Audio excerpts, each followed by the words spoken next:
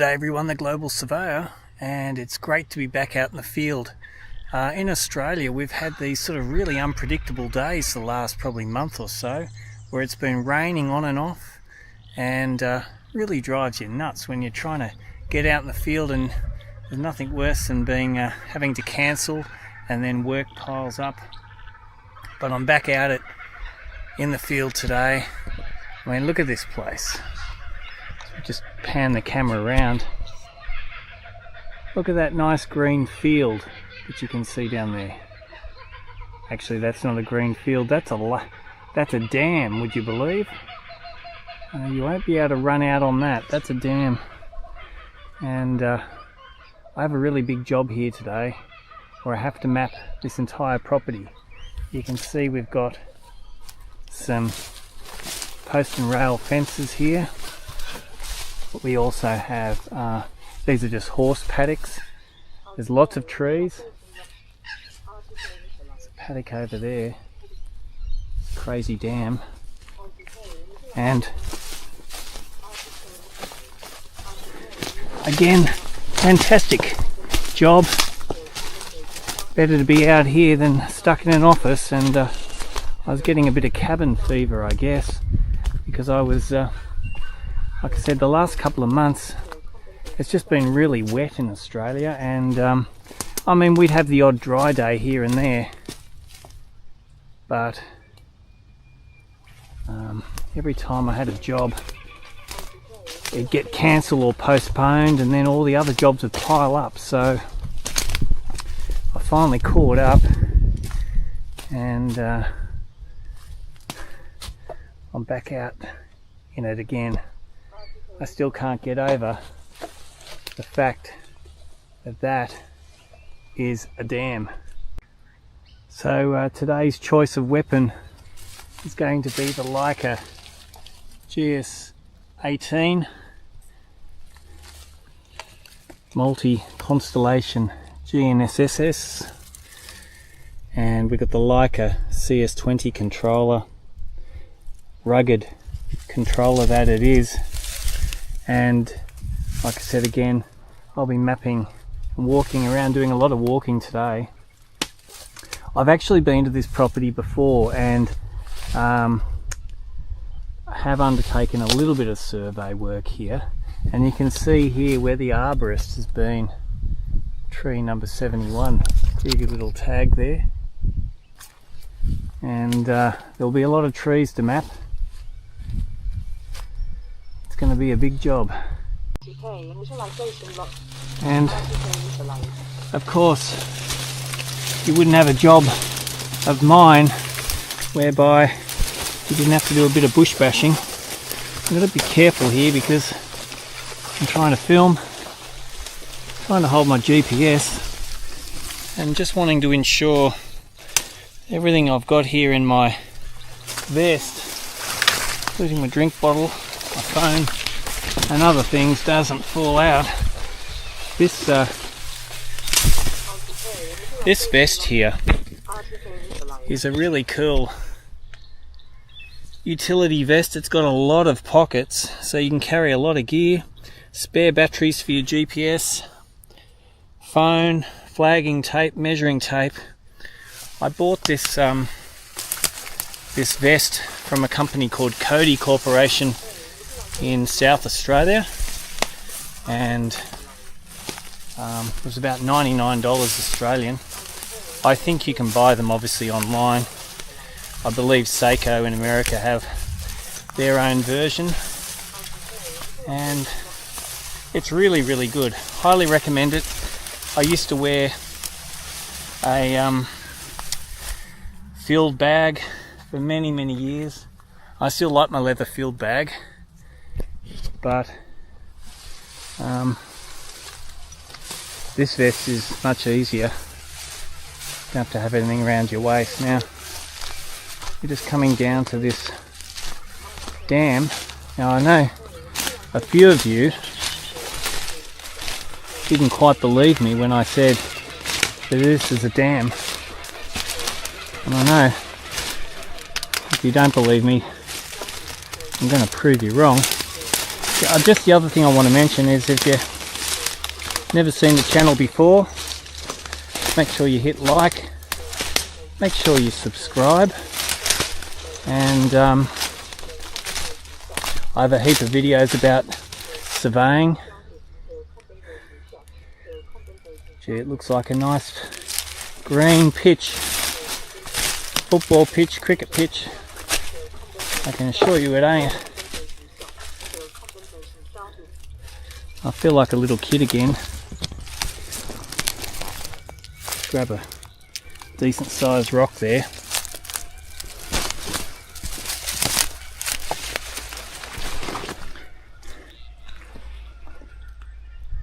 Watch this.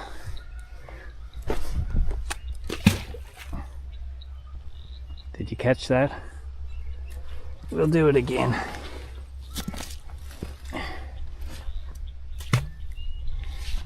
So don't be fooled. This is not grass.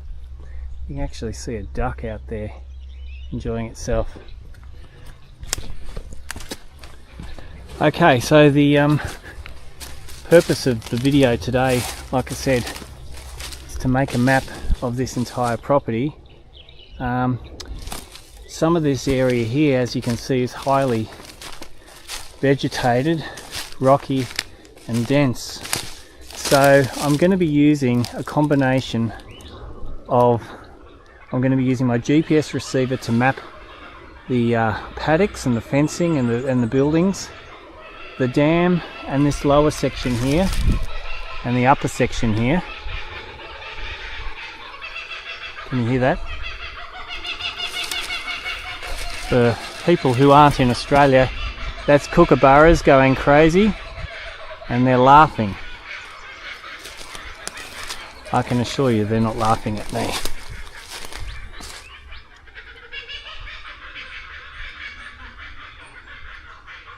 Good old kookaburras. So yes, this section here and the lower section here, I'll be using a combination of LiDAR data that's been obtained already, and I can use that with a program called QGIS to create some contours and spot heights through this area. Save me having to map, and look how many trees there are. We're not going to be mapping those trees today. I better get to work. Okay, well, I'm actually got quite a lot to map today, but I thought I'd just come for a bit of a walk to the back corner of this property, because I believe there is a survey mark at the corner, a reference mark, and maybe even a rock mark over here.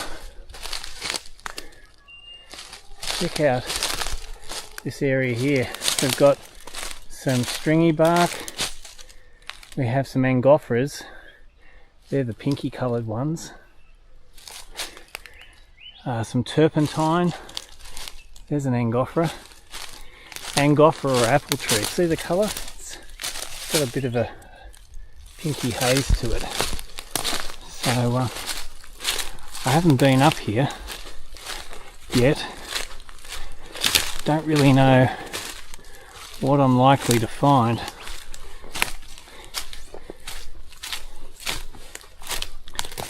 But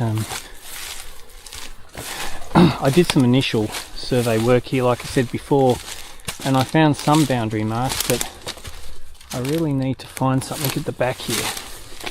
So I'll just go for a bit of a walk and see what I can find. So you can see the little grey box there with a red arrow. That's my control, that's my GPS receiver, and it's corner number 23. So it's down somewhere over here.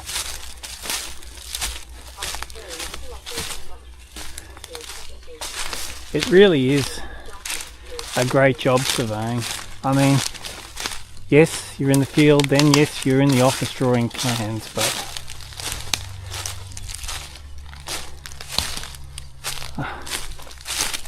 this is my office for today. There's another. These Angophoras are great. Look at the curly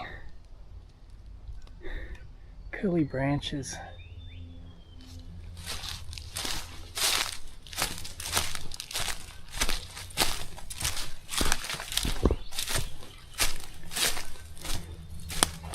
So we're heading over here. I can see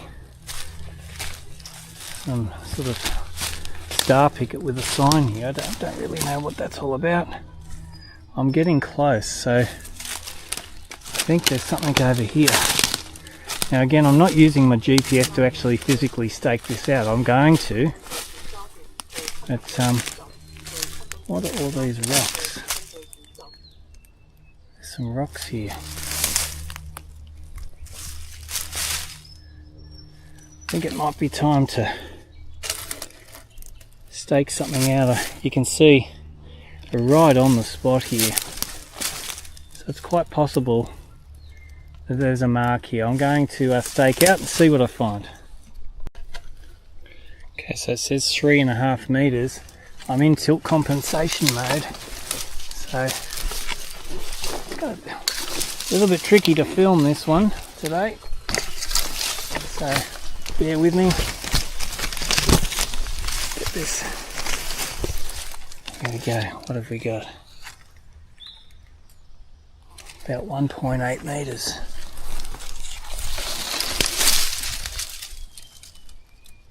1.2 meters. Somewhere typical that we've got a fence corner here. That's promising. But typical that there'd be a fallen tree right on the place where you want them on a survey.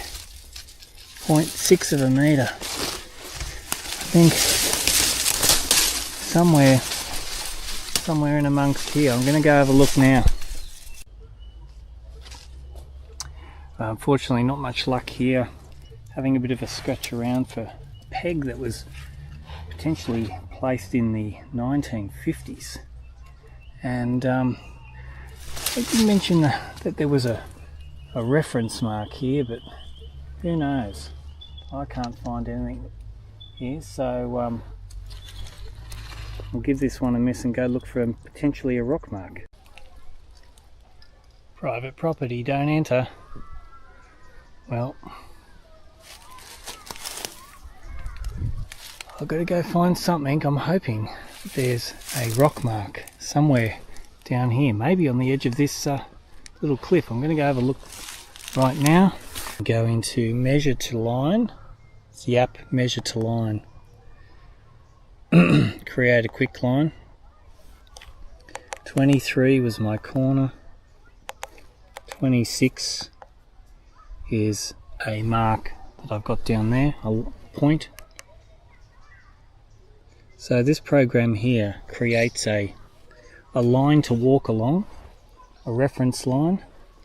Currently I'm 826 mils off the boundary, so the boundary, now I'm about 50 millimeters off the boundary, so I'm standing on the boundary here, which is very similar to, very close to where that sign is.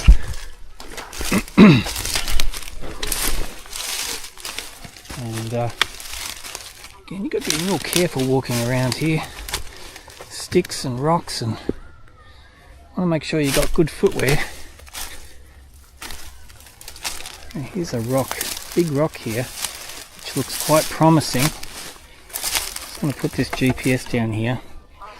It says we're 700 millimeters off the line, so that's 190 off the line.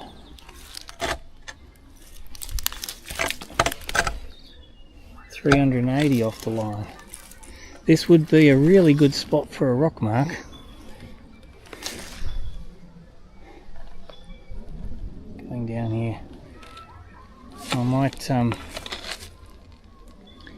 scratch around here and see what I can find. Ah, well, that's what happens in surveying. You have a good look and you can't find anything. I think I'd like to come back to here, so I might make another video at another time and see if I can find a mark that was down here. But at this point in time, I'll give it a miss, and I'll get up to surveying this paddock that I have to do.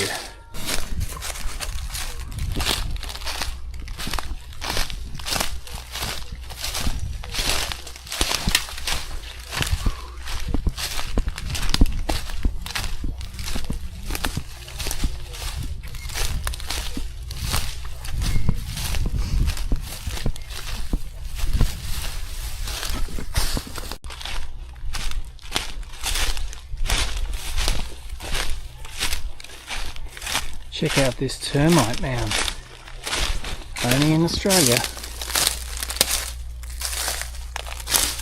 Now, not 100% sure, but I believe that the majority of the termite mound faces north. So I think that if you were, maybe if you feel like leaving a comment on that, it's just a story I've heard. I haven't actually done the research, but I believe termites are quite smart and they'll make their mound face north, which is this direction. And you could probably confirm that. So here's this great termite mound. I've just got my phone out and you can see here it's showing north is, just turn it around. North is, it's about that direction there, where see our phone's flashing red, and the so that's not bad, and the long axes of that termite mound, because it's quite narrow, but it's quite pointy at this here, is facing north. Smart little dudes. I guess if you were lost in the bush and you came across a termite mound, and I think termite mounds in central Australia, they're a lot bigger than that. If you were lost in the bush, it might be a great way of navigating. If you know anything about termite mounds, feel free to leave a comment, and make sure you hit like and make sure you subscribe to the channel. There's the big green lake there, and heading out to this paddock.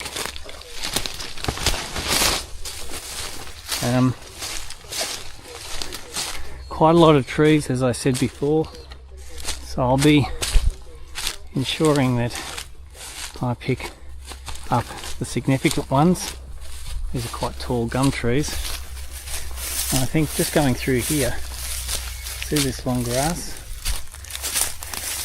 If this is the middle of summer, you might be a little bit wary walking through here.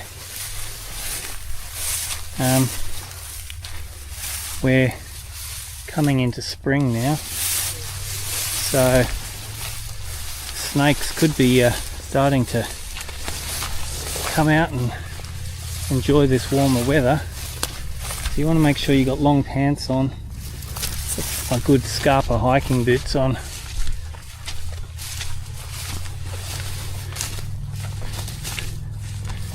Got a fence here, another fence here. I think I should start picking up this post and wire fence, post and rail fence, and keep going. We've got a fence in a section here, and I've got to get to this fence post. It's always this privet. Privet's really, really thick, and this will confuse you here. We've got an old post and a more recent post, so I think I'm going to take this old post as part of my survey, which I believe is somewhere near a boundary angle. Point stored. the beauty of this Leica GS18, you can see the little radio, the antenna there. It's a 4G antenna, which is talking to this CS20 controller, which is actually on the 3.7, it was the 3.75G modem controller. So it's not the LTE, long-term evolution version. This is the older version, CS20. So I had to buy this little antenna here so that I could put a 4G SIM card in the GPS receiver and it talks to the controller. And the thing is, I don't have a base station here. I'm using CoreNet, so I believe I probably connected to Hornsby or Blacktown or somewhere nearby, probably Hornsby I'd say, and it's getting all my corrections from there. And later on in the day I'll be going over to some survey marks which are coordinated, and that's how I'll adjust my survey, get onto the local MGA 2020 coordinates. So I'm in this paddock now, and you can see this whopping great big gum tree. I've got quite a few of these trees to map, so I better get going. One way of mapping these trees, I measure the width, the diameter of the trunk, I estimate the height, and the spread, how far the tree canopy goes. And to make things easier, I'm just mapping, because I can get good satellite coverage here. I map the western side of the tree, and back in the office I'll shift my observation over half the width of the tree to get to the center of the tree. So that's just a simple way of, and a quick way of mapping the tree when you've got a lot of trees to map. One of the great things about tilt compensation, you might be able to see here, just got it resting, GPS resting on my shoulder here. So I can just walk around like so. We've got the code fence. Well, you can see that fence. We just put the pole here, lean it up against the post. Point stored. Point stored. And using my left hand here, which is a bit awkward to do all this, but tilt compensation works beautifully. Just put it up against the fence. Point stored. See the accuracy there. 14 mils both ways. And so now my job is to I've started over there and I'm walking along the perimeter of the fence. I've got all those trees, walking along this perimeter here, and then I'm going to fill in the blank. I'm going to fill in the gaps. You see here, I'm on a blind corner. Cars, motorbikes come racing around that corner, and the road goes down there and it just curves around. So it's quite dangerous, especially here. I've got my high vis on, as you can see, and we've got the tilt GPS. So the beauty of this is I can just hold the GPS out on a crazy lean. Means I can be safe on the edge of the road and I can get the reading.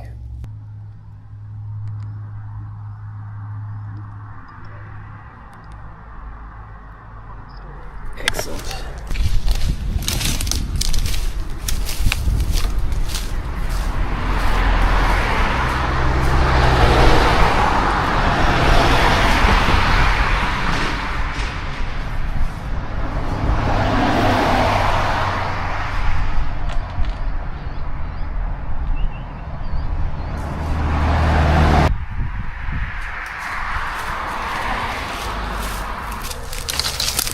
As you can see, quite dangerous. So I'm really grateful for Leica, Trimble, Topcon, and all the other surveying equipment manufacturers. Thank you for inventing tilt compensation, because without tilt compensation, especially being by yourself, you've got to be really careful on these roads, as you can see. Thank you. This does save a lot of time and a lot of lives. Okay, so the coordinates for this job are going to be on MGA 2020. I'm using a permanent mark here. You can see surveyors put some yellow paint on the post, and on that post there we have this survey PM in this lovely big box, which I'm going to try and open now. Okay, so I've opened the box. Of course I had to use a stick. I'll just put that there. You want to probably grab yourself a stick, because there could be all sorts of spiders lurking in these holes. I'm just going to scratch away here at the dirt and expose the pin.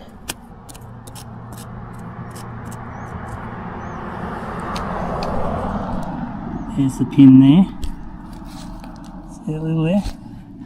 That's the PM pin in concrete, and that will be the origin of my coordinates and height.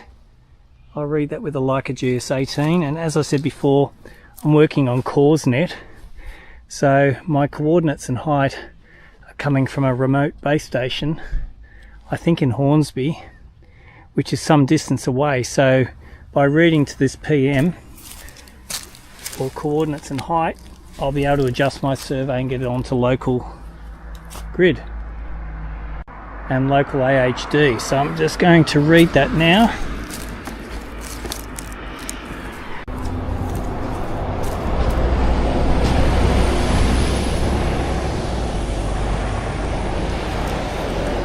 Sometimes a little bit tricky to get that hole. The pin has a tiny little hole in the top, so you can get the bottom of the hole on there. Change the mode of reading. I've had instantaneous mode as my method of observation. Change that to accuracy mode, and I'll read this a few times.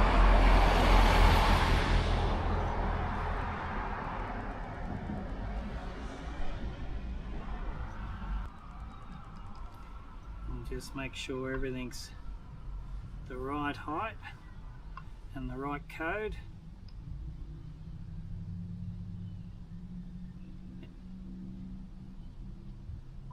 Point stored. An accuracy mode takes about 120 very fast readings. So again, I'm in tilt compensation, so I don't have to worry about the bubble. Point stored.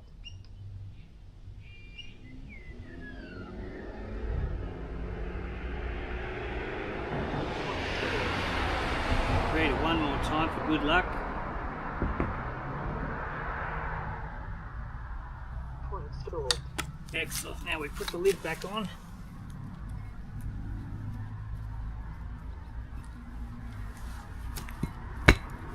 Make sure it's nice and firm.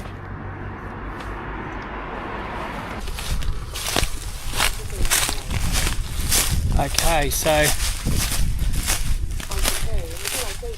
this survey is expanding on a survey that I did previously, and I'm just filling in a few extra levels as the client wishes to build a very large house. Okay, so after reading that PM, we now need to exit out of accuracy mode, go into the quality assurance settings here, quality control settings. You can see I've got it in accuracy mode, so I'm going to change that to instantaneous mode. That means that my observations will be made straight away and very quickly. Click OK. Now I can read the corner of this fence like so. Point stored. And it reads within seconds. So that's the quick way of making all your observations instantaneous mode.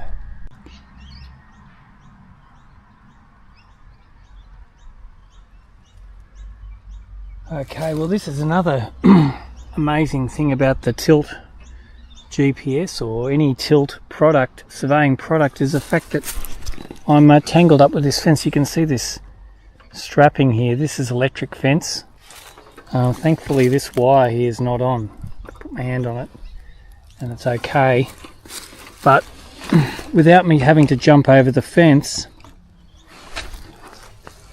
probably just see, you can see the stake there, and there's a bit of pink ribbon inside or wrapped onto a nail in the peg down there. So I'm able to again lean my pole like so over the fence, change the code to peg found. Point stored. Point stored. Point stored.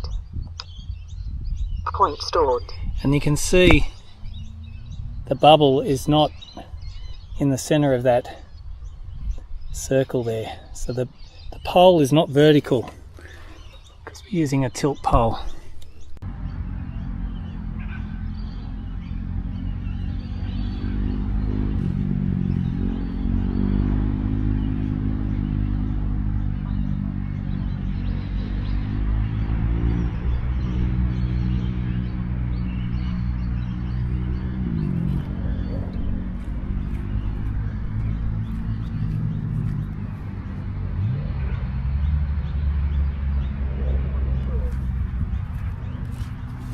You see this pole can be leant out on an angle. Point stored. On an angle.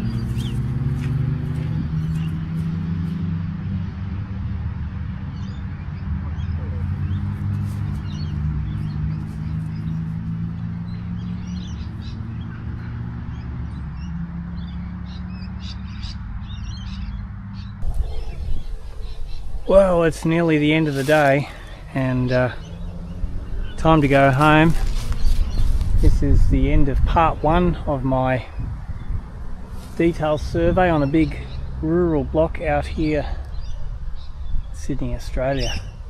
Lovely day, and see these little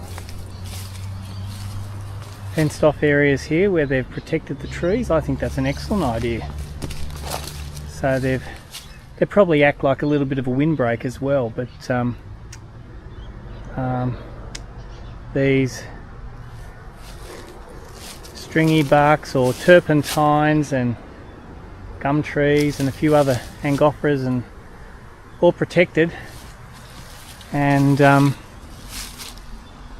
horses can enjoy that, and the little animals and critters or whatever can enjoy their home just there as well. So thanks so much for watching. Again, so grateful to be using the Leica GS18 tilt GPS receiver.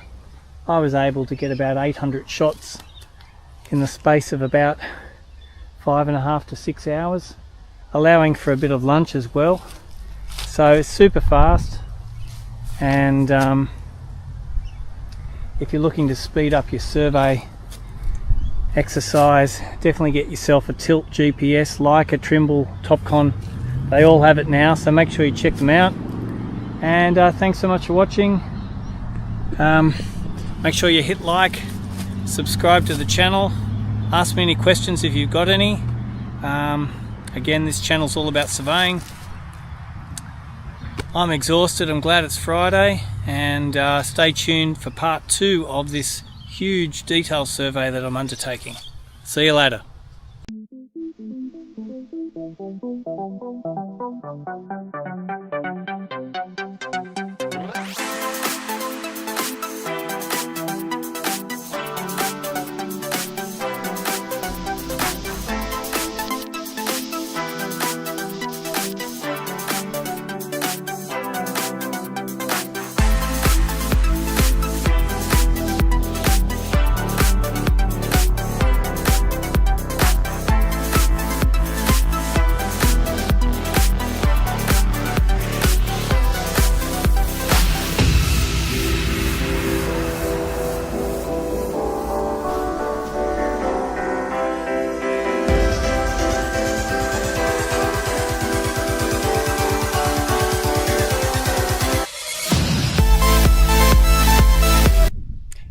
G'day everyone, the Global Surveyor, and I'm back out here. This is part 2 of my survey of a horse stud in Sydney, Australia.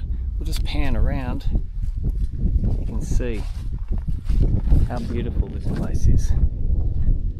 Look at it's springtime.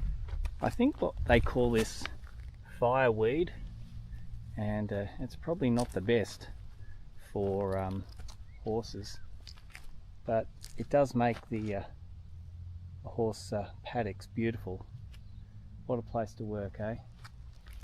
And so the purpose of today's survey is to continue on from where I was the other day, and that is to map the horse paddocks.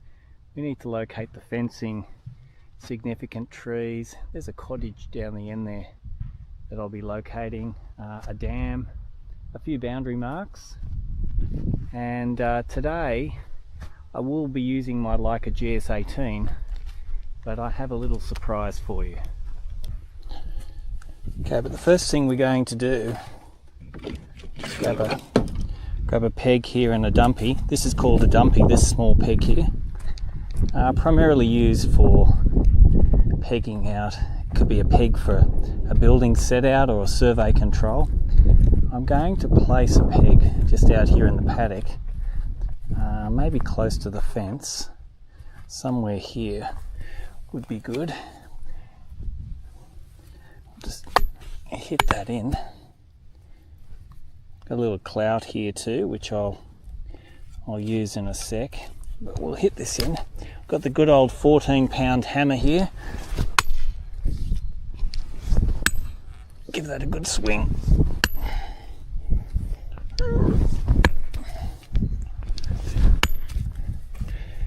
Probably one more just to get it at ground level there, and we'll put the clout in like so. Give that a hit right in the middle of the peg. What I'll do is, because there are horses in this paddock here, I'll put the stake just up against this post, and I'll measure a distance to the peg and write a distance on that stake. Actually, you want to start the day off correctly, and that is, one, make sure you got a hat on, make sure you got some sunscreen on. In Australia, the sun is extremely strong. I'm not sure about our European or American friends. I suppose people do wear hats, but the sun isn't as strong over there. But in Australia, you've got to make sure you have your sunscreen on. You'll burn very quickly, and you could get skin cancer, melanoma. So you want to look after yourself. Sometimes you might want to wear some gloves over your hands. Make sure you put sunscreen on your hands as well. Now I've got my orange vest on, as you can see.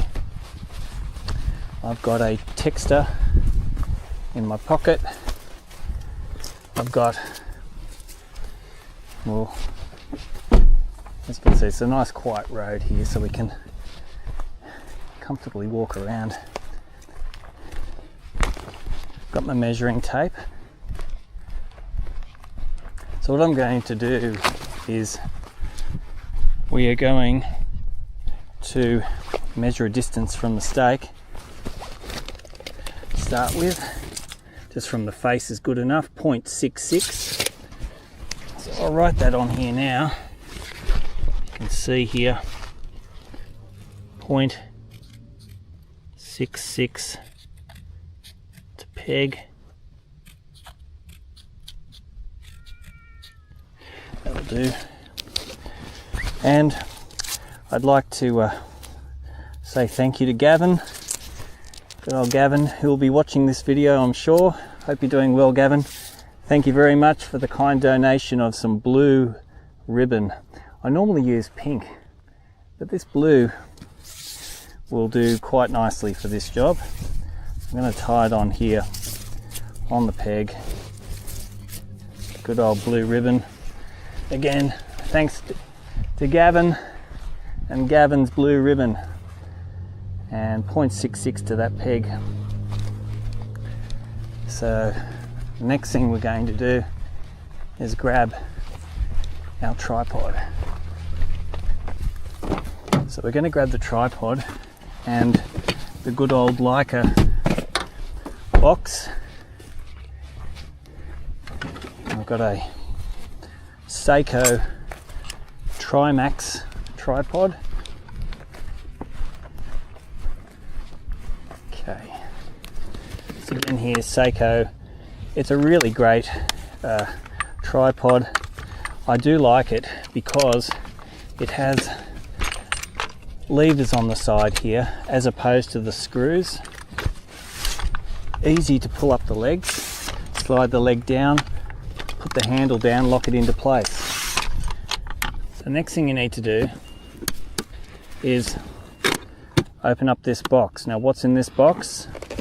We have the Leica GS18, my trusty tilt compensation GNSS, which I use on a daily basis. Got the Leica CS20 controller, and we have a little brother to the Leica GS18, the Leica GS15. This is also a multi-constellation GNSS, and I'll be using it as my base for today's project. Okie dokie, so to put the GS15 on the onto the tripod, we need a tri-brack. I've got my tri-bracks here. I've got the Leica GDF321 tri-brack with an 8-minute bubble, and to be able to set this tri-brack over the nail, I'm going to use my Leica SNL321 laser plummet, like so, and you'll see how easy it is to set up over this mark. Okay, so we've put the tri-brack on top of the tripod, screw it in here.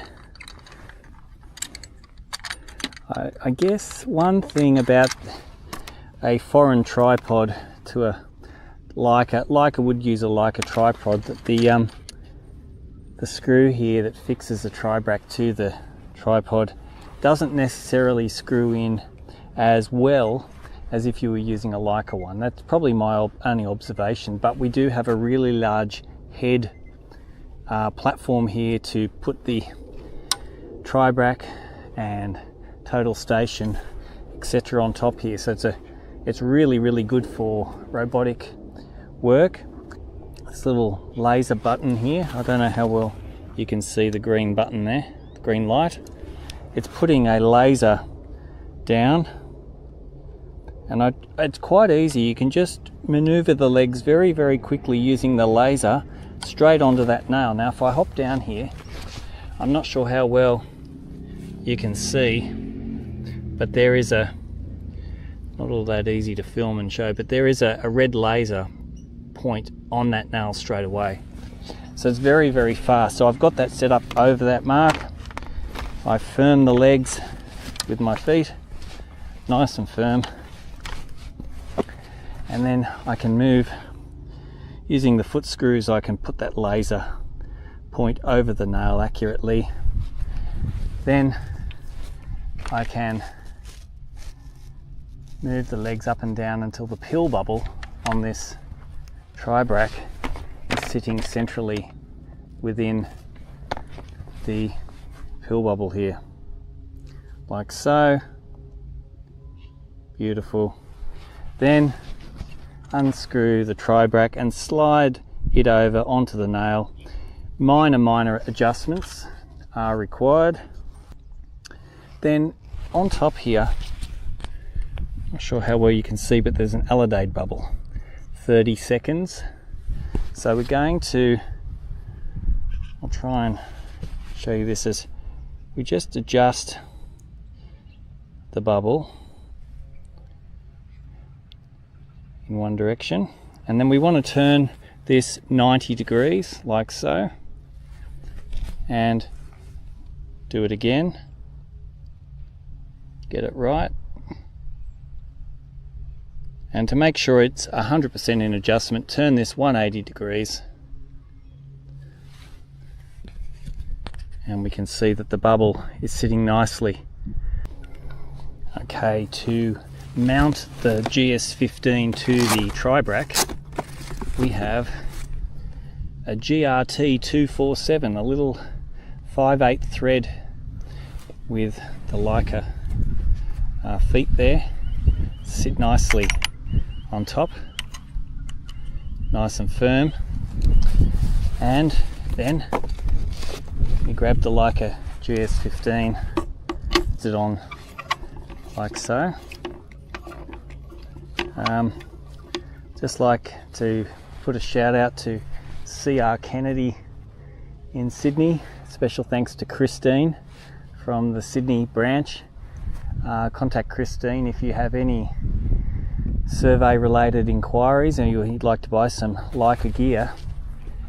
She was very good to sell me this GS15, and it's been a great addition to my arsenal survey gear.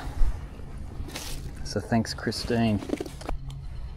Okay, next thing we need to do is mount the whip antenna. And I've got a little bracket here, a GAD 108 bracket here, which clips in like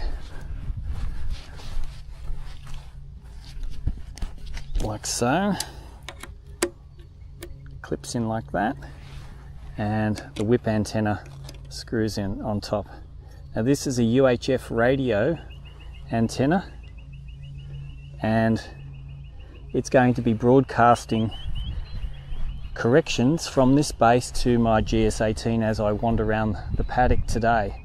Noting that I could, in this area here, I have good internet signal and I could be connecting to CoreNet to receive my corrections, but in this instance I'm going to be testing out the GS15 base, which is another way of using GPS. It's probably the traditional way of using it before CoreNet came in, just a base and rover UHF radio. And the beauty of this is that my baseline will be quite short, whereas if I'm connecting to CoreNet, my baseline could be quite long, and in this location it's quite some way from the nearest core station. So I'm hoping that this will be a more reliable solution, especially in amongst those trees and down into no man's land. Okay, so you can see I've got some these Leica GB212 batteries, and the beauty of this GS15 is it takes two batteries like so. You click it in like so and put it on. That's one side. I've written here 15 so I know, because I've got a lot of batteries in that box. Click it in like so. That's all good, and we'll turn this on by pressing this little button here, the on and off button.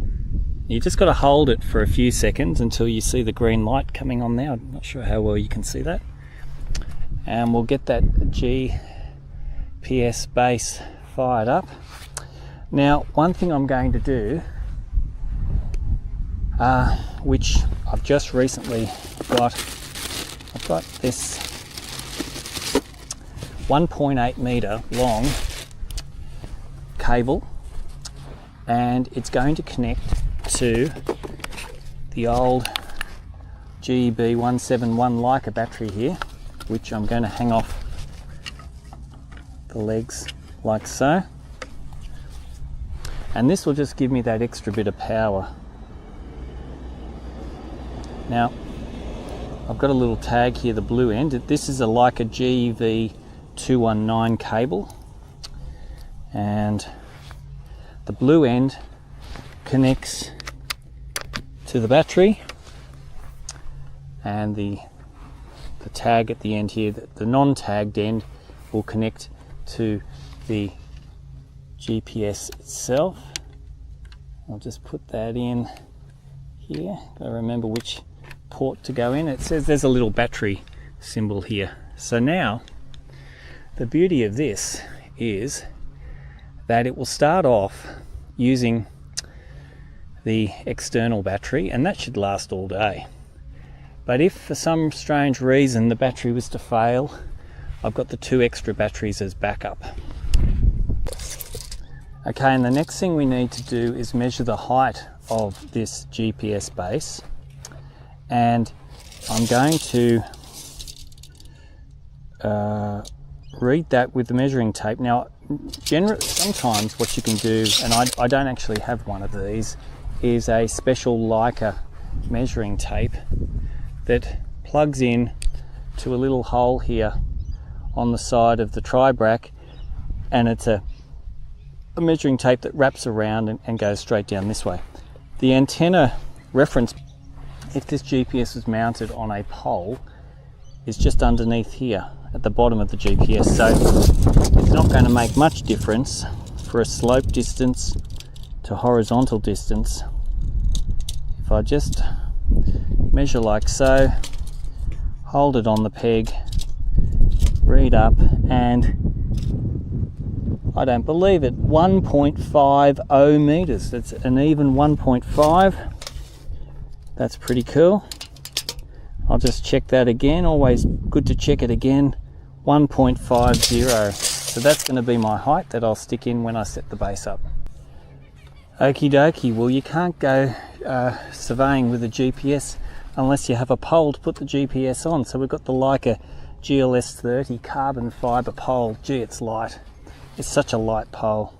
And I've got a little bracket here to hold the controller. We're going to get the GS18 out. So I've already got the antenna pre-mounted. Got to put a battery in. And it's always a good idea if you are wandering around a paddock and some distance away from your car to carry a couple of extra batteries. I've got a couple of extra batteries here. I'm going to put them in my pocket, and that way I've always got a bit of a backup. We'll turn the GS18 on just by holding the on and off button and put it on. One other way is you can just hold the receiver and gently twist the pole like so, and that's on. It's on there ready to go. Next thing we need to do is grab the CS20 controller, turn that on. Just recently put a brand new screensaver on there too, and that's always nice to see a nice clean screen. Tighten it up and we'll just wait for it to boot. So whilst we're waiting for it to boot, I'll go put away the box back in my car. And actually I just forgot something very, very important. You can see the antenna here. This is a 4G antenna for CoreNet purposes. It transfers the internet signal from the GNSS, which has got a SIM card in there, down to the controller, because this is only a 3.75G controller. But that antenna is no good. We need to replace it with a GAT28 antenna. That's a GAT27. So we're going to take this out and we're going to put that away. We're going to replace it with the GAT28. Now that's a UHF antenna, and we'll stick this away for the final time and close it up. And well, and you've got to make sure too that when you close these boxes that everything is neatly strapped in, otherwise there'll be just the odd issue there. Beautiful. Actually, it doesn't take that long if you're not having to film, but I am enjoying showing you the basics of setting up a base station. And if you like what you see, please make sure you hit like, make sure you subscribe to the channel if you haven't, and check out all our other videos. Got a whole heap of videos on surveying, finding survey marks, practical tips, lots of different aspects of surveying, because remember, surveyors are quite fortunate. We're not just stuck doing one job. There's so many different types of work, and I mean, look at this place. I'll just be wandering around today taking topo shots on the ground, picking up fences. No stress. It's absolutely beautiful, beautiful day. And yeah, so if you do like what you see, please make sure you hit like, subscribe, and also share. That would be great. Tell others about the channel. We'd really appreciate it. What I'll do at the end of the day is read some CoreNet coordinates for that nail. I'll also make sure during the day that I visit the state survey mark, the permanent survey mark, sorry, on the other side of the property here. And I also have a nail where you might have seen in the last video where I was set up. So I'll read to those points as well, and so I'll make sure that I've got a few checks, but I think that the coordinates I get for this peg are going to be pretty darn good. They'll be here all day. Okay, now we're almost ready to start surveying. So you can see this has sort of been a bit of an instructional video on how to set up the base. One of the important things to do before you get started is just to make an observation of the dumpy, and I've got the beauty of this tilt compensation is the fact that I can just lean this pole out on an angle, so I don't have to worry about leveling it up. It's in tilt compensation mode. I'll change the accuracy mode to accuracy.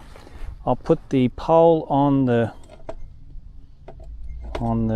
clout, which sometimes can be a little bit tricky. And you can see here I'm just leaning it up against the GPS receiver here, and I'm just going to hit measure.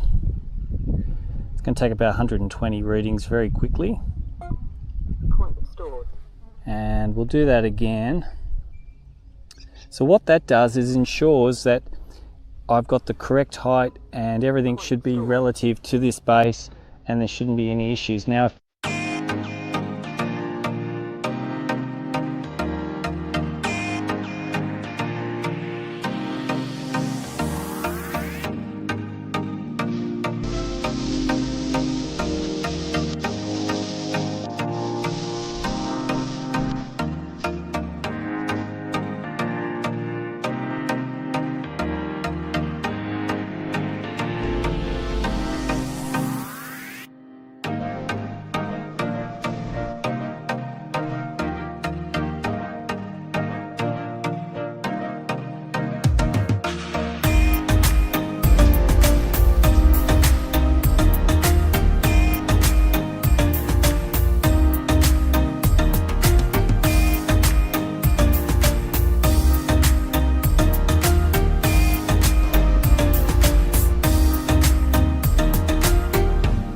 okay,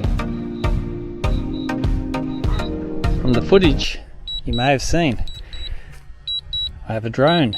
This is the DJI Mavic Pro. It's the original version, and it's in landing mode as we speak. Way up there, coming down to land right where it took off, and you can see here how wonderful the DJI Mavic Pro is, and how wonderful this is. Hands-free is going to land automatically.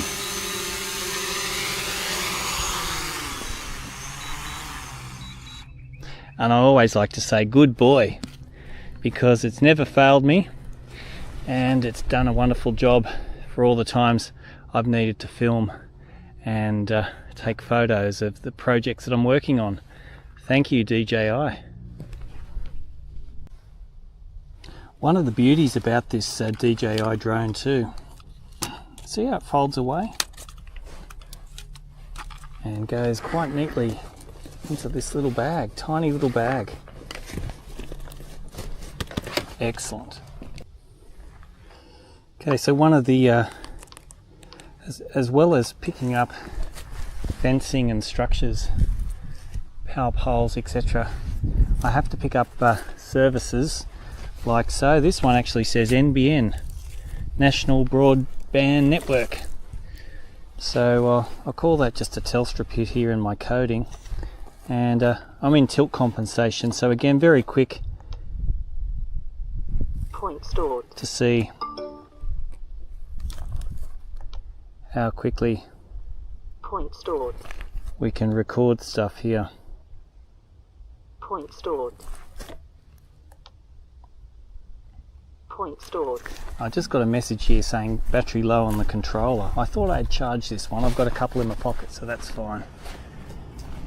We'll pick up the power pole at a later stage because I'd like to string that, and I'll start from the road and work backwards. So we'll continue through. Okay, and we're back at this corner where I was the other day, where there is a peg here. There was a reference mark here that no one's found. Everyone's had a dig for it, but not to worry. I'm going to read this peg again. It's got some ribbon and a clout here. I believe this peg was placed by Ian Iredale, the surveyor. Now, if you haven't seen Ian Iredale's video that I made with him a couple of months ago now about his Starry Day app, the app that can read an azimuth from the stars, go check that out, because if you're stuck in a paddock and you don't have GPS and you want to get yourself on a grid azimuth, and I believe it's starting to make a worldwide presence here, available on the Google Play Store, go check out the app Starry Day. I'll leave a link in the description. Point stored. So good day, Ian, Point if you're stored. watching. This is a Point peg stored. that you placed. Point stored. And you can see just how fast it is. You're holding the pole out here on a tilt. Don't have to worry about the bubble. Point stored. And it's recorded. There's the GS15 base. We'll just get one here. Point stored. So I'm mapping the fence and the features sort of in a grid pattern. Because it's such a large area and it's of a reasonable sort of grade, although it's a bit hard to tell with the flowers there, but it's kind of an even grade. I don't need to get a shot every metre, you know, I can get a shot every 10 to 15 metres sort of grid, which is good. Another good way of making sure that you're not going overboard is you can see the screen here, and you can see where you've been, so you can just fill in the blanks. Make sure you don't go crazy. Point stored. And when I map things, I like to well, everything's been strung together, so as I record this fence, it's being drawn on the screen. Point stored. I'm currently at fence with a string number 19, so you can see here there's a bit of a dish drain here, just a little bit of a dish drain, so I'm going to call that DD for dish drain. Point stored. Seems to be a natural depression that the owner of this property's made just to sort of get the water away, because there is a big dam down the bottom there.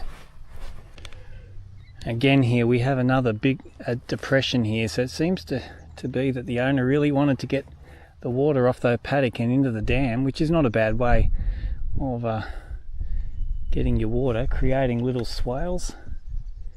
So I'll have to ensure that I pick up this low point through here.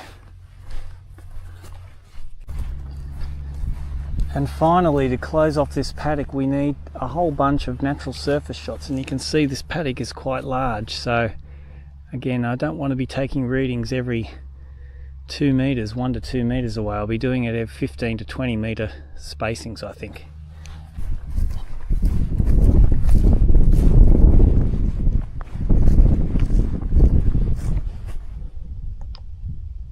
Point stored. Another comment I'd like to make about setting up a base station, you can see I've just set it up in the open, but sort of close to the car. I would probably, if I had a chance to do it again, I'd probably bring it out to here. And why would I bring it out to here? Well, the only reason I didn't bring it out here is because I could have driven in actually through that gate, but here there are no obstructions. There's a few trees here, but you can see we have a few trees off to the south, and when the satellites get beyond or down under the 10 degree above the horizon, the GPS is not going to, is basically going to ignore those satellites. So that sort of limits you, especially if you're trying to, if you want to have a really good base location, somewhere right here would be the go. Right here. One of the beauties of the tilt compensation is the fact that you can get into places where it's not only the tilt compensation, but the Leica GNSS is immune to magnetic disturbances and magnetic surfaces. So you can read to corners that you wouldn't necessarily be able to read. Here I've got an accuracy of about 30 millimeters, which is plenty good for the type of survey that I'm doing today, so I'll give that a read. Point stored. Point stored, beautiful. I've just coded that stable, and we'll do it again out here. Let's see how we go. Could be a little bit tricky with the trees. Point stored. Point stored, beautiful. Ooh, I think I found a peg. I have found a peg. I wonder what the significance of this is. It could be one of Ian Idale's pegs again. So here's another thing about tilt compensation. This strapping here is on, and it's an electric fence. It wouldn't give you the biggest shock, but it would be a shock if you touch it. But that's the beauty of the tilt compensation, because I can hold this on the peg like so. Firstly, I'll change the code to peg found. I'll put the bottom of the pole on the clout. You can see I'm not touching the electric fence, and I should be okay with this carbon fibre pole anyway. Point stored. And I'll read that a few times. Point stored. Point stored. Just be careful getting in under here too. RTK initialization locked. RTK initialization locked. RTK initialize. RTK initialization lost. RTK initialize. Okay. Back reading this fence. Point stored. And if you're wandering through here, and I know it's springtime, but if it was summertime, just want to be a bit wary for snakes, especially red belly black snakes or brown snakes. They could be lurking in this long grass. Oh, you can see here, see little tags here where the arborist has been on these trees. Just wander through here, and I'll take a reading on the benchmark nail that I put in the concrete here. So there's my benchmark nail in concrete. I'll read that again. Nail, benchmark. Hold it on here. Which is not all that easy to do sometimes. Again, we don't have to worry about tilt. Point stored. Okay, so when I was here a few years ago, I put a nail in a rock. You can see there's the that's that green dam I had in my last video. I'm just going to stake out a nail here, and you want to be careful walking around here. I'll stick to the fence because that looks like where perhaps a horse or whatever probably chose the same path. We're getting close.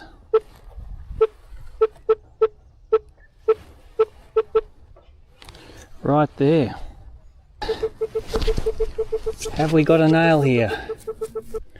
So I was just having a bit of a dig here, and even though the GPS is taking me to the mark within a little bit, my base station over there is not actually set up on, it's on MGA coordinates. We'll just turn the volume down. It's on MGA coordinates. However, the accuracy of those coordinates is probably only plus or minus about a metre. So anything I'm trying to stake out, I won't be able to get without first localising that base station, without going to some known marks and adjusting it, which I haven't done. So you can see that I'm here. Well, I've just found the mark, because I kind of knew I was in the right spot. And you can see that, careful, hang on my GPS so it doesn't fall over, but there's my nail there. So I'm probably a good metre south. I was looking at a good metre south of where I should have been, which just goes to show that setting the GPS up there on an assumed set of coordinates, well, it's MGA. I've just let the GPS determine the coordinates. You know, you can kind of find stuff. So I'm quite happy about that. I'll read onto this now. And again, when I'm back in the office, I'll adjust my survey to suit that nail. The nail I've just measured, and a survey mark way out on the road, which I'll measure later.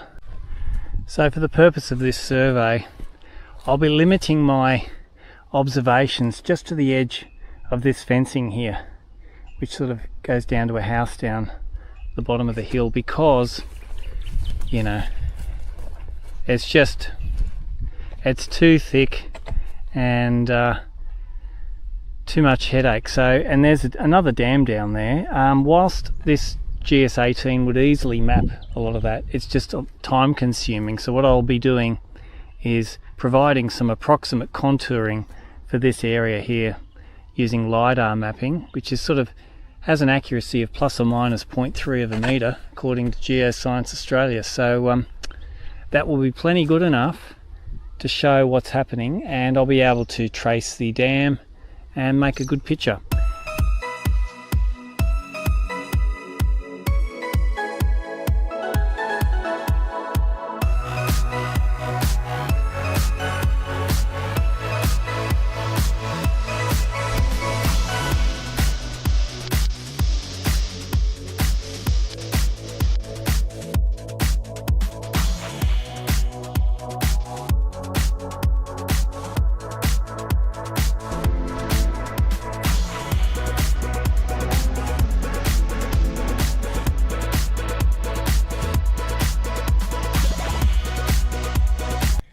Oh gee, I'm exhausted already.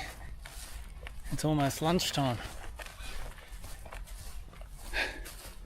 Well, this is going to conclude this video, everyone. Stay tuned for part 3 of this adventure here on this Aussie horse paddock. Just to wrap up what we discussed today, I showed you how to set up the Leica GS15, which is a little brother to my GS18, a new member of the family, and I showed you how to set that up. I've shown you a little bit of the site that I'm working on, and let's just pan around again. Look at these wild flowers, just incredible. And we have some gum trees here. Let's get out of the sun. Yeah, so just sort of showing you how I map these properties. Again, you've got the option of using just the rover connected to CoreNet, or in my instance, my GS15 base station up on the hill there. Takeaway comments again would be that if you are setting up a base station, make sure you put it in a nice open paddock. Yeah, and if you happen to be looking to buy a GPS receiver and you do like the idea of the Leica products, contact Christine from CR Kennedy. I'll leave some details in in the description for that, or reach out to me. Be happy to pass you on. Again, I'm not receiving any commissions or compensation for promoting Leica. I just happen to really like the product, and highly recommend that you check them out. Obviously you might favour Trimble or Topcon products, and that's okay. And finally, yeah, thanks so much for watching. Please make sure you like and subscribe. This channel is all about land surveying. I've been doing it for since 1994, so what's that, 31 years. It's a long time. You probably can tell, got a bit of a grey beard there. And it's a career for life. It really is a career for life. If you're looking to be a surveyor, there are heaps of opportunities working out in places like this, working in the mines, on construction sites, civil roads, small buildings, large buildings, subdivisions, detail surveys, identification surveys, drone mapping, scanning, laser scanning, enormous amounts of opportunities for surveyors. We have a huge shortage in Australia, so please make sure you check out some of the links that I'll leave in the description. Thanks so much for watching, everyone, and we'll see you on the next video.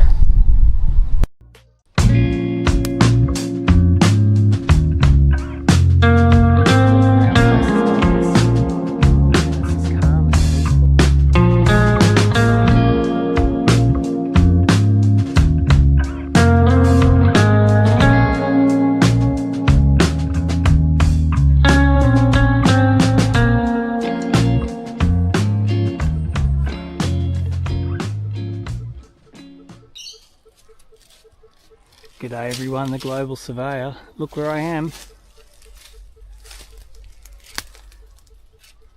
Absolute jungle. Well, it clears a bit in that direction. Actually up there on top of the bank is a ginormous dam. And I'm stuck under a tree here. I have 24 satellites with an accuracy of 20 mils vertically and 15 mils horizontally. Check out this old post. Really old post, and a more recent chain wire fence, and abutting that is a post and netting fence. It's a real mixed bag. Oh, we've got some barbed wire here too. It's a real mixed bag of fences, and I'm looking for a galvanized iron pipe. I've done some calculations, and where the bottom of the pole is actually where it's supposed to be, but it's quite possible that it could be a couple of 100 mils in this direction, because I found a mark at the front which was partially disturbed, but my calculations suggest that I've got to go a little bit further on, so I'm going to have a look right now. Okay, so I've dug a bit of a hole here. The strange thing is, my calculations are saying that the pipe is right where this timber post is. Now that timber post is quite old, and I think if you were undertaking a survey and you were trying to choose a sort of a hierarchy of evidence, this timber post would probably have more weight than this more recent chain wire fence. And well, even the barbed wire fence there is pretty ratty, but persistence pays. I thought to myself, I wonder what would happen if I dug underneath this post. And you probably already guessed what I'm about to say, but check this out. Here's the post, nice little post here, and look what I found. GI pipe. It's bloody old, This pipe is from the 1950s and it's sitting right up against this post. I'll put a bit of ribbon on it. See how round it is there. Sitting, and it's in reasonably good nick underneath this old timber post. Now, I forgot my little camera mount today, so I'm going to have to hold this with my hands.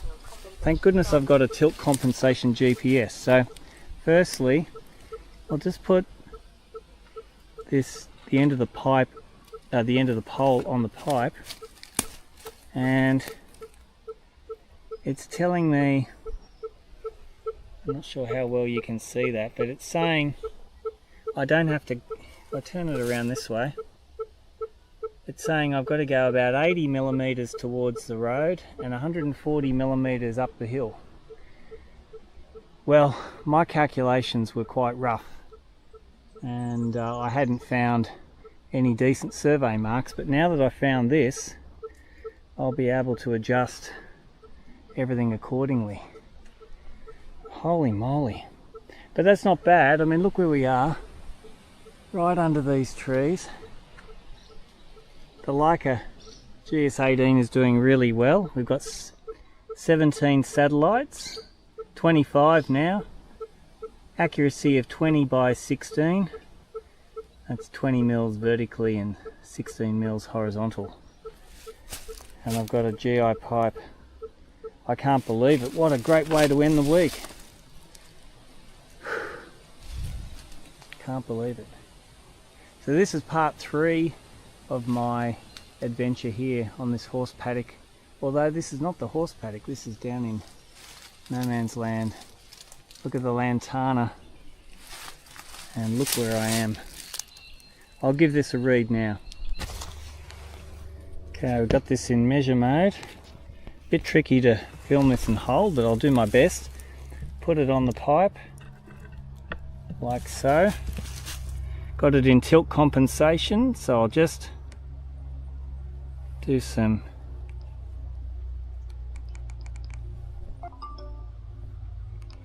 that one was out of limits, so I'll do it again.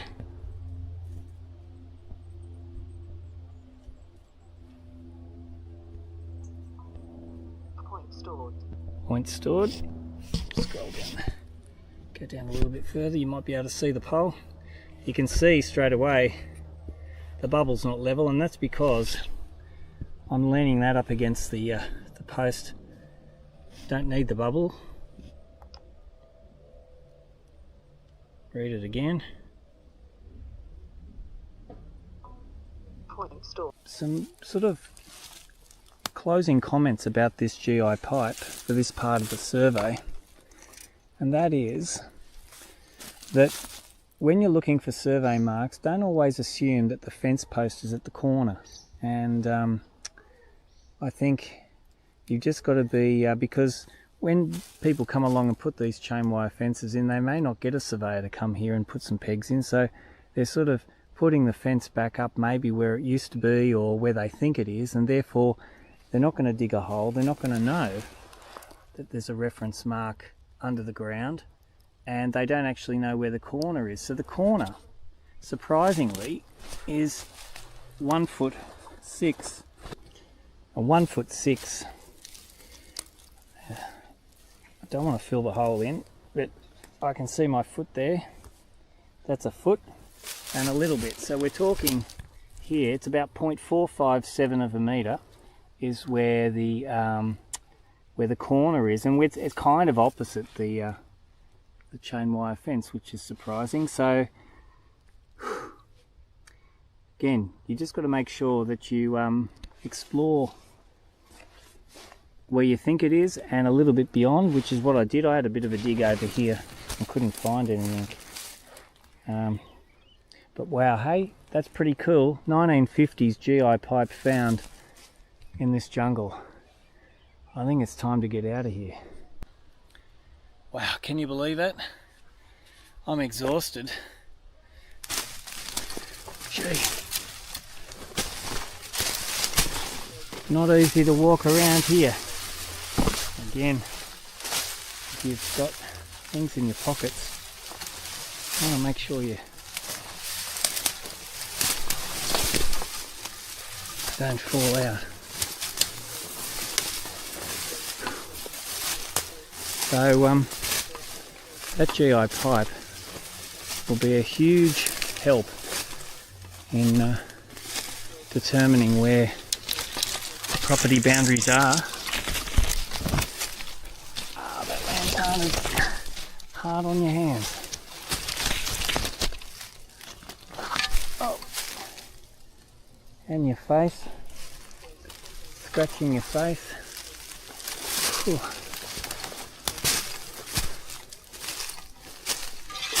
We'll just get up to the top of this damn bank. Bloody damn bank.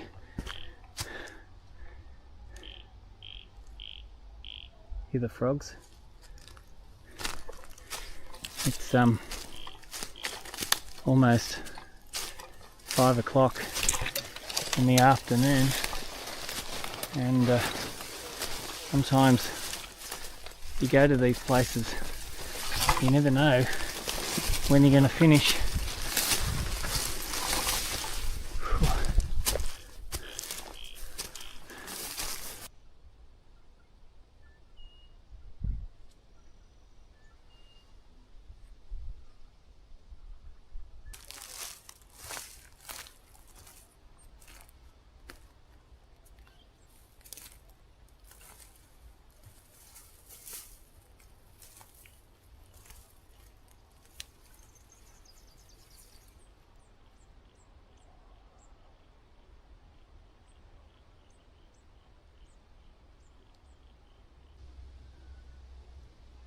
Check out this dam.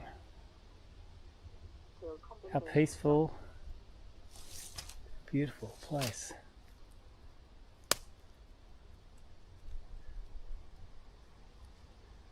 I guess that's one of the beauties of surveying, you know, is you get to walk around places like this.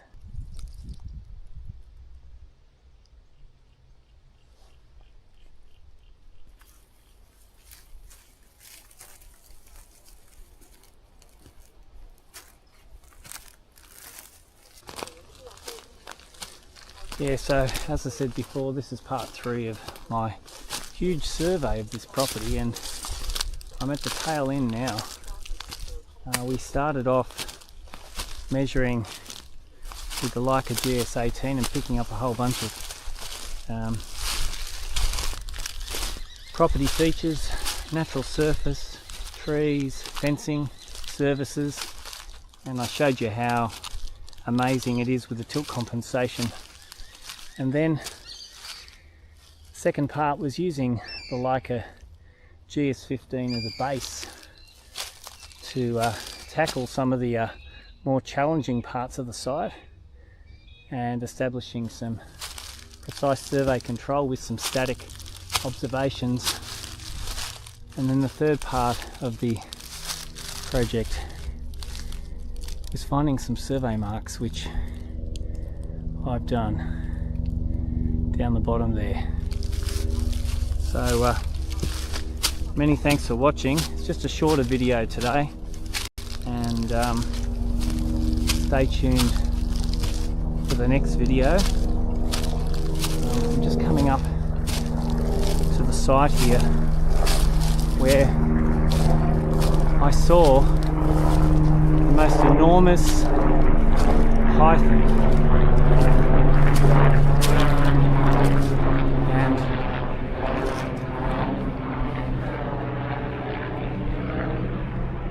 You won't believe me, but I'll show you a photo.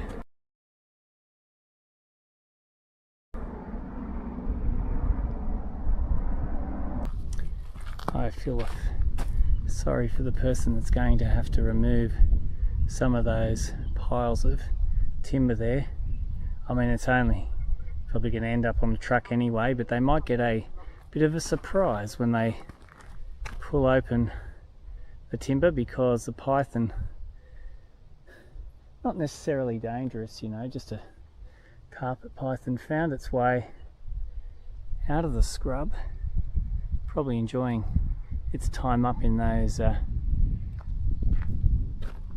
turpentine trees, and it's come down and it's now sitting somewhere in that pile of timber. Thanks so much for watching, everyone, and make sure you hit like and subscribe to the channel. Plenty of surveying videos coming up. Thanks so much for watching, and we'll see you on the next video. Bye.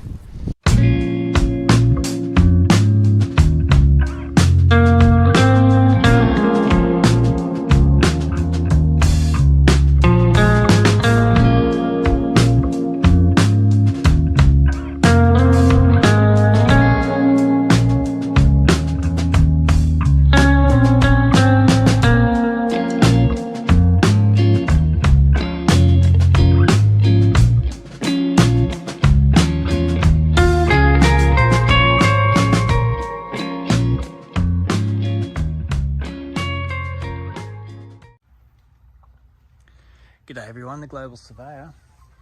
Check this really nice garden here. Lovely gate, trees, lovely green lawn. Gee, that's lush. Last week and my last video, I was out measuring up and down cliffs and looking for survey marks. And today, and it was boiling hot. It was like 40 degrees almost. Today, different story. Cloudy, a bit of rain, and continuing on with the subdivision work, I'm measuring to a state survey mark just here, 46637 in a concrete driveway. I've got the Leica GNSS, and I'll be recording that for a period of time so I can measure an MGA azimuth for my subdivision. And this particular mark is a little bit away from my subdivision, but you need to measure your you need to tie your subdivision into established survey marks, and this is just one of them here. It's a state survey mark, as I just showed you. A state survey mark here in a concrete driveway. Okay, so we have the Leica GS18 sitting there. I'm just inside my car at the moment. They've got the Leica CS20 controller, and as you might see here, we have 24 satellites. We have 9mm vertically to 4mm horizontally. They're the residuals there. 3D quality of about 9 mils. And an antenna height of 2 meters, which is, you can just see, it's on a 2-meter pole with a bipod. And I'm going to let it sit here and take 180 readings. That's about 3 minutes worth of data. And I'm going to just do that a few times and then mean up all of the positions. Okay, so I've just recorded 3 sets of 180 observations on each each little session, and you can see the coordinates here are very good: 309, 307, 309, 915, 917, 911, 729, 728 and 719 for the height. But the easting and northing coordinates are the ones I'm primarily interested in, and yeah, they're very good. Okay, so the next survey mark I've got to measure is an SSM here. You can see I've painted it with a bit of yellow paint, and I had to dig for it. It's just see in there. It's in some rock. There's a bit of rock there too. It's not the most fantastic location, so I'm going to be observing this point for a lot longer than normal, and again mean up the results. So a good tip to keep consistency with your GPS observations is not only make the GPS observation now, but you should really go back in about 20 minutes time when the constellations, when the satellites have moved on and there's a new set of GPS satellites, and we can just see here, we just click on, oops, we go into the sky plot here. So you can see a whole bunch of satellites up there at the moment. 27 I'm connected to. So it's good to come back. A lot of these satellites will move on. Some of them might stay, and some new ones will come back into the mix there. So it's always good, if you can, to go back about 20 minutes later after that observation, and by doing that, that actually ensures you're getting repeatability of measurements. Another, I'll just escape out of that, but another useful trick is to reinitialize RTK initialization lock. the GPS receiver, RTK initialize. and you can see it's already gone back to a fixed position very quickly. But by doing that, that's just another way of ensuring that there's no sort of issues with the measurements that you're making. Another very peaceful road. Nice day to be surveying. Yeah, lovely looking road there. And I've just got my Leica GNSS set up on a permanent survey mark. The last two marks were what were called state survey marks. This is a permanent survey mark, and it's in a metal box with a lid. And in this instance here, I don't know how well you can see, but it's a star picket with a punch mark. So that's the type of survey mark that we'll be measuring to. And the GPS is just up there, and you can probably see or hear it's starting to rain. Starting to rain here. Controller's getting wet. The GPS is weatherproof, so that's a good thing. But the how cool is it to sit here in the car with the controller, have the GPS up there, control everything, hop back in your car out of the rain and do it all from here. You can see we've got taken 60 positions so far, 26 satellites, 2D accuracy of 5mm. Not bad. And I can't believe that exactly a week ago I was out here and it was about, well, it felt like 40 degrees. It might not have been quite 40 degrees, but gee, it was hot. Such a relief for it not to be so hot today. But this is sort of probably the cruisiest or the laziest or the most relaxing part of surveying, whereby you're just sitting here watching the GPS do all the hard work in the pouring rain. Up there somewhere.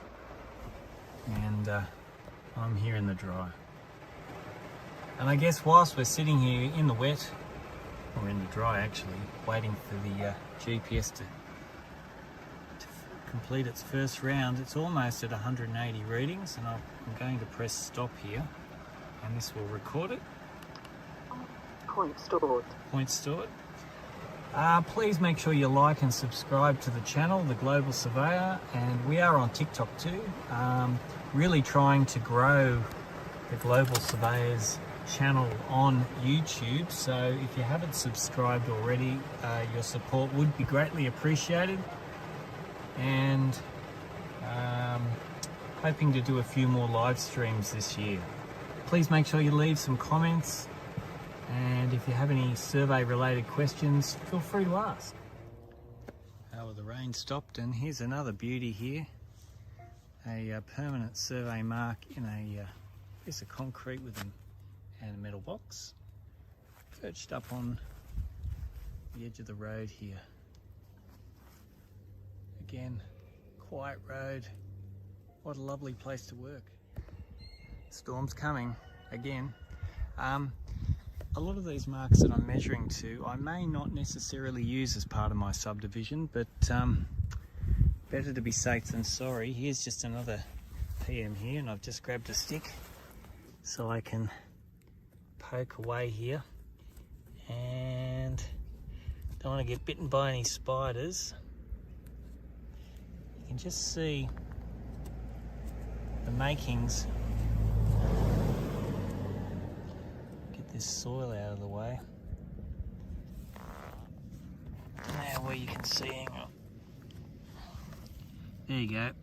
Steel pin in box. Steel pin in concrete in metal box. So I'm going to give that a read. So some of these marks that I'm measuring to, as I said before, I may or may not use. Just want to be better to be safe than sorry and just pick up a few of these marks. I'm generally what you do is find survey marks that are coordinated, class C or better, and preferably class B, but class C or better, and using the coordinates that have been on public record for those marks, that sort of determines the azimuth and orientation of your survey.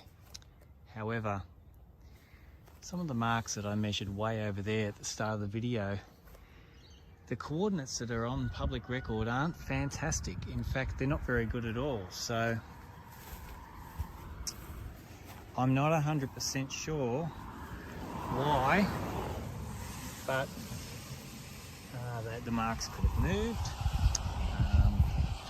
They could have just been poorly coordinated in the first place. So I've got to get to the bottom of that, and once I've figured out what marks I'm going to use, then I'll take the ones I want and leave the ones I don't. So now I've just set up a tripod. So we have a Seiko Trimax tripod, and we've got the Leica SNLL321. I think it might have a serial number. It does there. There you go, SNLL321. And we've also got the Leica circular prism, and you can see this is a laser plummet. There's some laser warnings there, not to stare at the laser. And if we go down here, you can see just in front of my finger the red laser. So it saves you having to use an optical plummet, and it's very, very accurate and very fast to set up that tripod. So now what we're going to do as part of the survey is we have to conduct a GNSS validation. So we need to not only measure 2 marks with the GPS, but if we're going to use the orientation of that GPS orientation, which might be derived using CoreNet, I need to validate the distance between the 2 marks using a total station, the traditional way of using surveying equipment. And that's what we're going to do now. And the storm's coming. So in a moment, I'm going to be setting my total station just sort of over the top of the car, almost just on the bend, so I can see that tripod that I just showed you.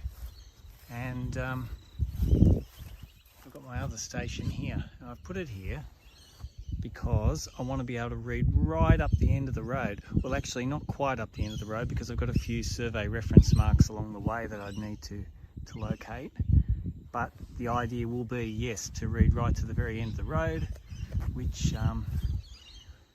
will be where my final place is that I'll be comparing a measurement made using the total station and the GPS.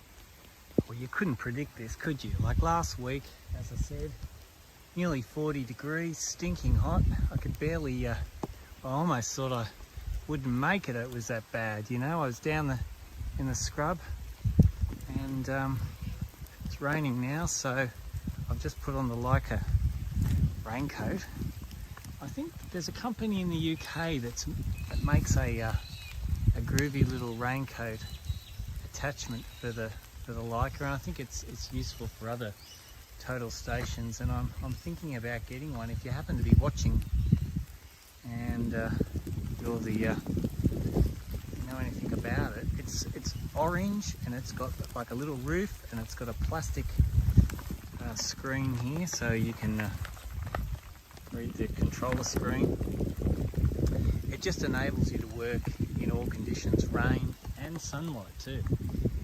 I've got the the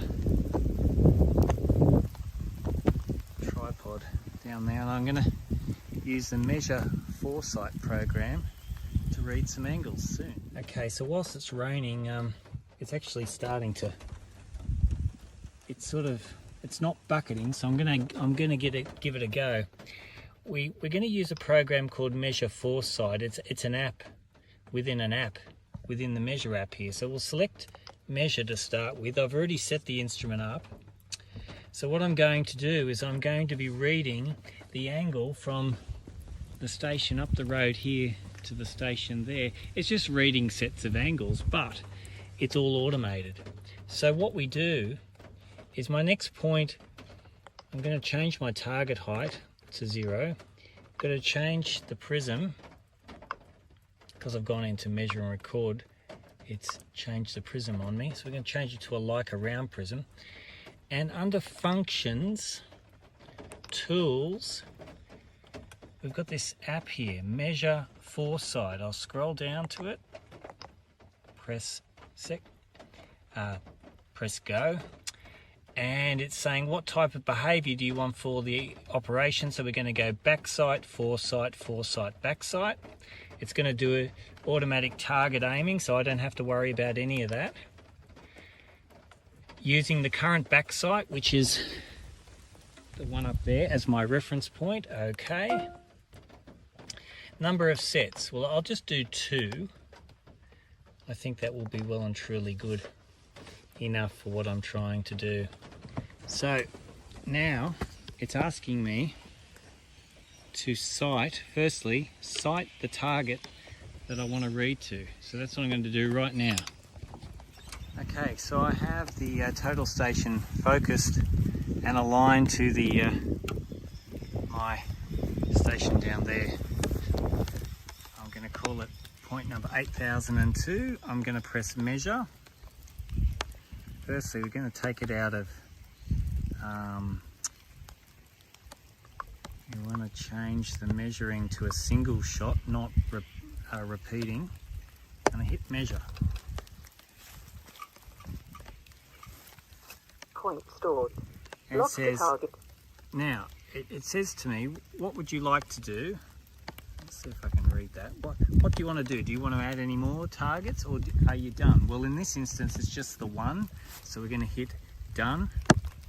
Target lock locked. And you can see here now, the instrument's going to go and do the measuring all by itself.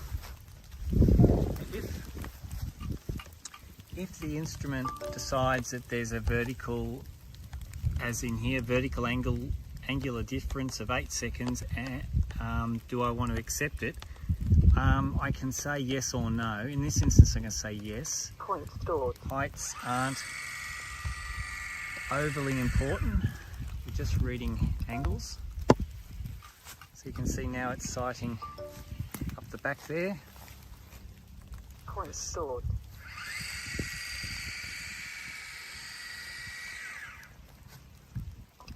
It's reading another face. Point stored.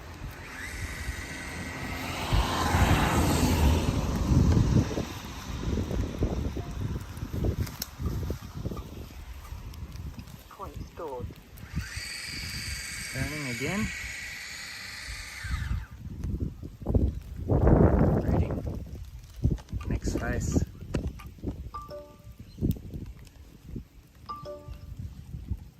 Point stored.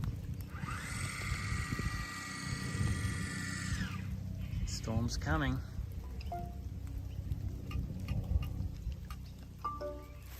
Okay. Point stored.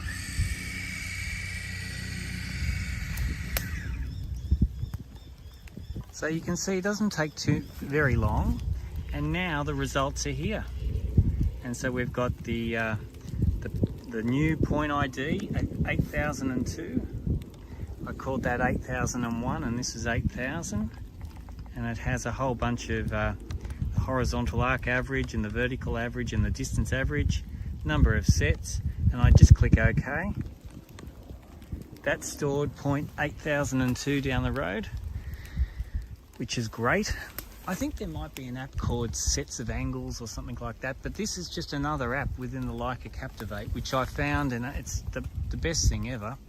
And now I can set up at 8002, side 8001, and off I go. But before I do any of that, and I appreciate everyone for watching, I've got this GI pipe in here, which I'm going to read right now. I'm glad the rain stopped. Sometimes when you're driving up and down the road, going between station and station down there, which is where I've got to go in a second,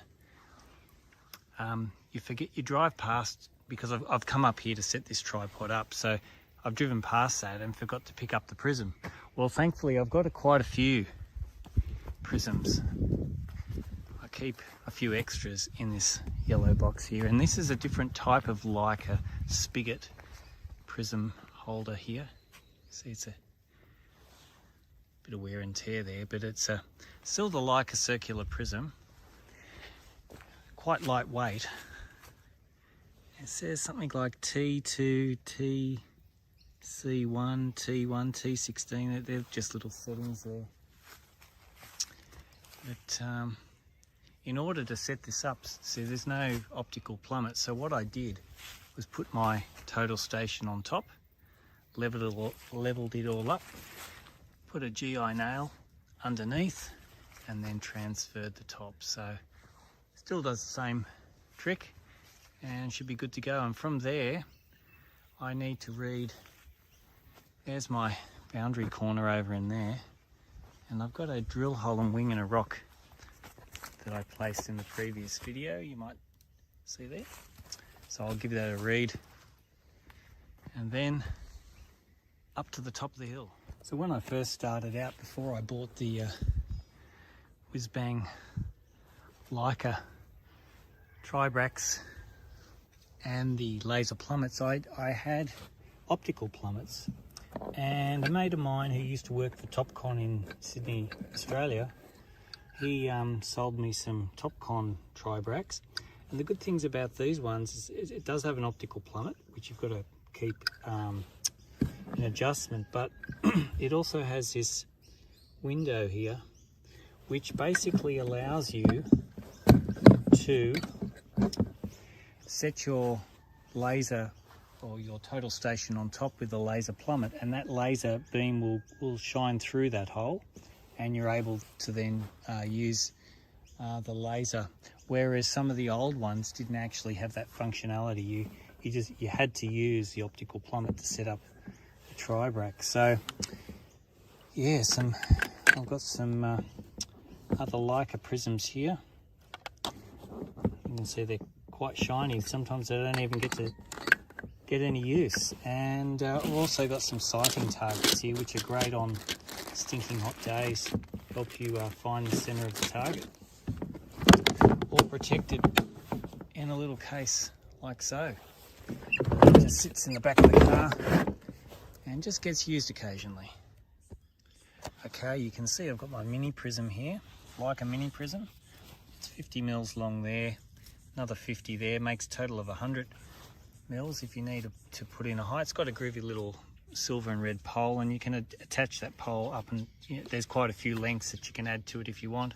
And I'm going to read this drill hole and wing that I've placed here, and you can see that the hole's just deep enough to level this thing up manually, but I think I'll hold it. I'm going to hold it just like that. There you go. That's pretty good. That's going to read over to the total station, and that will be a drill hole and wing in rock. It's a reference to a corner I've got over there. Okay, I'm almost at the other end of the line here. It's just a line I need to verify by measuring with the GPS and total station. In this instance, I'm not going to put a tripod on this last mark. I was just a bit awkward carrying all this. See here, going through the bush, I've had to cut, it's quite exhausting, and having to cut a line through the bush. I've got an accurate Leica prism pole with an accurate bubble. Well, an 8-minute bubble. Some of the prism poles don't actually have that, but as you can see here, I don't actually want to even try and go too close, but down there was where there's a boundary corner right off the edge of these rocks here. So I've got a drill hole and wing which is facing towards the corner, which means that the next surveyor won't necessarily have to go down there for the purpose of doing something minor on the site. If there was a subdivision or something happening here, or a new road, there won't be any new roads, but there is a road here, Crown Road, well then it's quite possible that the surveyor would have to go down there, but for any other minor purposes on the property coming here. But I'm going to measure back up there. What I'm going to do is I've cleared a line. There's a gap up in there, so I'm going to give it a measure now. Okay everyone, well, we're at the tail end of today's survey. You can see I've just set the, it's coming through here, the bush.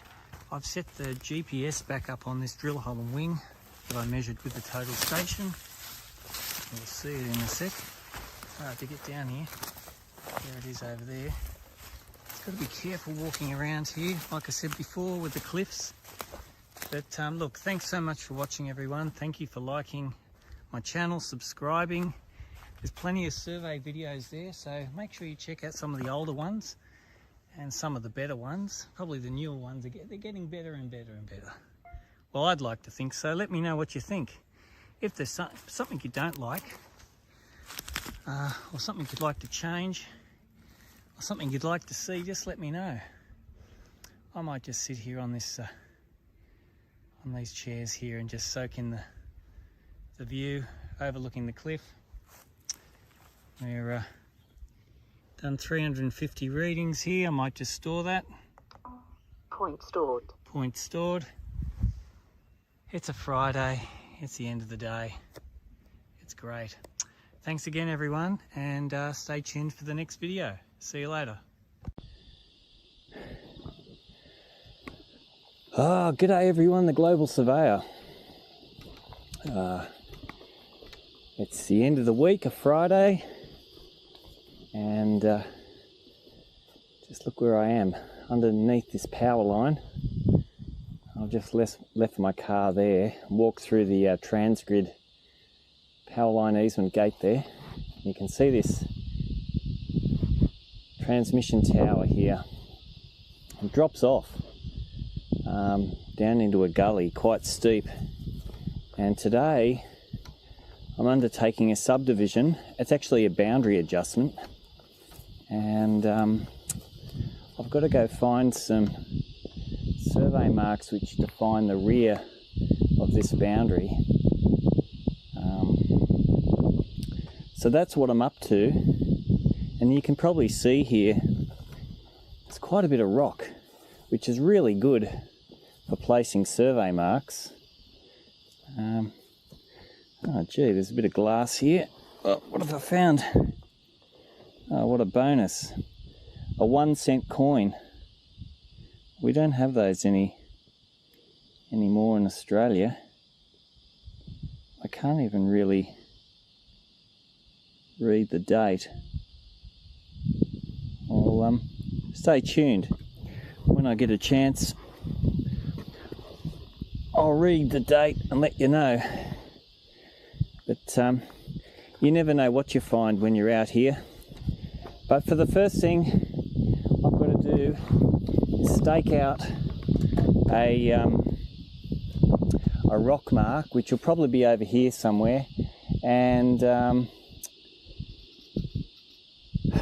it's according to my calculations about 25 meters away. And when you see 25 meters and you see it dropping over the edge there, it doesn't sound all that exciting. But stay tuned, and make sure you like and subscribe to the channel. I've got a heap of videos about surveying, all different types, finding old survey marks, tips and tricks, how to use the surveying equipment here. I've got the Leica GNSS, and I've also got just really other interesting things about surveying. Trying to, the purpose of the channel really is to sell surveying and sell the adventure of surveying, as you can see here. So I'm going to go look for some survey marks. Stay tuned. Like every single job I do, it is adventurous and sometimes downright bloody dangerous. Hanging on for dear life here. There's a cliff here, and I think this survey mark will be close to the cliff. I've got to get, it'll be somewhere here, but I can't actually have a look at my controller just yet, because as you'll see, I've got to take it easy. Whoa, I don't want to fall off the cliff. Okay. Well, that's encouraging. It's only 800, as in 0.8 of a metre, somewhere here. 700, just underneath this log here. I wonder if I can break this off. You see how if you're standing on the edge of a cliff and you want to hold on to something, you want to make sure that it's not going to break. I've got these boundary marks coordinated, and that's why I'm able to stake out this mark. You can see I've got a bipod here too, because I don't really want to be standing here if I don't have to. 50 mils and 200. It's about there. We'll give it a look. Having the bipod is handy too, because you can just place the GPS down or pole down. In this instance, I'm just going to lean it up against the scrub here, which should be reasonably safe. There's some vines there.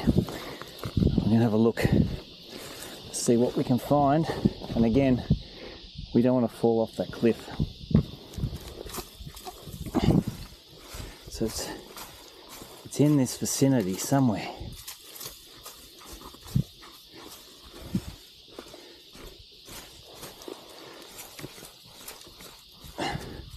What have we got here? Look, I can see the remains of a wing. Now this is an old rock mark. I believe it might even have a broad arrow, according to, it does. Holy cow, yes, look. We'll start off here. This is fantastic. This is a really old mark from the 1800s. So we've got the wing here, the wing here. Now straight away we can tell this one's got a circular hole, not a square one. But check out the broad arrow. How awesome's that? I'll give it a coat of paint. Okay, gonna give it a coat of paint. Oh, don't drop your phone. Be in big trouble if we drop our phones, especially off the cliff. Okay, we're gonna give this drill hole a coat of paint. There's the wing. I'm sure the surveyor that put this in the 1800s won't mind a bit of yellow paint. Will help the next surveyor find it. Although this block of land here, it's not likely to be ever subdivided further. And I'm just doing a boundary adjustment, so the chances of anyone actually using this mark again is it's not likely. Okay, so staking it out, it's saying I've got to go 50 mils and 40 mils, but that's not too bad considering that I just had a very, not rough, but I was using marks way down the other end of the property, so I'm quite happy with that. I'm going to now get out of stakeout mode and go into measure mode here. I'm going to measure these marks. I'm actually going to do quite a few measurements, and I'll mean up all of them at a later time. I'm just going to put a code in here, rock mark, and BA for broad arrow. But how cool's that, hey? What a place. And the reason why, you can see that the line of this, move some of these leaves, you can see that the line of this the wings are heading way down the cliff there. So the cliffs, the boundary is actually heading down the bottom of those cliffs, and this would have been the place. This is just a line mark, so when the surveyor came through, he had to find a place where he could set up and see down into no man's land down there. So what a place to go. We'll give this a reading now. I've got it set to accuracy mode. It takes about 50 readings at 0.2 of a second, so it's pretty fast and pretty bloody accurate. Point stored. Point stored. Point stored. Point stored. Point stored. Yeah, so that's exciting. So the next point now we're going to look for is a reference mark, a drill hole and wing in rock. I'm hoping that it's going to be on the high side of the cliff and not down there. You'll see in a previous video that I think it's titled Surveying at the Bottom of a Cliff or something like that. It was late last year. I was at the other end of this line, so if you haven't seen that video, make sure you check it out. I don't know how well you can see here, but you can see this tree is broken off. We had some really, really strong winds just after Christmas time here in Australia, and a lot of trees got smashed, so amazing force of nature there. Okay, off to the next mark. I'm getting close to the cliff again. Still got 30 metres to go. Oh dear.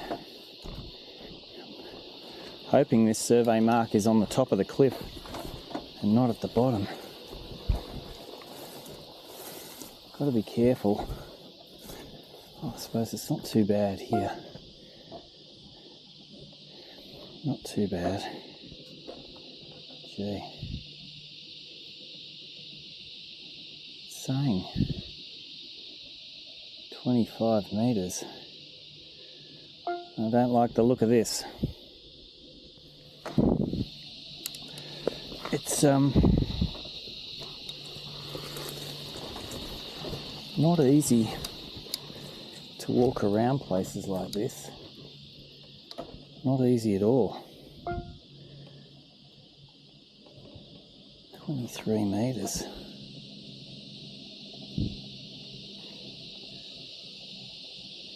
Not easy. I might just go over here and have a look. Let's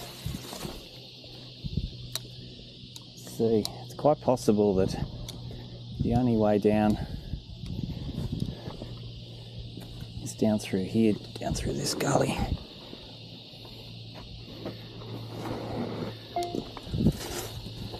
And I really need this mark. It seemed like the last time I had to do this on the other side of the property, I had to squeeze down through this gap, or a gap like this. Go over here and see what this GPS is telling me. Again, 20 metres. Oh dear. down the bottom. It's down there. I think I've got no choice but to go down there. Look at this cliff. Holy cow. Okay. Let's see. I just went over to the edge there, see if I could find a way down. And getting down there doesn't look all that promising at this stage. I'm not taking any risks. RTK initialization lost. RTK initialized. No risks at all. RTK initialization lost. RTK initialized. Got to be really careful. RTK And you've got to remember when you go down how to get back up again. Have a look. Yeah, I think in the interest of safety, I didn't really want to go down this gap here, although that would be the fastest way down there. I think I'm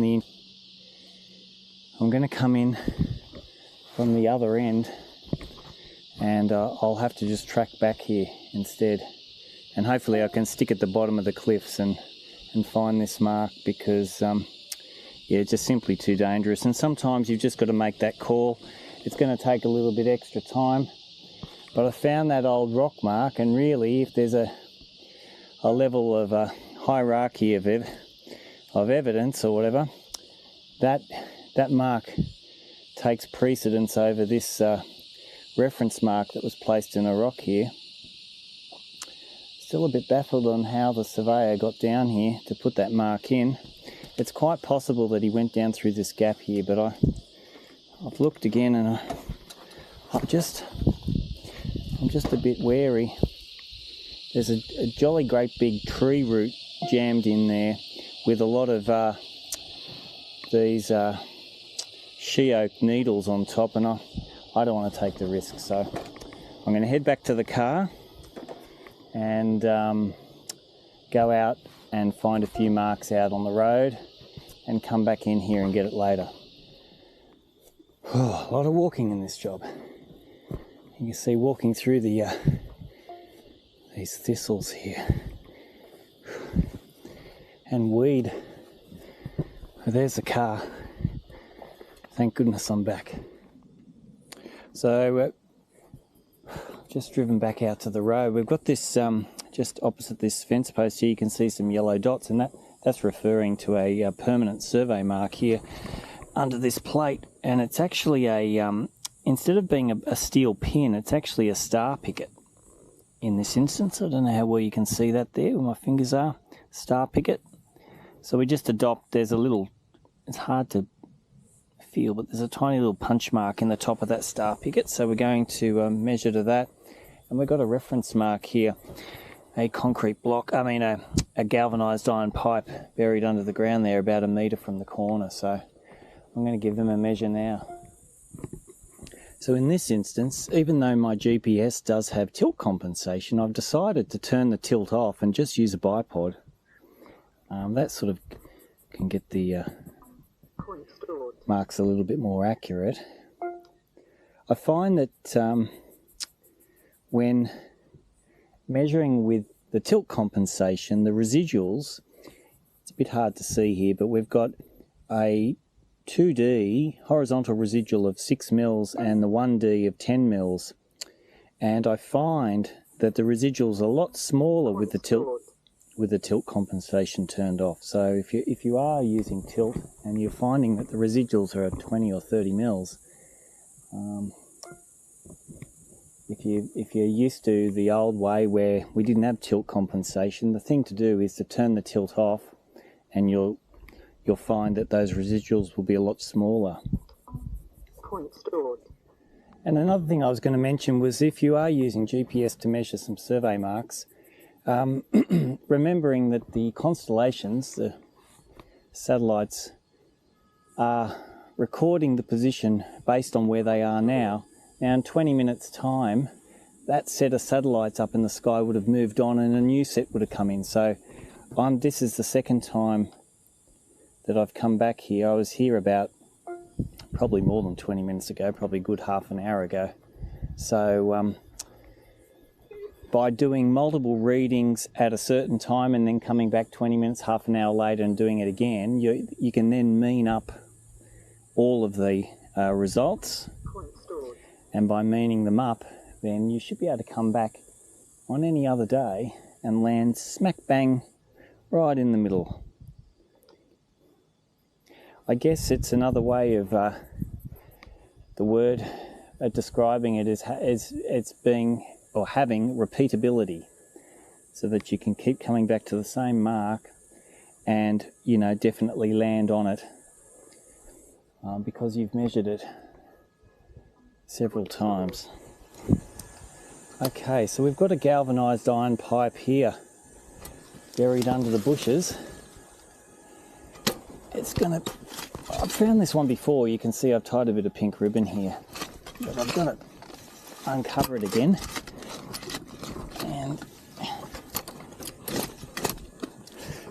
And I have to remeasure this one.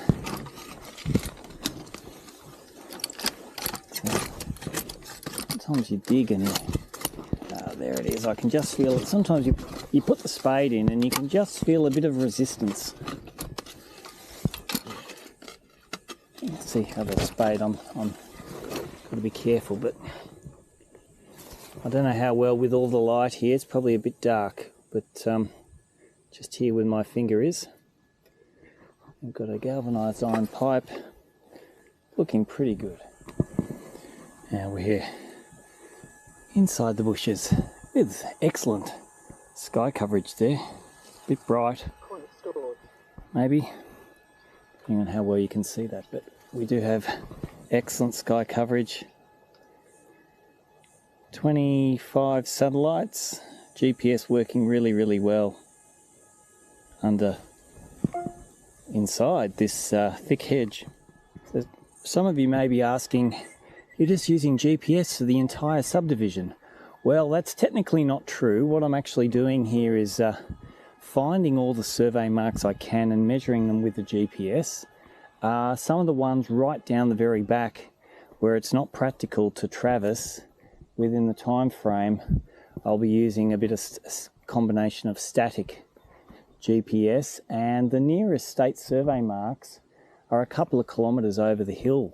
So that's not possible to be traversing traditionally with a total station. So I'll be doing and using some RTK GNSS observations to tie those state survey marks into the subdivision. Oh. Well, I had a look for a survey reference mark down the road there and I couldn't find it, which is a total bummer. I'd looked 3 times. I thought third time lucky, but no luck. Look at this nice quiet street, eh? And so I there was a head wall, a concrete head wall down there. I've just placed a drill hole and wing in that, reference to the corner that I couldn't find. I've dug and it looks like there's been some serious sort of, maybe some earthworks here, and it's filled a bit here. And anyway, I've got to go in here now, but I'm thinking of putting a drill hole and wing in this rock. I don't think it's a floater, so I'll have a look at that in a moment. But I've got my trusty brush hook here, and this is an old hand-me-down brush hook from my old boss. You can see it's been welded a few times here, but it's sharp. And the idea of the brush hook, it's kind of like a Grim Reaper sort of thing, is that you hack your way through the bush, and it makes it a lot easier to get past.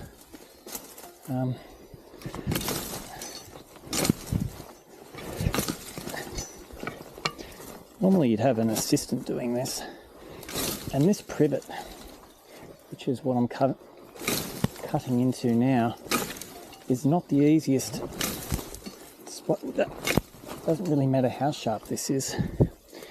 It's just not the easiest sort of stuff to cut.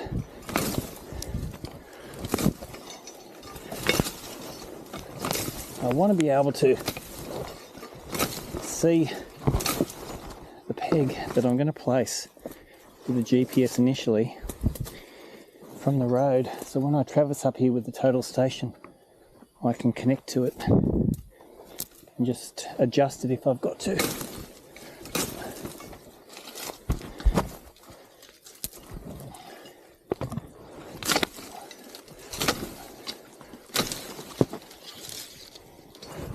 Things you got to do, eh? Well, you could be stuck in an office, or you're out here.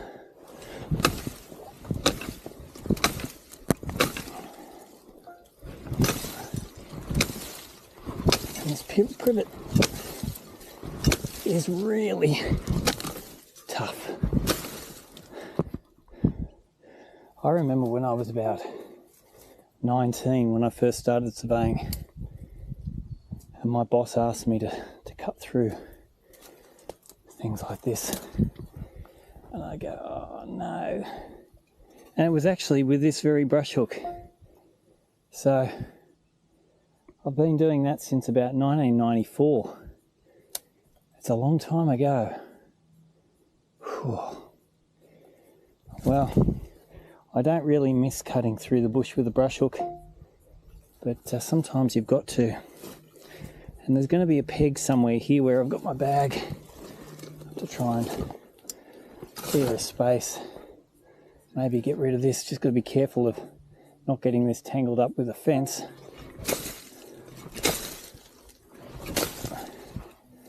Maybe cut from the inside. I noticed there was some sort of rose bush here, or blackberries or something. I think blackberries.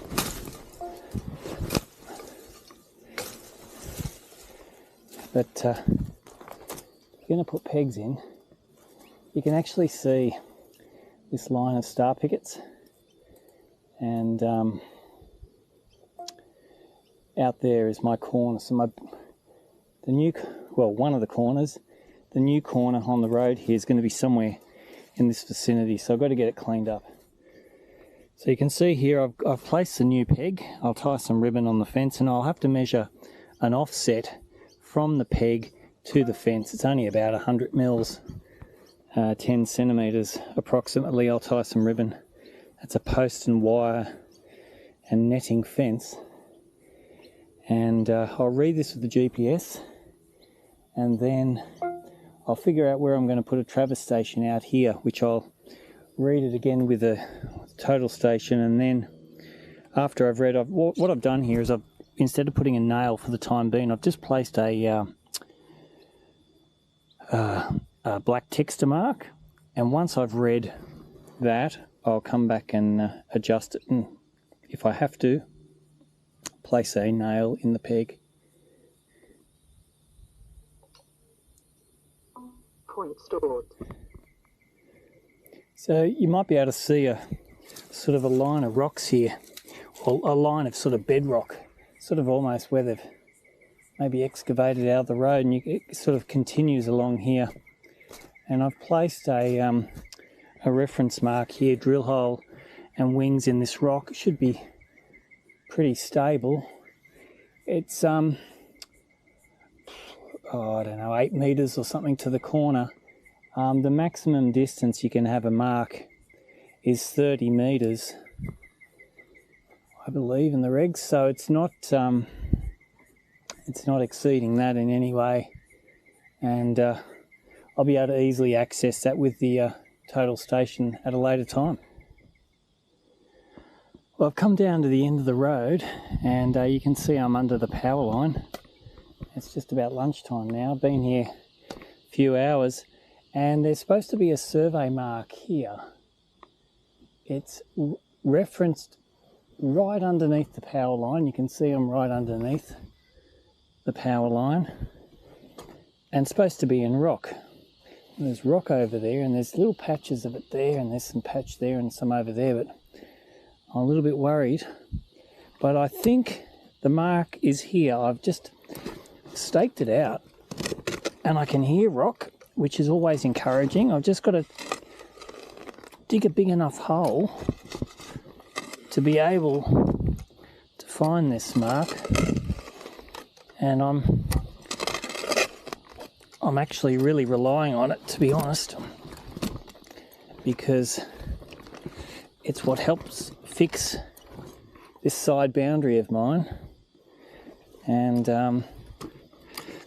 I'll be using that to make any adjustments to the marks that I've put in already. But you can see here's some rock, and oh, there's something there. Might have to. There's some little depression there. See if I can make this hole bigger. Oh gee, that's encouraging sound when you dig down. And good digging actually. And you can hear that rock.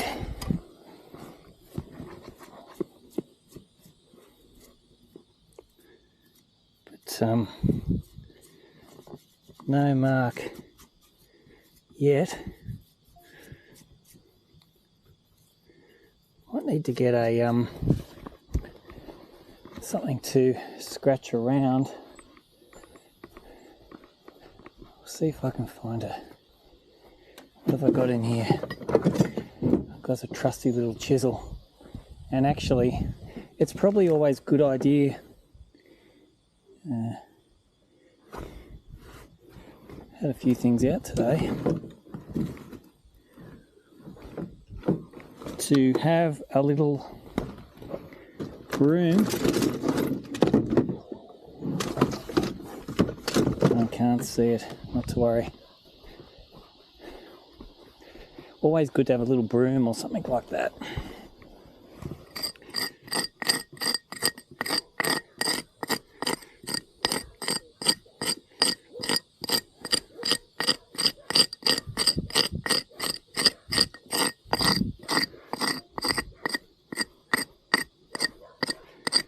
What I'll do, there's something, definitely rock there. Now this mark, and there's definitely dogs as well. This mark was placed a long time ago, so what I'll do, I'll have a good look and we'll get back to you. Well, this is a little bit disappointing. I dug quite a big hole and I've hit rock, and there was supposed to be a drill hole and wing here, and it was placed a very long time ago.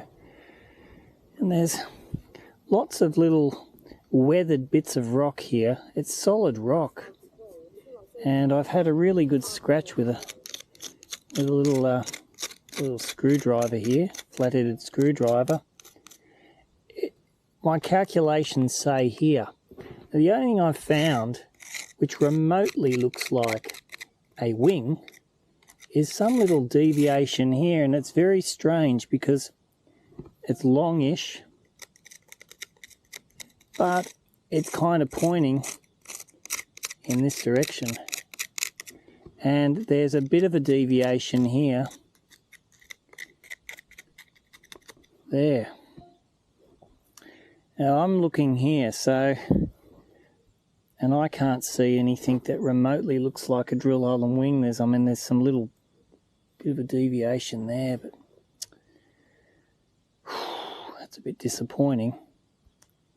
I've measured this, and the wing is facing the complete opposite direction, and I'll just have to maybe forget about it. I was kind of hoping I could use that as a good mark, as a reference mark to my corner.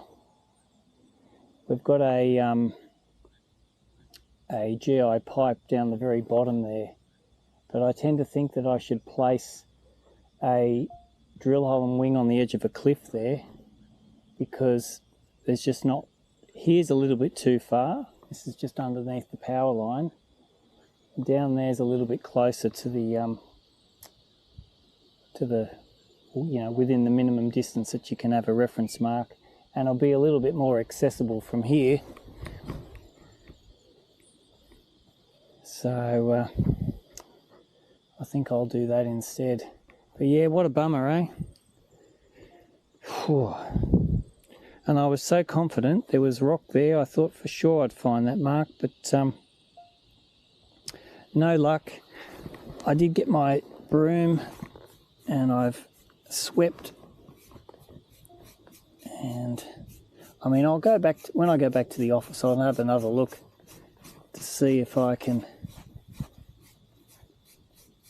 find something. But you know, if there was a drill hole and wing here, it was placed a very long time ago. And you know, I found some good drill hole and wings like I showed you early in the video.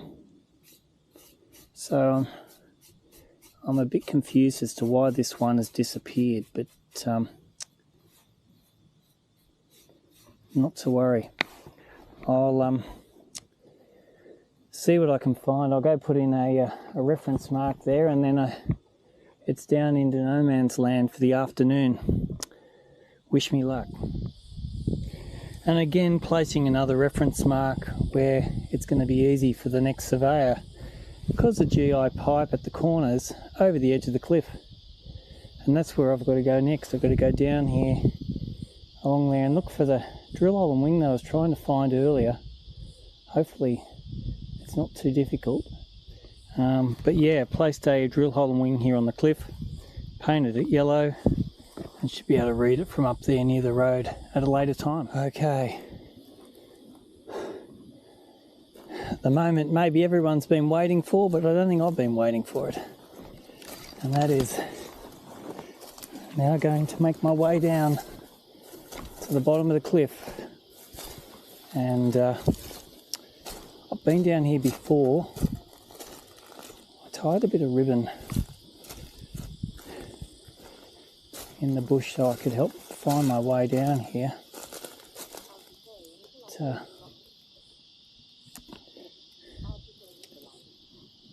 I think it's over here. It's not easy to get down here. Yeah, I can see the ribbon. And someone's made this track. Someone made this track, thank goodness. Because otherwise, that was my problem last time I was here. I couldn't figure out how to get down here, but I've got my safety vest, I've got my GPS, I've got my backpack full of gear, plenty of water. I've got my good Scarpa hiking boots on. And this is the fun bit. Squeeze through this gap.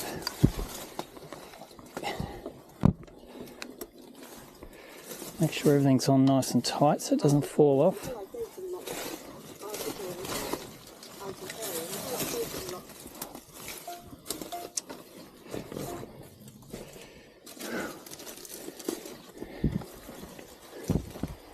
Try and grab hold of any rock holds I can find to guide myself down.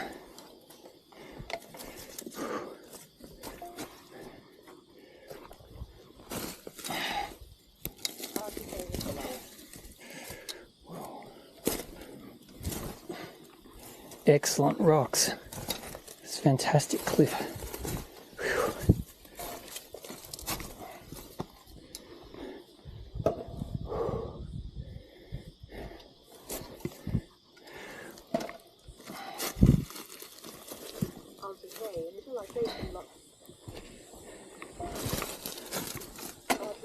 And we're almost at the bottom, which is great. Yeah, the awkward thing is I'm going to have to go back up that way. Oh. Okay. I'm at the bottom. Let's go find this GI pipe. Oh. And just getting around the edge of that cliff's hard enough. But check this out. I filmed this last time. Wow.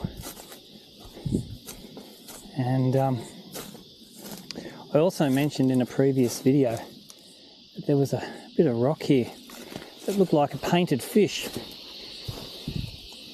It's disappeared now. But here's the lock bit here. the original lock spit, and according to the survey plan that I had, the reference mark was over here. In fact, it's here. So I'll give that another read, and then I'm going to stick a peg in here at the corner. Might be able to see I've painted this rock yellow, and just in here is the GI pipe, which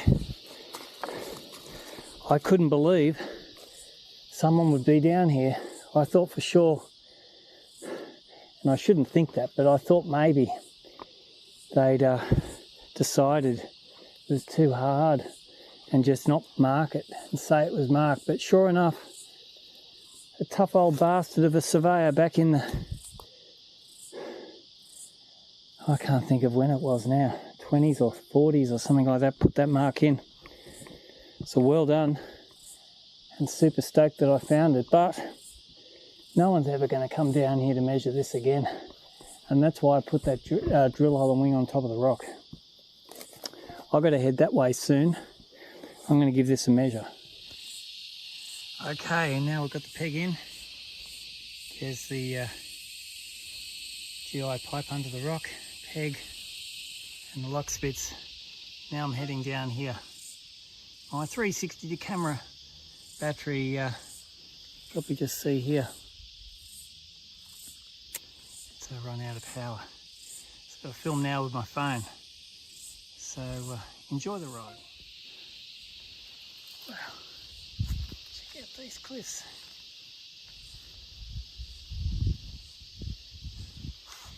I think I'm going to go down this way. It looks like there's been a track here.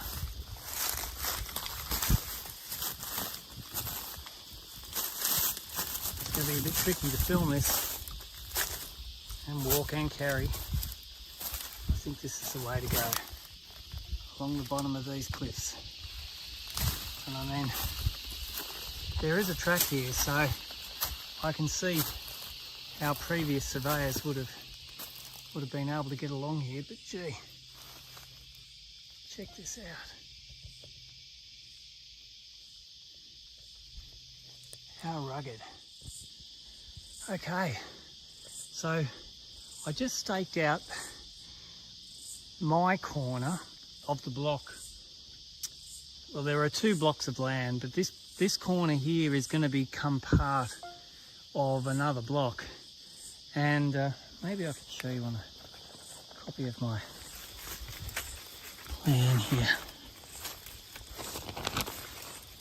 So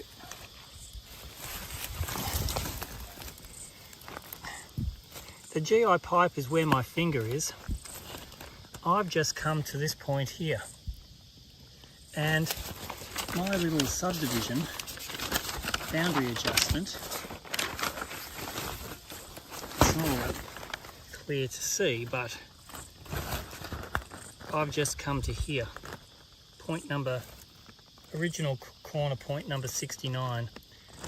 Point 83 is actually going to be my new boundary, so you can see that there's the original corner. We're going to take a little bit of land here and give a little bit of land back at the front.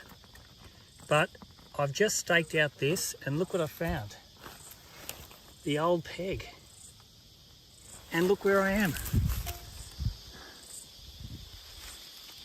No one would know that the original peg is still here, except for me. When I make a new sketch, I'm going to say peg found. You beauty. I'll give that a coat of paint. It's you can see it's been burnt. And I'll put a bit of ribbon on. Wow, how awesome. Okay, so there's a big gully there. Rocks going down here. I've just measured something. Now, the peg is just off the cliff here. It's inaccessible. I can't really place a peg there at the new corner. If you can't place the peg, you have to ensure that a reference mark is placed, and that's what I'll be doing. But I've already got the makings of a great reference mark, because just make sure I don't knock over this tripod. See, look at the accuracy. I turn the tilt off, but 26 by 11 under this massive tree. Check out what I found, and it's online. An old nail in a rock. I don't believe it. And I've just checked it out and it's online, so I'll turn that into a reference mark. Nail and wing placed, and I'll be about half a metre or so to the corner. It's just a bit awkward down there to place it, so how awesome. And check out these trees. Well, I'll measure this for a few more times and then I've got to go find this last reference mark, this dreaded bloody reference mark. I'm hoping it's there. I was up the top of the cliff early this morning, as you may have remembered, so fingers crossed. It sure does fall away down there. There's the nail and wings. And corner being down in there. Gee, almost done. Okay, well I made it. I made it to the reference mark. Again, I wasn't really sure it'd be here, but it is. There's the wing, and the prism pole is inside the drill hole. Drill hole and wing in rock. The corner is just down there somewhere. Have a look for that. There's the cliffs, and I'd really love to be able to get back up there somewhere. It looks like a bit of a track, so I'm going to see if I can find my way back up, because I don't really like the idea of having to walk all the way through there again. If I can get back to the top, I can walk through to where I got my car parked, sort of on the flat. Got to cross a few properties, but better than going back down through there. So I think that's the end of the video, everyone. Thanks so much for watching. It's been one hell of an adventure today,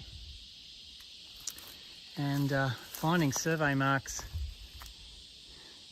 thanks to this beauty of a machine, this Leica GNSS. Wow, without it I don't know where I'd be. And make sure you like and subscribe to the channel. Feel free to ask any questions, and look forward to sharing the next experience with you. Thanks again. See you later. Bye.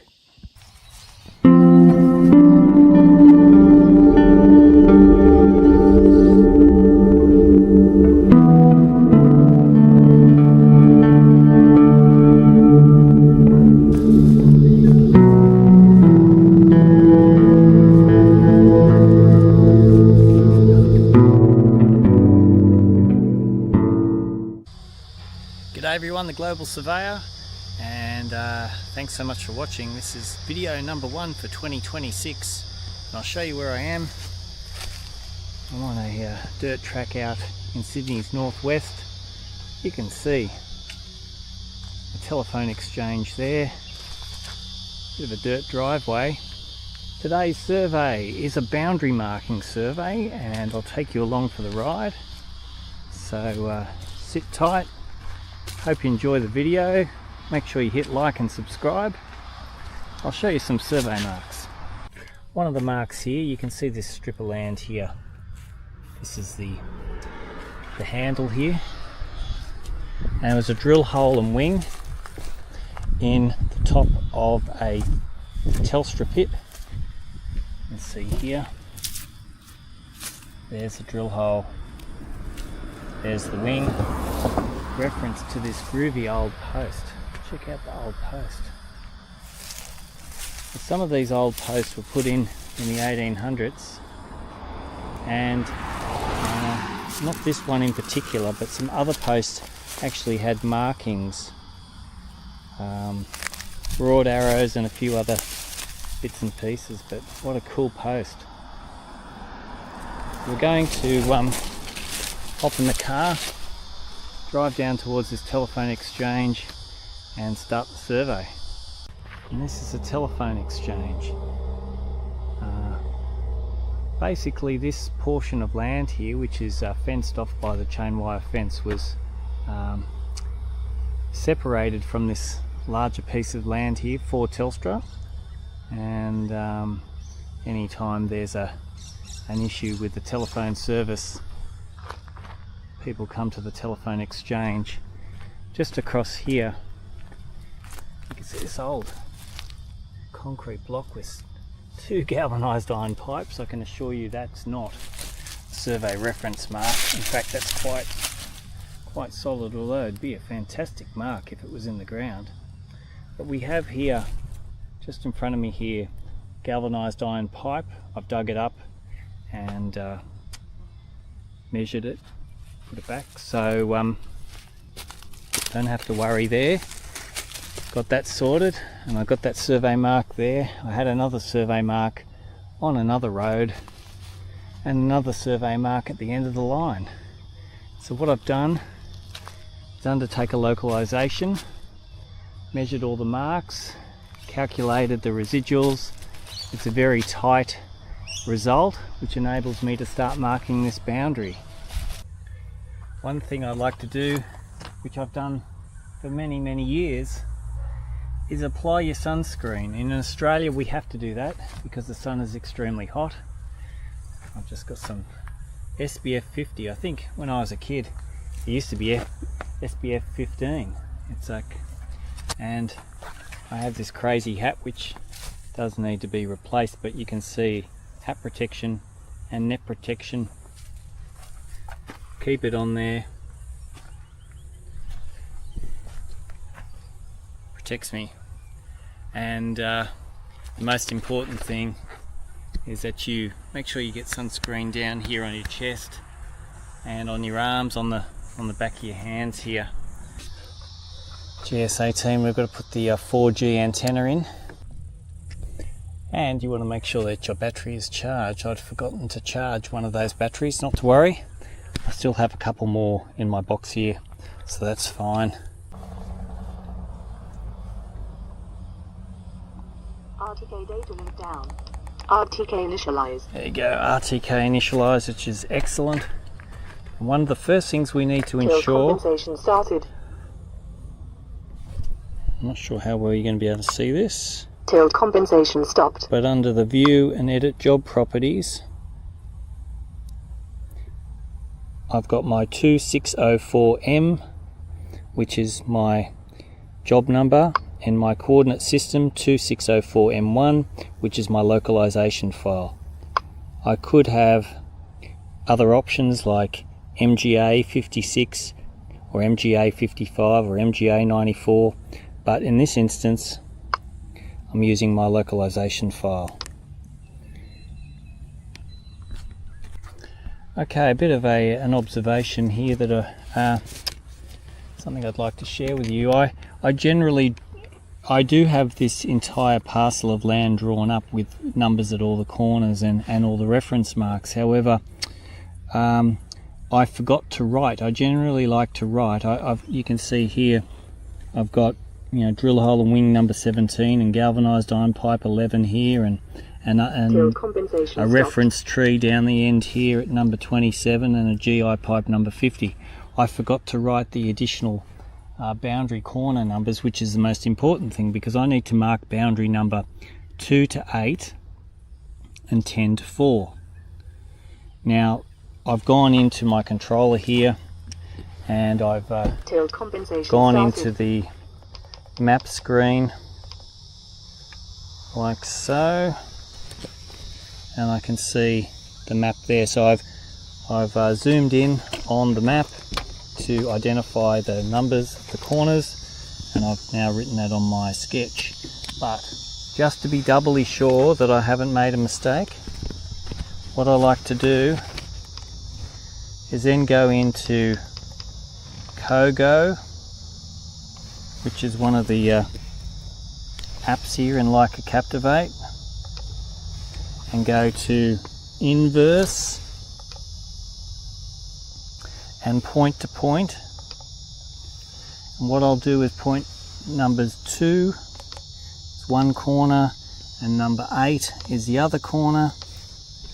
I can see that the azimuth is 110 degrees for a distance of 128.62, and then if I go over to my plan here, I can see 110 or 290 degrees for 128.62. So that's just a way of ensuring that you've got the information. I like to carry a plan in my pocket. I do like to look at the screen too, but having a plan in my pocket, it won't run out of batteries, and I can read things a little bit clearly.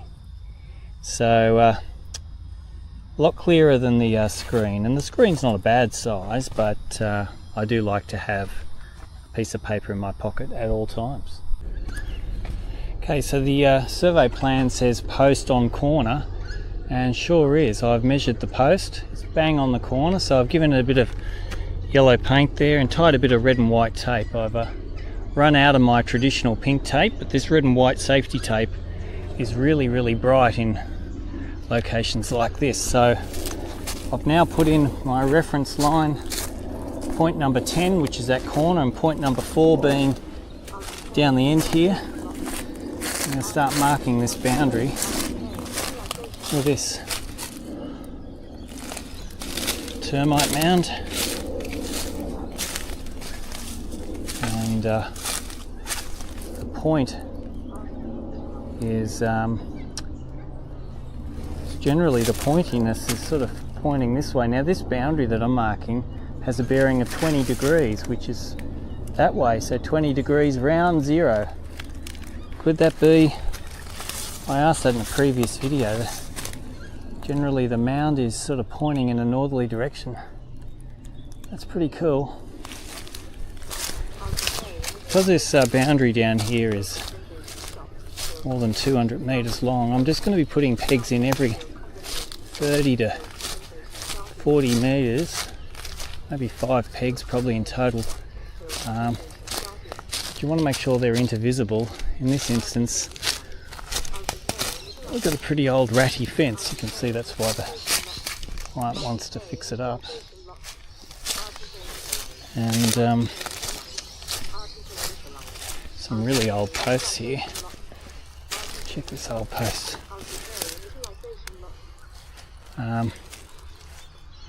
So I'll probably, what that client's going to have to do is clear a line through the bush there, because I'm not going to be clearing it for them. But I'll try and put in a peg just somewhere through here, which enables the fencer to look this way and eventually look that way. So I've got my point here, and at the end of the pole, and now I'm going to remove the pole. I've just put a stake here pointing where my hole is. I'll try and make a little bit of a hole with the prism pole. Put that down.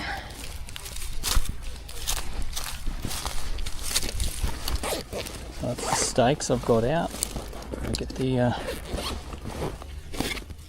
peg and some tape. So back into this pocket here. Trying to travel as light as possible here and not impale myself here with the stake.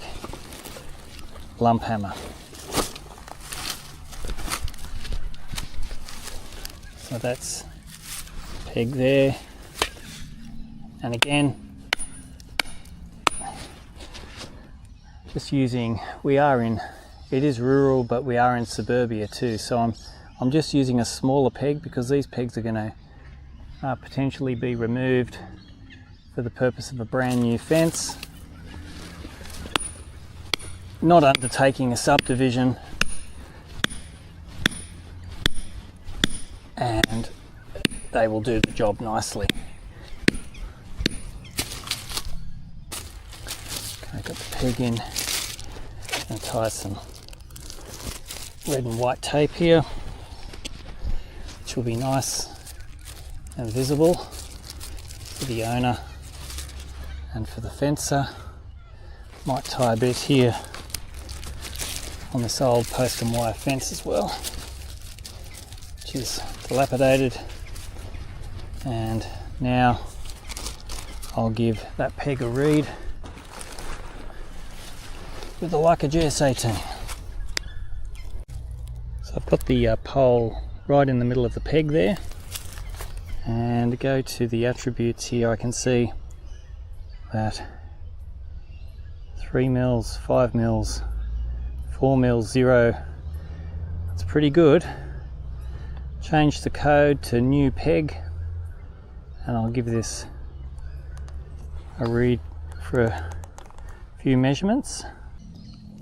I actually like to have the tilt compensation turned off when I'm doing final measurements, because I can then find that the residuals go down quite low, both horizontal and vertical, although the vertical doesn't really mean anything for me.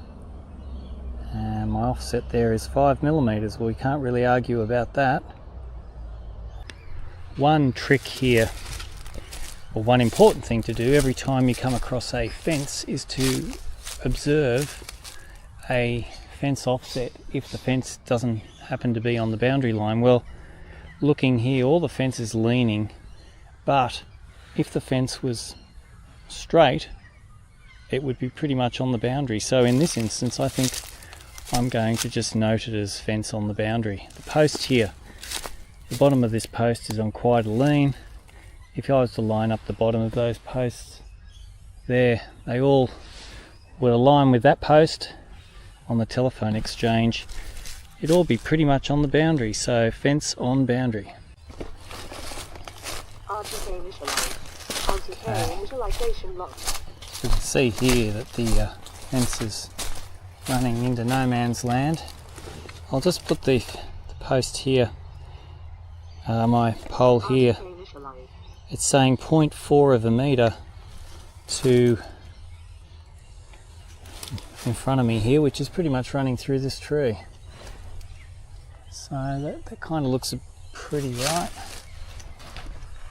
I'm going to go through here now. One of the favourite things about surveying is a little bit of bush bashing.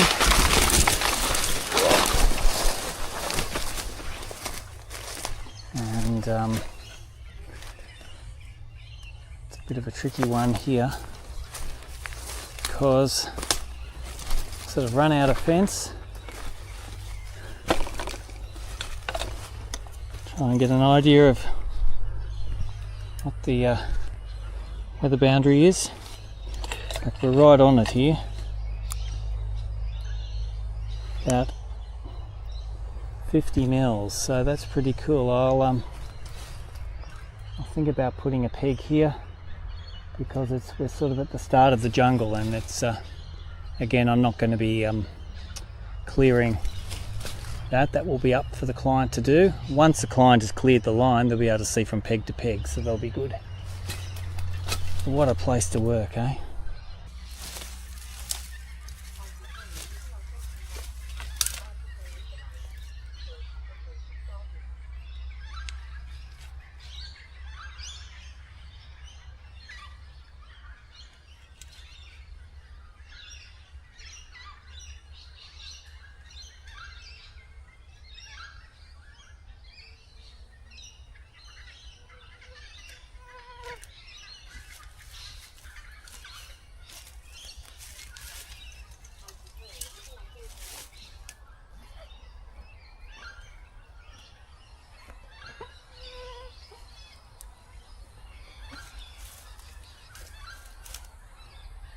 The Leica GNSS is an incredible GPS receiver. Just it works in the thickest of places.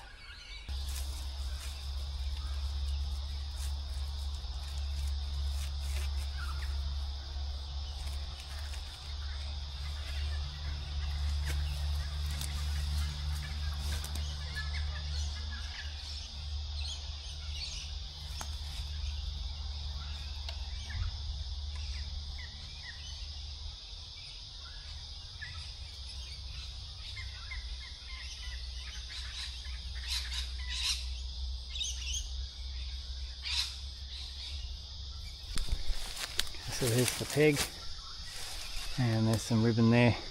Always like to try and find, it's quite possible when you're working in the bush, a forky tree, because then you can lean your pole, sort of wedge it in there so it doesn't fall down. Sometimes it's a lot easier to do that than to lie it down. And the antenna is quite firm, although sometimes I've been worried that it might fall out, and I've often thought about tying some pink tape around the base of it or something, but it's quite firm, it's not going to come out. But yeah, using the bush to your advantage.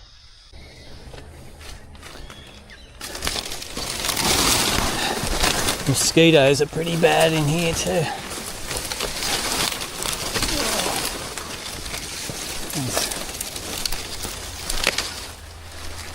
Looks like there's been a bit of a track here before. Some of the remains of fences there, and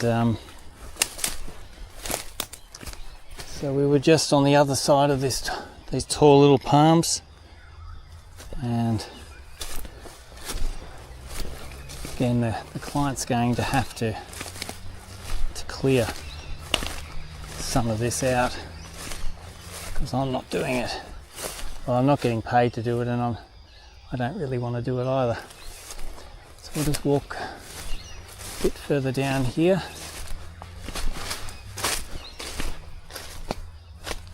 And somewhere here.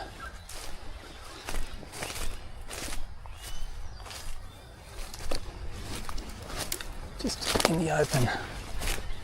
This backs onto a park. There's a park here in council land, and here's a nice open spot for a peg. What do you reckon? If you like the video so far, make sure you hit like, subscribe, share the videos with any surveying colleagues you may have. I'm the Global Surveyor from Sydney, Australia, and probably in terms of promoting Australian surveying content, one of only a few people that do it, definitely in Australia. I call myself the Global Surveyor because I've been overseas and found a few groovy survey marks, and the idea is being a surveyor that connects with other surveyors globally, so that's why I hung on to the name the Global Surveyor. And I used to have a blog years ago that promoted surveying and wrote about surveying back when blogs were popular, before we had huge social media such as Facebook and Instagram and YouTube and all that sort of stuff. And here's some more examples of old fencing here. Wow. Well, probably not the old mortise hole post and rail type fencing, but pretty old. That's a pretty old post, and generally the idea was to put fencing on the boundary. You can see in this instance it's very straight old fence with a whopping great big tree growing up the side, and I think over time sometimes these trees grow over the boundary, and you might find that the fence posts stop either side of the tree or they deviate around it, which can be a little bit confusing. But in this instance I'd say that the fence is pretty straight and very close to the boundary line. My last peg that I put in was just past a tall tree down the end there, and you can see along there quite well. The client's southern boundary is just probably 30 metres in front of me. Sort of takes off, it runs in a westerly direction. That will be the end of the line for me, so I might stick another peg just in here to help the fencing contractor. Okay, we're heading up to the back corner of the property, which is bordering on park, and this will be the end of the boundary line, for the purpose of marking. There's an old post here. There's a timber posts, more recent timber posts, and star pickets with electric fence of the neighbouring property here, and quite a decent post here with a stay, a few spiders. Now there's a galvanised iron nail in the top of the post. What else have we got? It's always good to look for a bit of evidence here. You can see there's a galvanised iron nail. Someone's put that there possibly for the purpose of marking this property boundary. What I might do is not put a peg in here. There's a stake here. I'm going to investigate that in a second. What I might do, the best thing about the Leica GS18, it has tilt compensation, and I'll see if I can show you what I mean in a sec.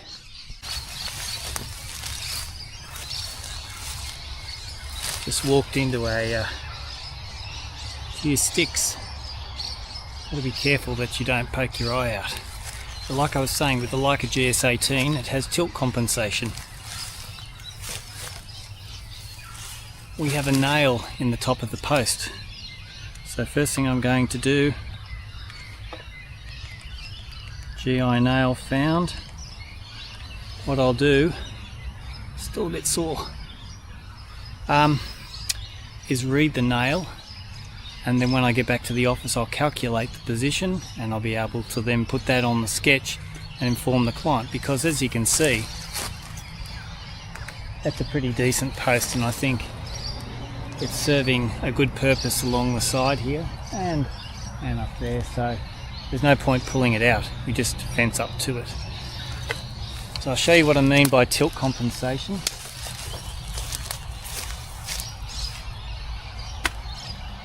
Sometimes I like to take the controller off as well, just to make it a little bit easier to hold. Get my thumb there on the OK button or the record button.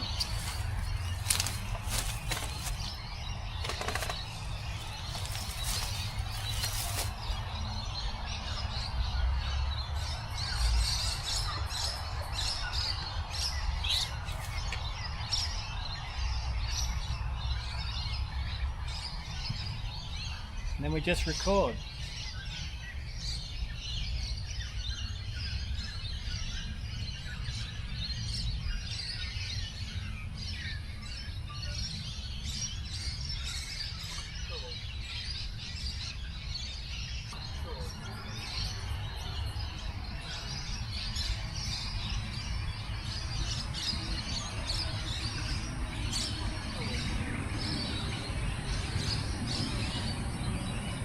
Crazy stuff.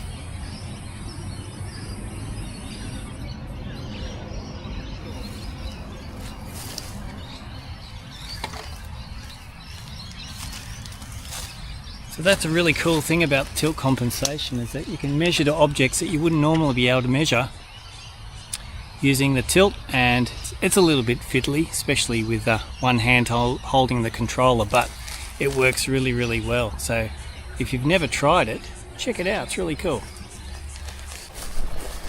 Okay, one thing I forgot to do, which I've just done now at that last post, which is the end of the line here, is to take a photo.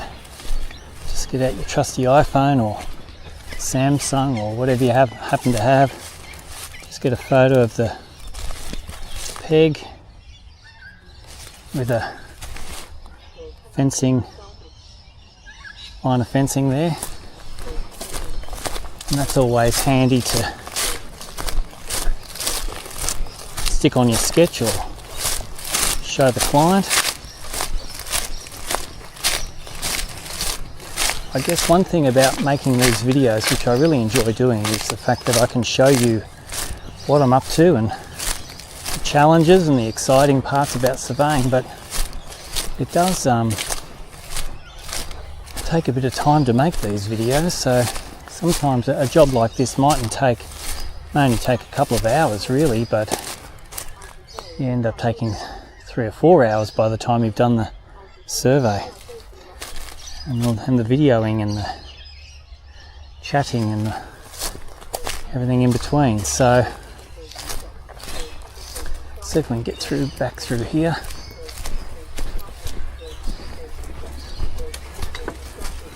Thankfully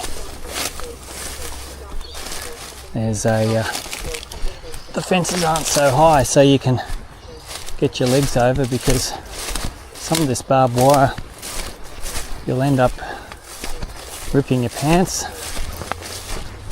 It is the middle of summertime, although it is overcast and not overly hot today. And again, you still need to be careful that you don't run into any long slippery things, you know, those things called snakes, which I must admit I don't really get too phased about snakes. Maybe some of our international friends might like that, but here's another peg. Not really much in the way of fencing. Make it a bit easier for myself. Almost back at the start.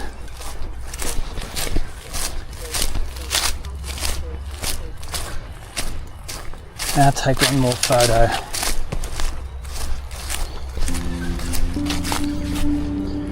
There we go. Great. So, thanks so much for watching, everybody. Really appreciate you getting this far, and I sincerely appreciate all of the support on the channel. If you have any questions about surveying, please make sure you leave a comment, and I'll be happy to get back to you. I do owe a few people a few responses to comments over the January and early Feb period, and I promise you I'll get back to you very shortly after I've posted this video. And we're back here at the telephone exchange. See here, the very corner of this post, right on the corner there. So that's where we are. Thanks so much for watching, everybody. I'm going to put my GPS here up against the car. Take the camera off and say thank you once again. And stay tuned to the next video, which I've got a really cool video coming up. We're going to be on the Hawkesbury River marking the boundaries. So if you like land surveying, you like boundaries, you like the river, that's the next video. So stay tuned for that, and we'll see you on the next video. Thank you.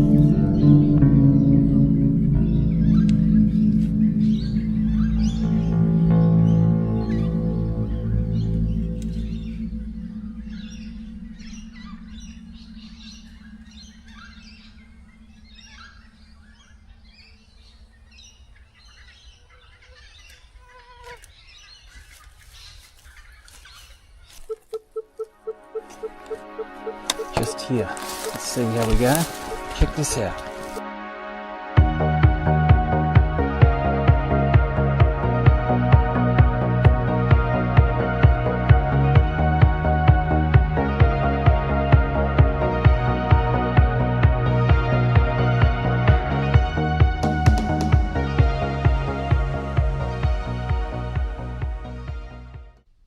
G'day everybody, I'm the Global Surveyor. Welcome to video number 2 for 2026, doing another boundary marking survey. Check out this place.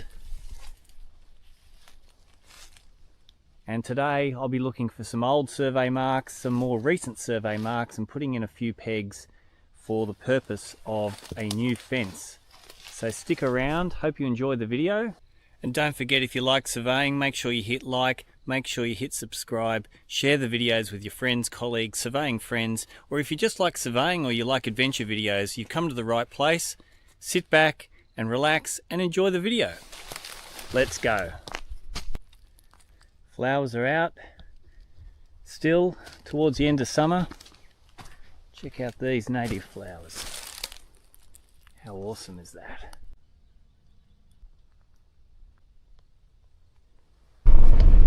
So I've done a bit of survey work here on this road in Leedsvale. Check out the cliffs here, little caves. This is just a fantastic place to work, isn't it? Look at this. You could be stuck in an office, maybe in the air conditioning if it's a boiling hot day, and yes, that is comfortable, but check out this place.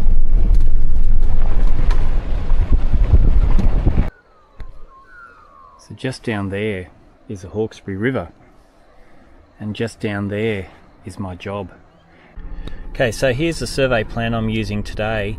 I've done some survey work further up the road on magnetic meridian bearing, and I've been able, using that and previous GPS measurements, I've been able to figure out a difference between MM and MGA, Map Grid of Australia, and it's a difference of 8 degrees 54 minutes. So what I've done with this plan is I've swung that by 8 degrees 54 and basically tacked this survey onto the survey that I had further up the road, hoping that now that everything's coordinated, I should be able to use the Leica GNSS, which I've got just there. I'm just setting it up, letting it warm up, and I should be able to stake out all of these points and maybe land within maybe 0.1 of a metre, hopefully even less than that, which would be fantastic.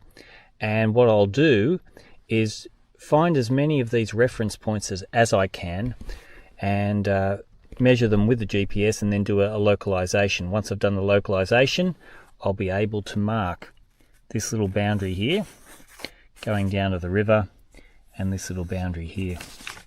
As an overall thing, yes, I'm working on lot 32, and we're going to be marking the western boundary and sort of a northeastern boundary there. So that's today's survey. Like I said, here's a Leica GS18, and somewhere in here is an old mark from the 1800s. So let's go find it now. RTK initialized. Well, that's absolutely fantastic. RTK initialized. I was actually quite worried that the telephone and internet reception here would be quite poor. Looks like we're okay. Okay, so according to my plan here, we're looking for drill hole and wing, an old broad arrow and wing, I think, or drill hole and wings on a boundary, point number 43. I'll type that in now, 43, and it says 30 odd meters. Now I've got to make sure it's in tilt compensation, otherwise the GPS won't take me in the right direction. So I'll just get that going now.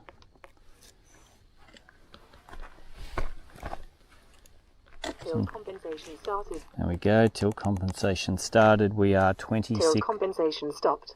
Tilt compensation started. We've got to make sure tilt compensation's on. That will enable me to walk in the right direction, and the arrow will be facing the right direction. So it's 26 meters. So let's go for a walk. Tilt compensation started. Let's see what we can find.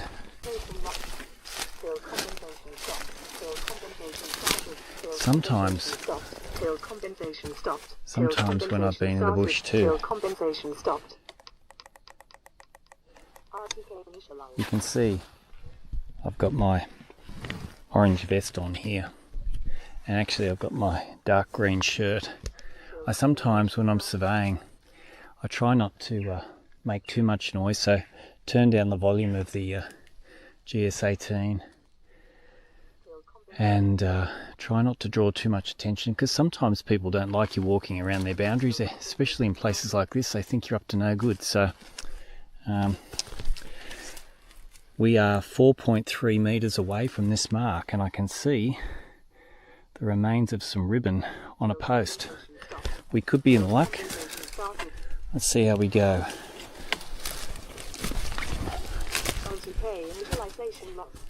1 meter. 0.2, just here. Let's see how we go. Check this out. We have a line of rocks here, a line of rocks there. That is called a lock spit. The boundary is heading down in this direction, and we have a survey mark here. Let's see what we can find.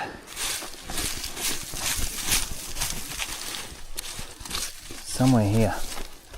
I'll put the GPS down.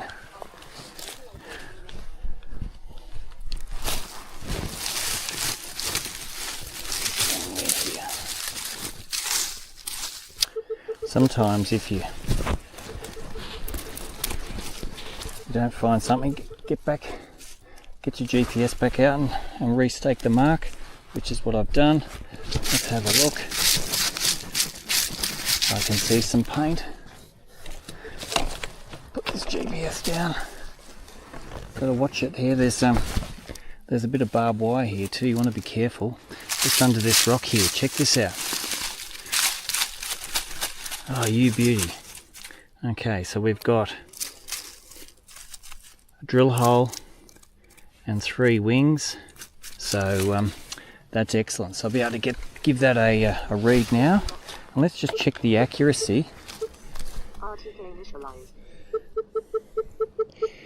So my calculations from further up the road and tacking this survey on, and I'm landing within, look at that, 5 mils, 0. It's incredible. Absolutely incredible. Just goes to show my calculations are pretty cool, and we're off to a really good start. So I'm going to give that a read now. Okay, so we're going to measure this now. It'll be 0.2000, and I'm going to code this as drill hole and wing number 43. So when I do my localization later, I'll know exactly that point number 2000 is drill hole and wing number 43.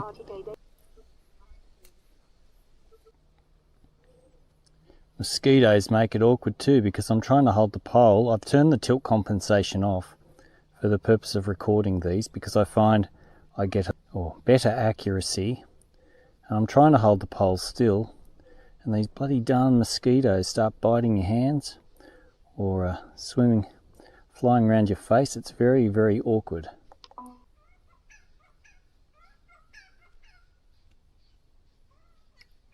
Gee, it's peaceful. You can hear the birds and the mosquitoes. Another thing I like to do too is averaging the points. So I'm observing this point 3 times, calling it 2000 each time, and storing it. So what the device does is mean up the 3 observations and still stores it only as 1 point. You can get that information back later at when you're back in the office or back on the controller, but for the purpose of a localization, I only want 1 point. So I'm calling this point number 2000, reading it 3 times, and that will be the point I use for my localization. Point stored. You can see here I've taken 3 observations and the residuals of the positions and the height. The height's not so important. The position is pretty good, 10 mils, 9 mils, 11 mils.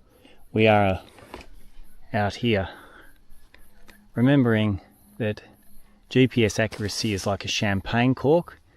At any one moment in time, you can expect your horizontal accuracy to fall within the center of the roundness of a champagne cork, and your vertical accuracy to be within the height or the length of a champagne cork. So we're talking 10 to 15 millimeters horizontally, 15 to 20 millimeters vertically at any one moment in time. But again, if you mean up all the points, you're heading in the right direction. Another thing, be careful of barbed wire. There's barbed wire everywhere here. Trip hazard. So just be careful when you're walking around the bush. You can see some here. It's on the ground, tied to this star picket here. Not only make sure you don't fall down little holes, fall off a cliff. You don't get tangled up in some barbed wire at the same time. Okay, next point is number 46, and got to get back into tilt compensation so I get taken in the right direction. Tilt compensation started. What you got to do is just jiggle. You just got to jiggle the GPS around, and that will get the little green pill bubble symbol there which shows you are in tilt compensation, and according to my measurements it says 37 meters down here. I think I can leave the car here, it's not going to be in anyone's way. What worries me a bit is you see people live down here, it's like their holiday. Some people live here and some are holiday rentals or holiday homes, but people do a bit of clearing for driveways and what have you, and aren't necessarily aware that there are survey marks here. I can see it's saying 6 meters, 6.4 meters somewhere up here. Again, we like to do a bit of bush bashing, don't we, in this job? If you like the idea of bush bashing, and gee, I've got to climb over these trees, that's a bit awkward. Give me a like, thumbs up, share the video.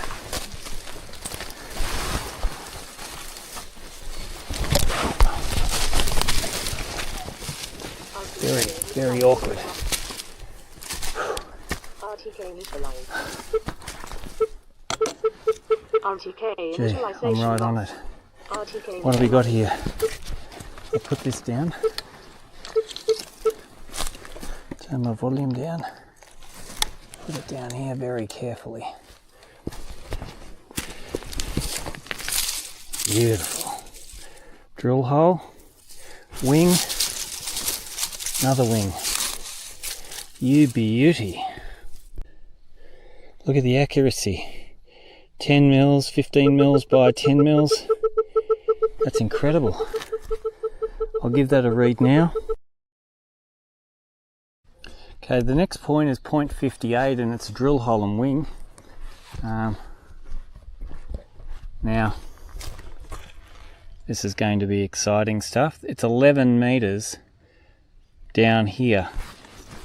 I've got plenty of survey marks to choose from, so I don't actually have to use this mark, but I'll just come down here. It's quite possible that the people that put this fence in just fenced for convenience sake, and I'll just hold my pole here. Yeah, it's another 6 meters, which is down over this fence and down probably at the bottom of that little cliff there. So on this occasion I'm going to give point number 58 a miss. I don't really want to go down there. I mean, I do like climbing down cliffs, don't get me wrong, but for the purpose of my project today I don't have to find every last point. But if you are using GPS and you are doing a localization, the best way to get the best way to get the accuracy that you need is measure as many marks as possible. But on this occasion I'll give that one a miss. I think there are a few survey marks down the road here. I'll go look now. I think what we're going to do is go right to the very bottom first and work my way back. So then I've got a nice long line to use. Here we are at the bottom of the hill. Check this out. What a place to work, yeah? It's fantastic. I'll be marking boundaries out along the open cleared land there to the river. I've got GI pipe number 97 and there's a chance that that could be there. I might actually see if I can look for that one now. And make sure you don't tread in that ant's nest because they'll be onto you. Down here, be a bit careful.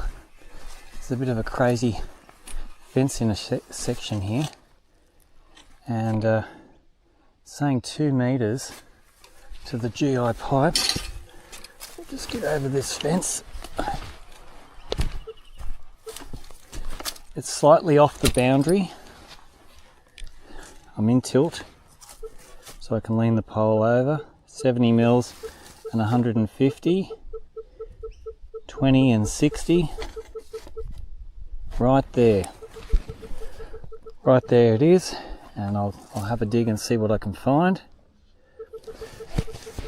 Put the GPS down here. No electric fence. That's good.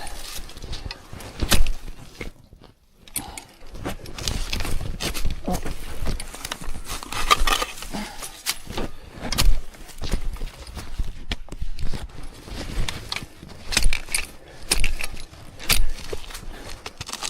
So for those non-surveyors, we have survey marks that are either rock marks or pegs, or reference marks called a galvanised iron pipe. There's something hard here, I can feel it as I dig. And look, here we go. There, galvanised iron pipe, good as the day it was put in.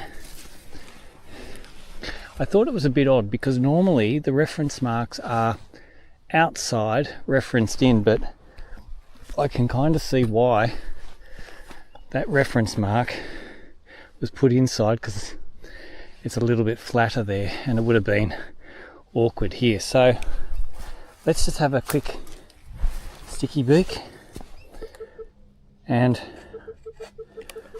oh, I don't believe it. 5 mils by 10 mils, 0 by 8. This is incredible. The accuracy, I'm right on it. Incredible. We're reading this 3 times. This is point number 2002. I'm on to the last reading now. So just let that record. Point stored. Point stored. Head back out to the car.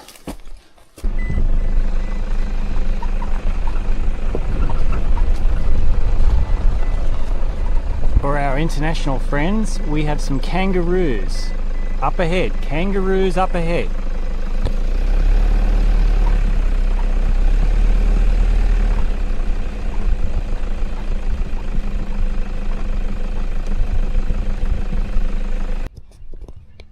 Kangaroos are such cool animals.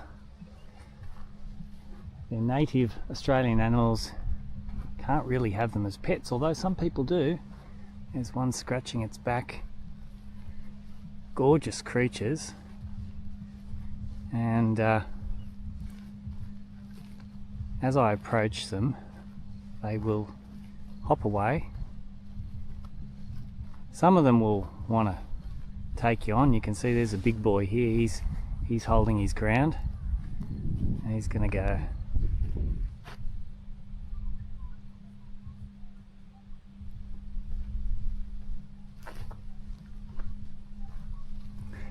It's such a great job surveying because you get to work in these amazing places.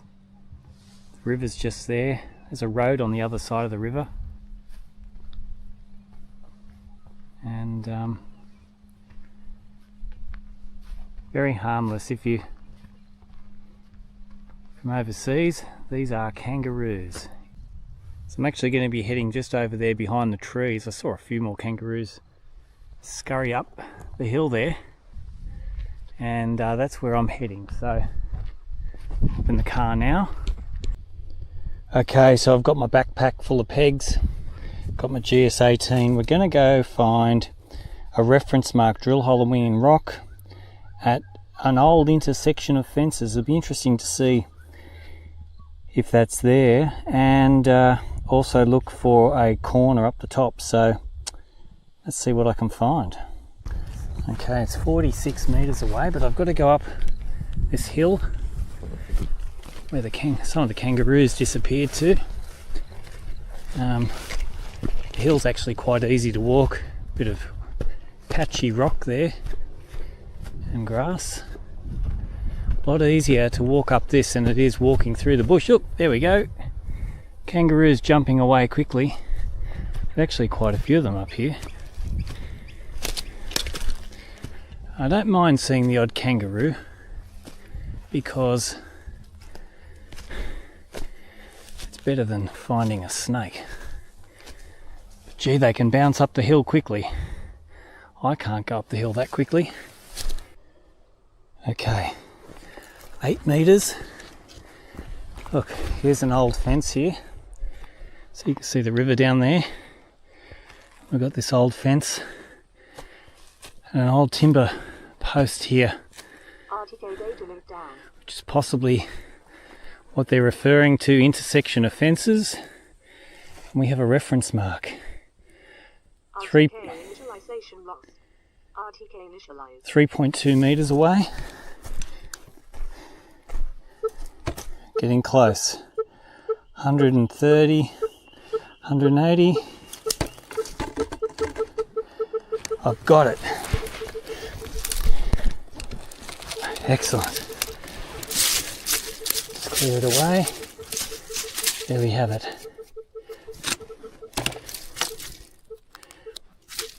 All these marks that I found here, I'll give them a coat of paint later because I don't want to run out of time, otherwise it's a long way to drive here. But look, we've got drill hole and wing. Let's see how accurate this one is. I don't believe it. 4 mils by 20 mils. I often wonder, why do we need to do a localization at all? This is fantastic. I'll give that a read now. Yeah, if you've got that opportunity to connect your survey to another survey that's potentially coordinated, that's going to save you hours and hours of time in the field. So highly recommend it. Even if you can get the survey on some pseudo MGA coordinates, map grid of Australia coordinates, it's going to save you a lot of time. And that's what I've done. My survey was a couple of 100 metres up the road, so I was expecting to be, you know, maybe 0.1 or 0.5 out of whack, but as it happens, I'm almost exactly 100%, so I just can't believe it. I'm so excited. I'm going to get this mark measured and do a localization now, and then we can start finally marking the boundaries. And while I'm here, that reference mark is related to a corner. The intersection of fences, well, that's just an old post. And there's some fencing there, but look at this. Look what I found. The original corner here. Old peg. So I'll give that a read too. And I'll tie some ribbon around that so the client knows. But there you go. There's the old peg, the old original corner. And the front corner of the property is up that hill, which I'm going to go find now. Okay, the next corner. Well, I'm committed because I have to do the job, but it's 83 metres. 83 metres. And it's all cliff and hill. Well, here we go. Oh, the kangaroos have made it a little easier for me because there's a bit of a track here. It's quite possibly following the fence line, although there is the remains of a fence here, so someone has made it slightly easier for me.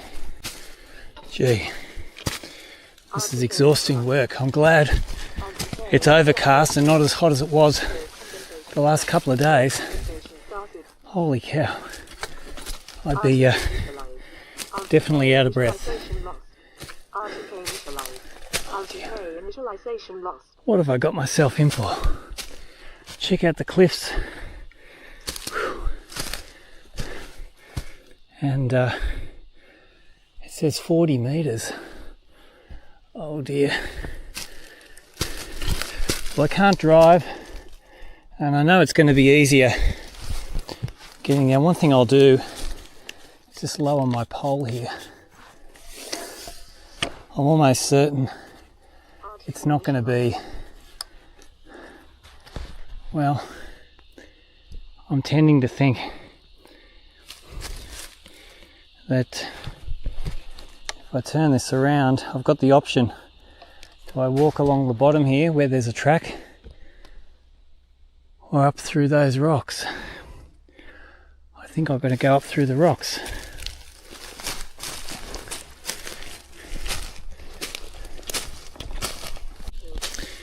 It is quite challenging when you have all this survey gear to carry.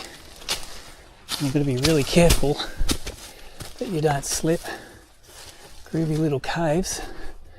There's a little easy gap here.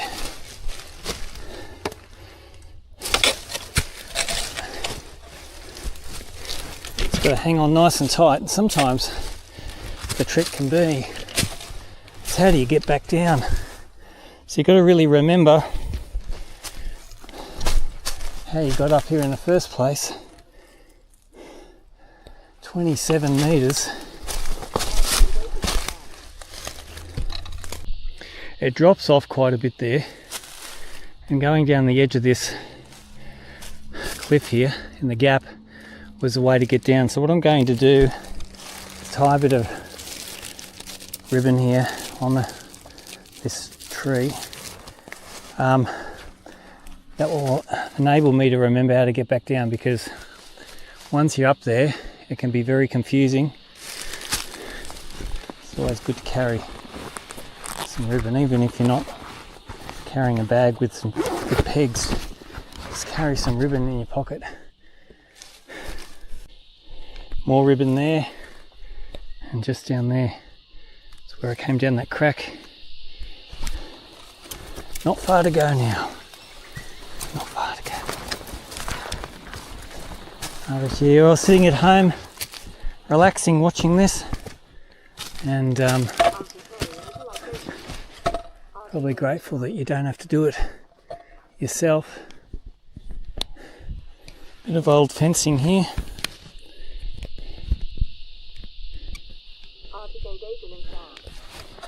And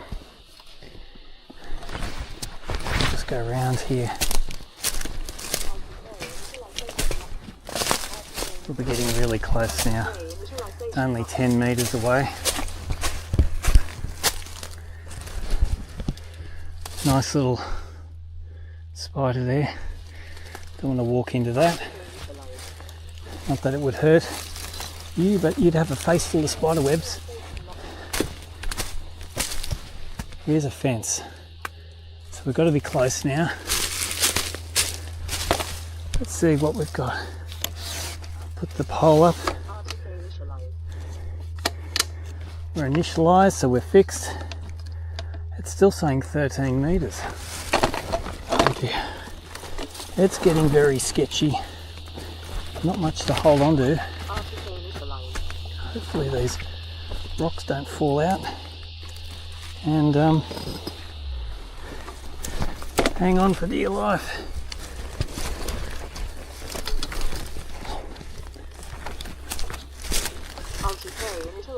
Locked. 7 metres. Wow. What did I get myself in for? I'll be bummed if this mark's been knocked out like some of the other ones. 4 metres. Oh dear. Gee. Well, I'm on rock. That's a encouraging sign. Oh, I had to get through that lantana, which was a bit scratchy. And we're 1 metre away. I'll just point this here. It's saying 180 and 300. It's sort of... It's right here, right under this thing. Okay. The bottom of that pole is where we're going to look.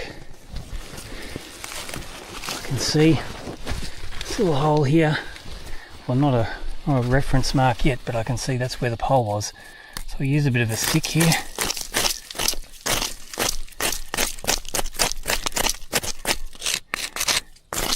Clear it out. I think we'll have to clear some of this.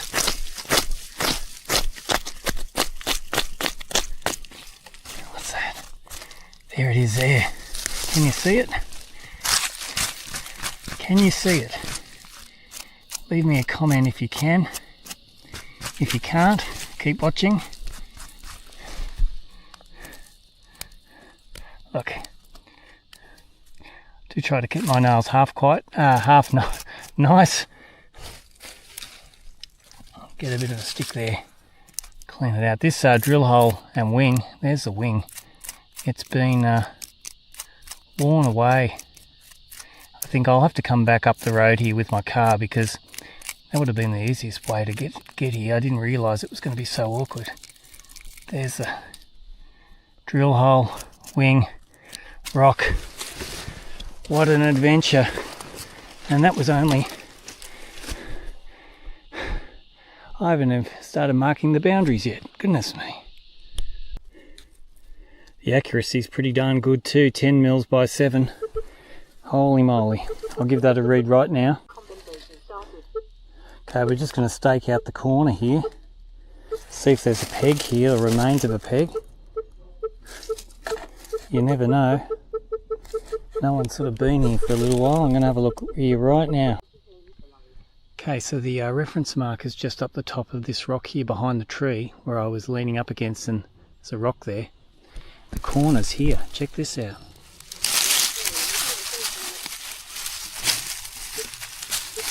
There's the remains of the old peg. Still firm. Yes, it's been worn away, but I'm not going to replace that peg. I'm just going to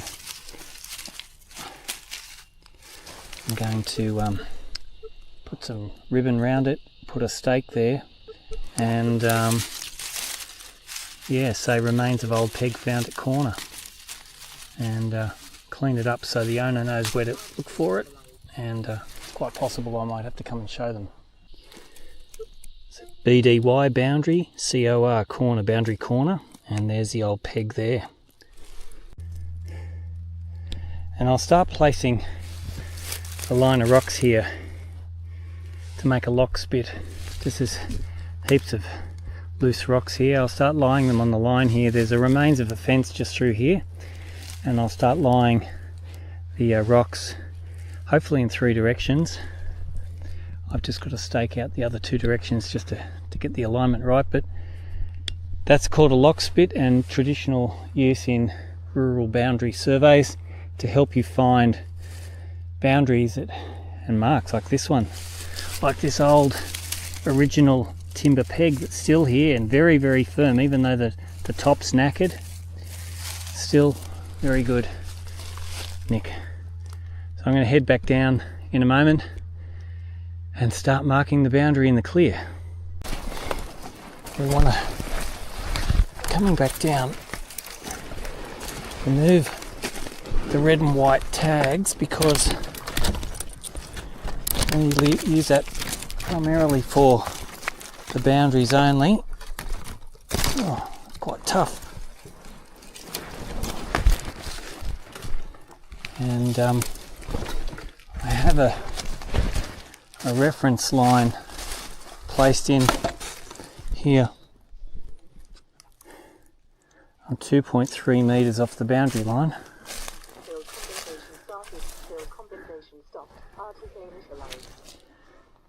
1 metre off the boundary. Actually, it's pretty darn close actually with this tag. So I'm going to take it off anyway and see.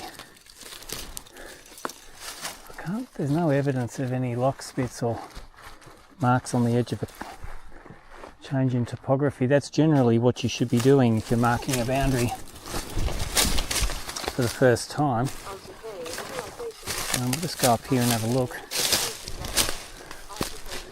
Right on the edge of this drop off here, you wouldn't want to fall down there. Don't fall down there. 900, 500,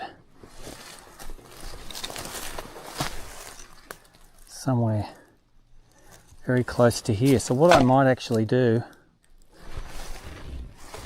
check this tree here. This one here, this little shrub here, is within about 180 of the boundary line.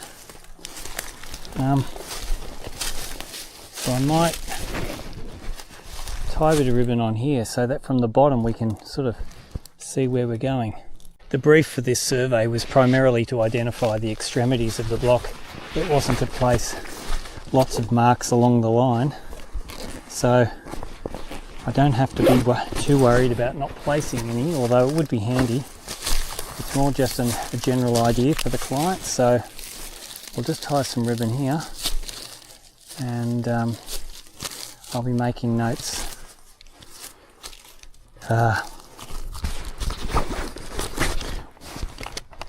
We're close to the boundary line here, so I'm going to make some notes so the client has an idea, but be able to see that red and white from down below, and we're not far up the top there where the corner is. And to keep a few of my loyal fans happy, there was a comment that said that I was placing my pegs incorrectly. Well, these are an urban and a rural type peg because it's 75 mil long and 50 millimeters wide. So boundary corners generally have to be 75 by 75. The boundary line marks have to be at a bare minimum 75 by 35 according to the regs. This is 75 by 50, a little bit bigger. I like to have my pegs square on like that, so I've got a little bit of wiggle room if I don't get the peg in the right place, but I'm going to turn it around this way to keep some of my loyal fans satisfied. Thank you for your comments.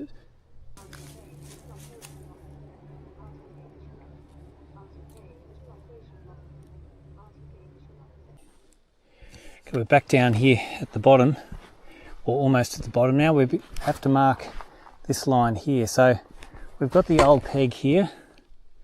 We've got a line peg part the way up the hill. Got a bit of ribbon on the edge of the rock, and then we've got the old peg and the reference mark at the very top. Now we need to place another mark. I'm just going to put it down here at the bottom of the hill opposite my car. So I'm going to head down there now. And for those wondering, how long does such a project like this take, or how long does it take? Well, obviously I'm spending a bit of time recording and setting the camera up and talking to you and explaining what I'm doing. So, but for a project like this, I've allowed one full day out in the field, and it's a Friday, so it's not really in any rush. But yeah, a full day would be a comfortable time to do what I've got to do. Obviously I'm only by myself, so there's quite a few things to not only film but carry pegs and hit them in, but what a place. What a place. It's so quiet I can hear blowflies.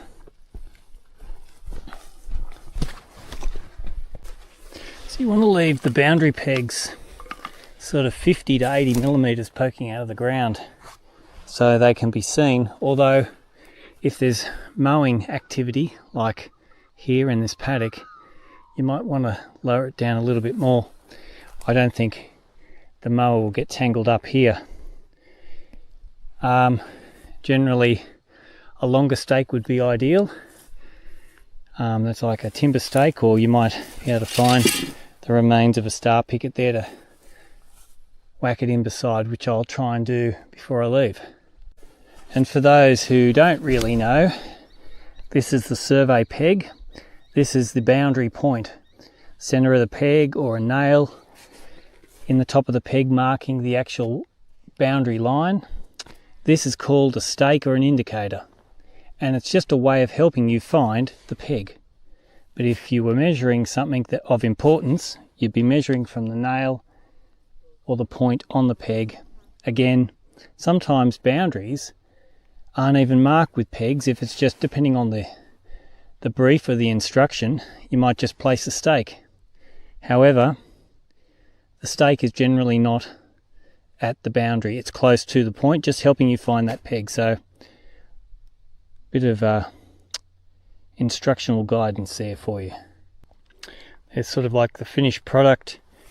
Would I use red and white tape on a regular basis? The answer is no. I generally don't. I generally use like a pink or a orange or a yellow tape, or even some of Gavin's blue tape. Hi Gavin, if you're listening. And but the red and white tape was some safety tape that I bought for a project, and it's sitting in the car. It's been in the car for months and months and months, so I thought I'd give it a burl. And red and white is a traditional sort of colour for surveying. I think it actually looks pretty cool. What do you reckon? So this video is sort of really like the ultimate boundary marking exercise instructional video. Hope you're enjoying it.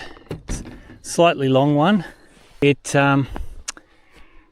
just to give you a really good idea of what we get up to as surveyors, and if you've got a son or a daughter who is interested in a career for life, something that they get to enjoy the outdoors and get to work in some amazing places like this, then in the description I have some links to some people, close friends of mine, who teach surveying in Australia. G'day to Tim. And if you're looking for a way of learning surveying and working full time, there are some options there too. So check it all out. And if you happen to be interested in any of the survey gear I use, especially Leica, then, and you're in New South Wales or in Australia, contact Christine from CR Kennedy, who sell the Leica survey gear, such as the Leica GS18, CS20 controller, TS16, the new TS20, lots of survey gear. Check it out. I'm not getting any commission for promoting this, but I'm happy to do so. And if you've got any questions, feel free to ask. So I want to show you, I don't know if you can see, it's a tiny little, what looks like a snowflake symbol. And there's a tiny little arrow like a lightning bolt next to the satellite. Well, that's called RTK bridging. Why is that happening? Well, it's because the internet signal is probably not as reliable down here, and for that very reason, Leica Captivate goes into a program called RTK bridging, which gives you about 10 minutes of sub-centimetre accuracy, just to allow you to get that extra shot or measurement if you go into a place where there is poor telephone reception, internet reception, which you need for CoreNet. So it's working very, very well, and very impressed. And that happens automatically. You don't have to worry, oh, have I gone into a bad... It will just automatically do that. And I'll investigate that a little bit further. I'm going to have a bite to eat. Okay, so I've placed a couple of line pegs already, which I'm going to recheck shortly.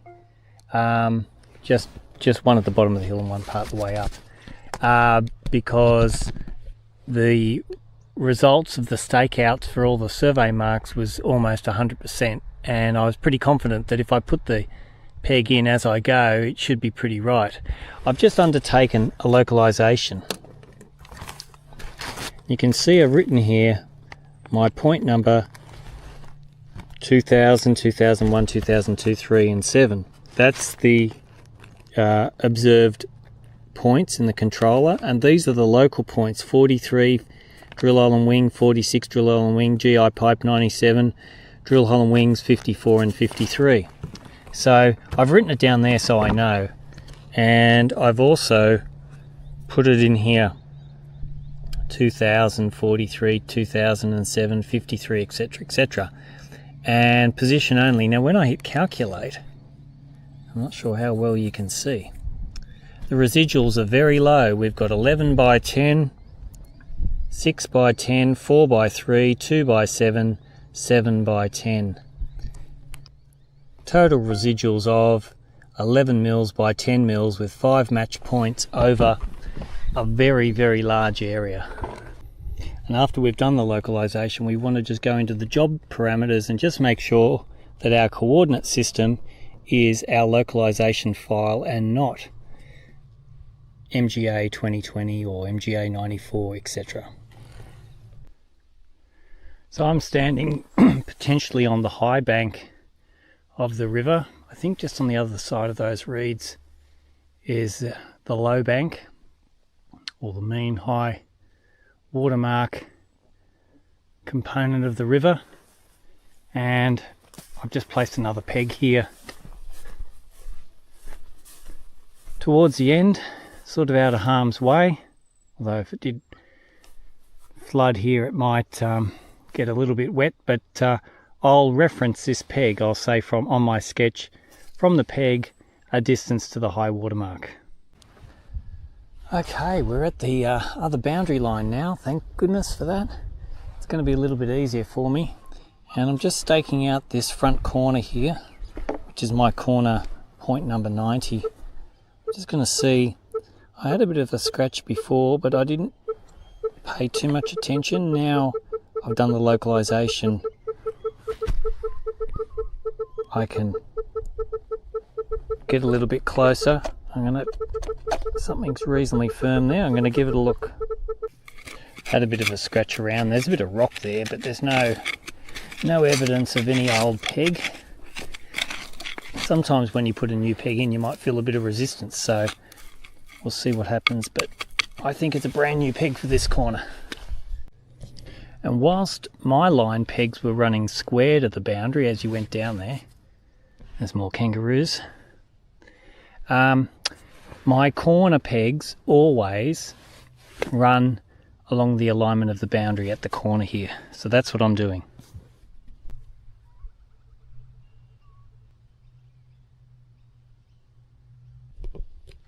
Check out the size of this casuarina, or she oak. Not necessarily the tall one.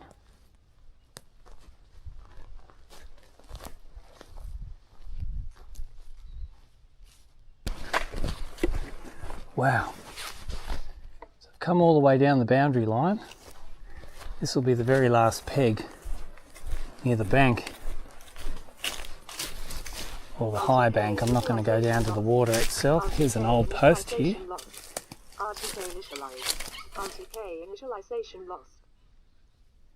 Very old post. There's the what looks like a, don't know if that's a peg or not, bit of timber.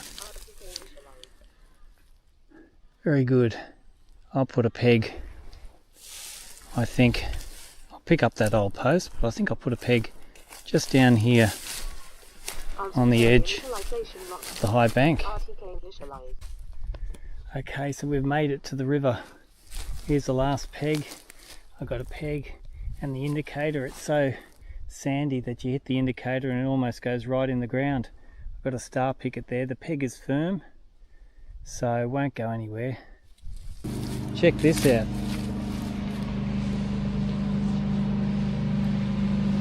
It is a Friday, why not? Enjoy yourself. A bit of water skiing.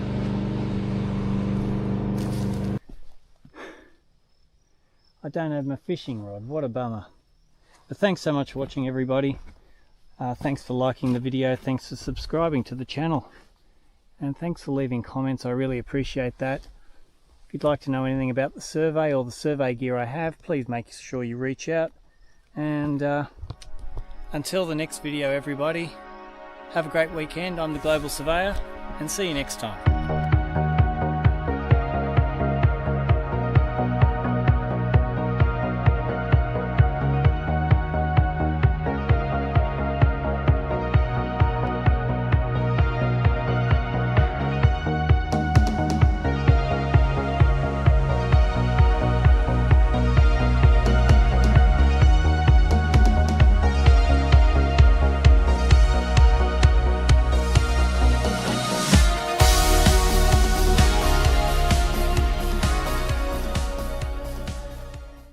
Holy dooly. Didn't I tell you surveying was cool? Check out these rocks. Wow. Look at this. When I go around, there's a hole. How awesome is this? G'day everyone. Global Surveyor here. And we're out here, Lower Portland today. RTK initialization lost. Got the Leica GS18, Initialization locked. CS20, RTK initialization locked. and undertaking a boundary survey for a client who happens to live just up the hill here. We'll turn that volume down.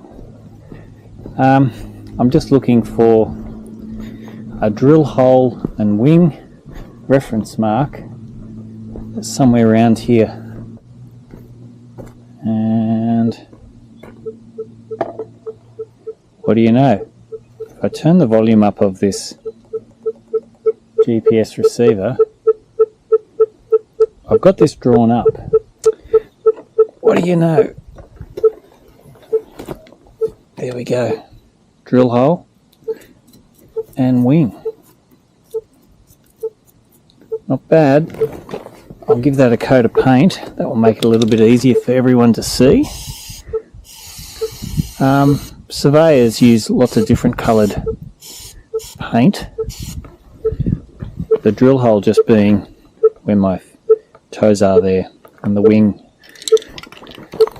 So we'll give that a read now. I'm going to change the code to drill hole and wing. And what I like to do is, you can see I've got it drawn up here on this piece of paper, and this is just a copy of the subdivision plan, but in red pen I've drawn this thing up in the computer, drawn the plan up in the computer, and given a number for all the points. So this is drill hole and wing number 49. That back there, and I'll code that drill hole and wing 49 in my GPS. I'm going to set the quality control here to accuracy mode and measure.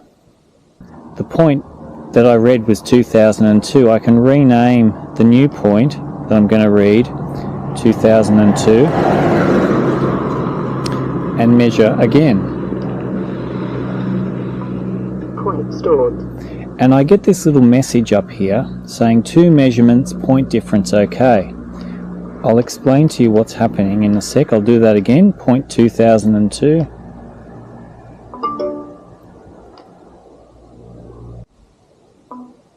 Point stored.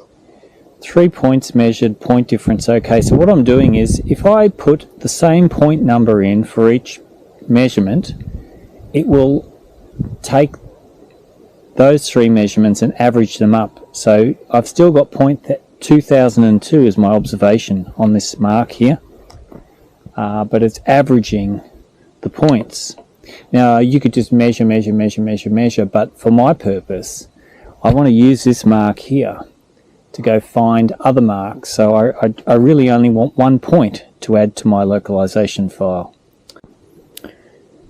Okay, so I'm back at the Leica CS20 here, and I've gone into my localization program, create coordinate system, and I've already got a coordinate system set up because I read 2 marks previously. So what I'm going to do is modify that,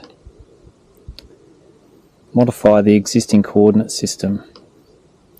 I'm going to add another point, so we're going to go new. Now the point that I just read here was 2002, and my local point, which is the local point, is the point that I've got drawn up here on my piece of paper, point number 49. So I'm going to add that in, 49, and I'm just going to ignore, I just want position only, not really worried about the heights. Now when I do a calculation, so you can see the accuracy isn't too bad. 27 mils by 30 mils, 4 millimeters by 15, and 24 by 16. I have 1 peg, 1 drill hole and wing, and another drill hole and wing on the other part of the site that I measured. So that's not too bad. You know, we're still within sort of tolerance to help me look for extra marks, which I'm going to do now. So what I'm going to do is actually accept that result, and it will adjust my localization file, and they'll be able to stake more out. Okay, so the next point is 177 meters away, and it's a bit of a walk, but I've got this little orange arrow pointing in the direction, which is up the hill, and the distance is getting smaller as I walk towards the next point. 148, 145, 44, 43, 42, 140. So we'll just go for a walk here. Whilst I've got an opportunity, I'd just like to thank and welcome all the subscribers to the Global Surveyors channel. I really appreciate you following the channel and giving me comments and words of appreciation, whether that's someone who might be a surveyor or it could be a student. Yeah, please make sure you like, subscribe, share if you're watching for the first time. Will we find this survey mark? It's a drill hole and wing. 15 meters, quite possibly on this driveway here. If the driveway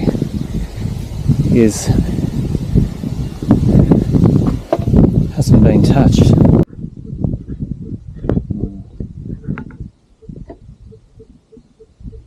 $100mm. Well,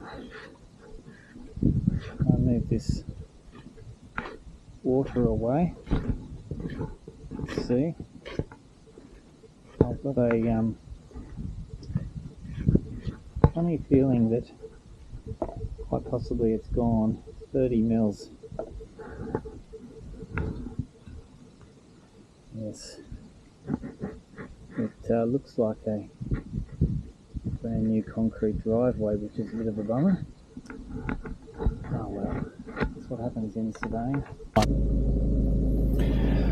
Okay, so we're going to go for a little bit of a drive up the road now to look for some extra marks. I'll just have a look at my plan here to see how far we need to go, and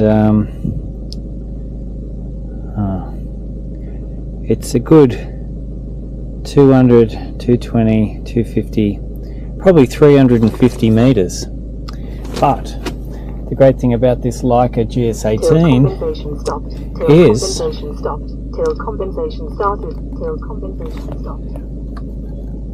it's still receiving corrections and accuracy in the car here, which is pretty cool. So what I'm going to do is actually type in the point that I want to go to, point number 10, stake out 10,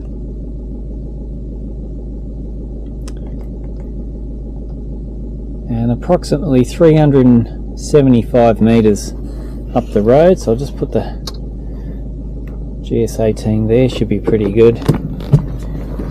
Put your seatbelt on and then we'll go for a drive. Bit of a tricky driveway to get out of here, so just gotta watch for the traffic. There's not much traffic on this road. So just getting a rough look on my GPS receiver, 300 meters. I'll have another look when I guesstimate where that 300 meters is.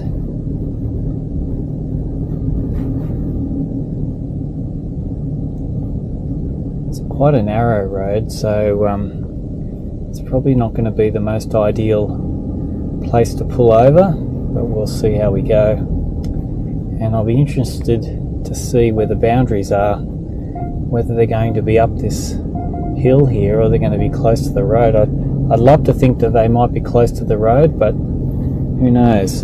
Now, the plan does suggest that we go around a big bend, which is kind of what I'm doing.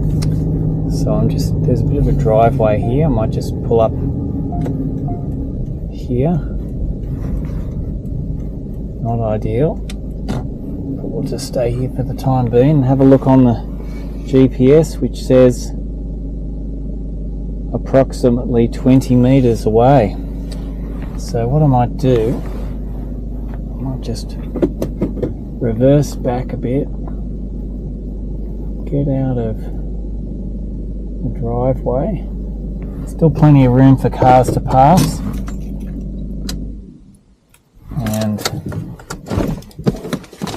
hop out, and I've got one of these funny feelings that the mark is up the top of that cliff, which could be the case. So it may be a case of walking up the road here, because I'm definitely not going to walk up there, walking up the road and walking back. But I'm hopefully going to find this, because it's a very old rock mark from the 1800s. One thing I like to do, I mean everyone's different, but because this road's quite tight, I'll just grab some of my witches' hats, as we call them here in Australia. I'm not sure, cones maybe other people call them, traffic cones. Oh, we call them witches' hats. I'm just going to put them out on the road, and that should prevent any cars from swiping or running into me. I'm only going to be here for a short period of time, hopefully, but if I've got to go up that cliff, well then, who knows. Just make sure we've got everything before we disappear.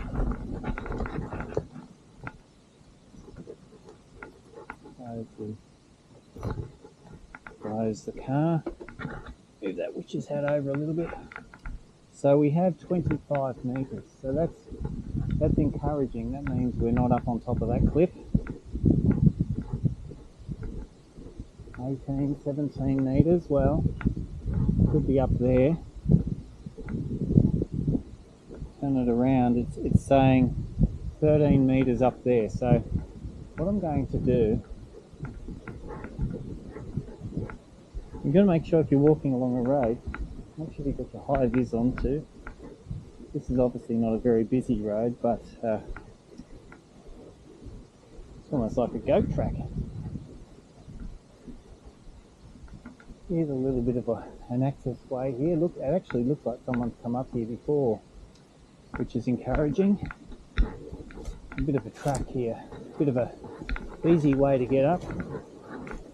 So we're looking for a survey mark from the 1800s, 30 metres. Got to go backwards.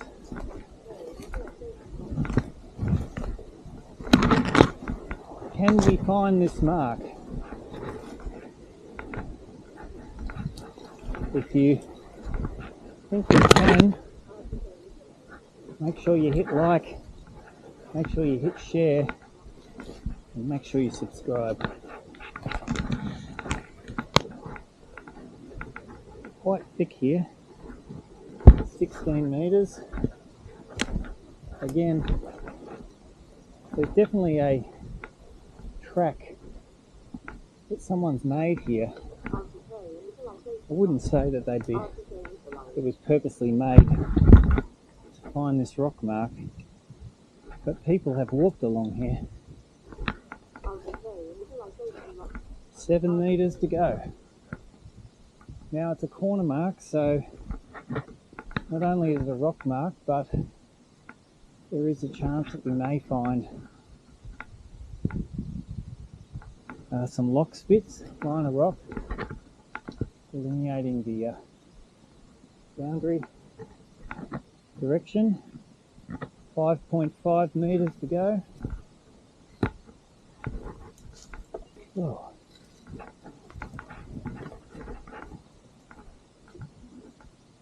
Getting very close. Whoop. I can hear the beeping sound. 0.6 of a metre.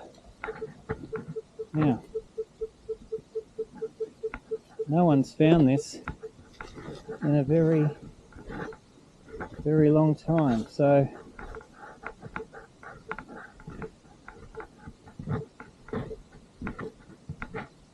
we'll have a look. Okay, well, I don't want to be the bearer of bad news, but at this point in time I have not found the rock mark. However, I have a bit of evidence here which suggests something might be here, but I want to go find potentially another mark further up the hill first, then I'll come back to this place. But we have some rocks here. We've got a big solid rock. There should be a mark on this rock somewhere. And again, my starting point is probably not very reliable for marks further down the hill there. So I need to find something that I know is on this plan, potentially a peg up the hill. But we have a line of rocks running through here and some rocks here and a jolly great big rock here. And if it was a rock mark, as it said on the plan, well, you can see little white bits here. It wouldn't have been painted. Well, if it was, there's no paint there now. It was a long time ago, and if someone else has found it since the 1800s, well, quite possibly they may have given it a coat of paint, but I can't find the mark yet. But if you know me and you've seen other videos, I don't like to give up. So what I'm going to do is give this one a miss, head up the hill and see if I can find something else, and then I'll come back. Stay tuned. Okay, so we're climbing up higher now. If you're going to be a surveyor, you have to be prepared for a bit of walking through the bush. I mean, look at this place. Look how fantastic. These big rocky cliffs, or rocky boulders, bushland. This is my office, 31 metres up the hill. If you have a son or daughter that's looking for a really great career that's not only adventurous, kind of get paid to go looking for survey marks like I am, get paid to go treasure hunting,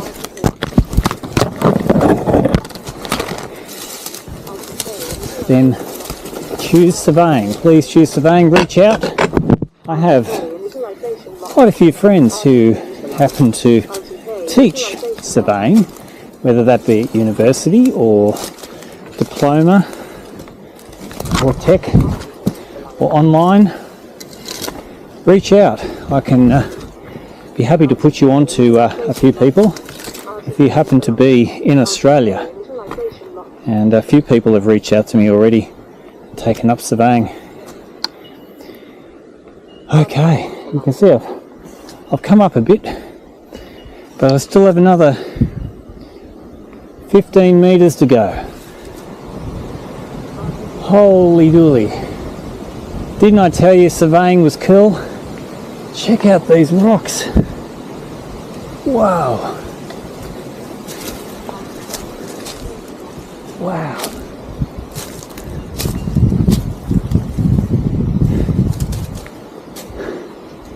Incredible. There's no evidence of any paintings or things like that. But how awesome to be wandering around. This is my office. You could be stuck in the air conditioning or the heating, depending on where you are. How awesome is this? Okay. About 14 metres to go. Bush bashing again.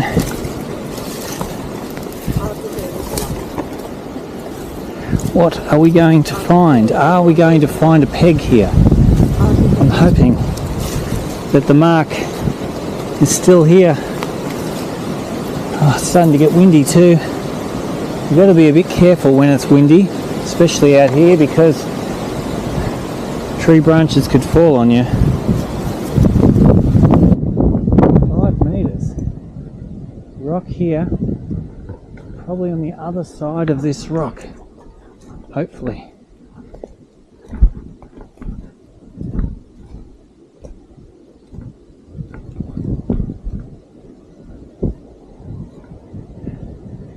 I think I found something.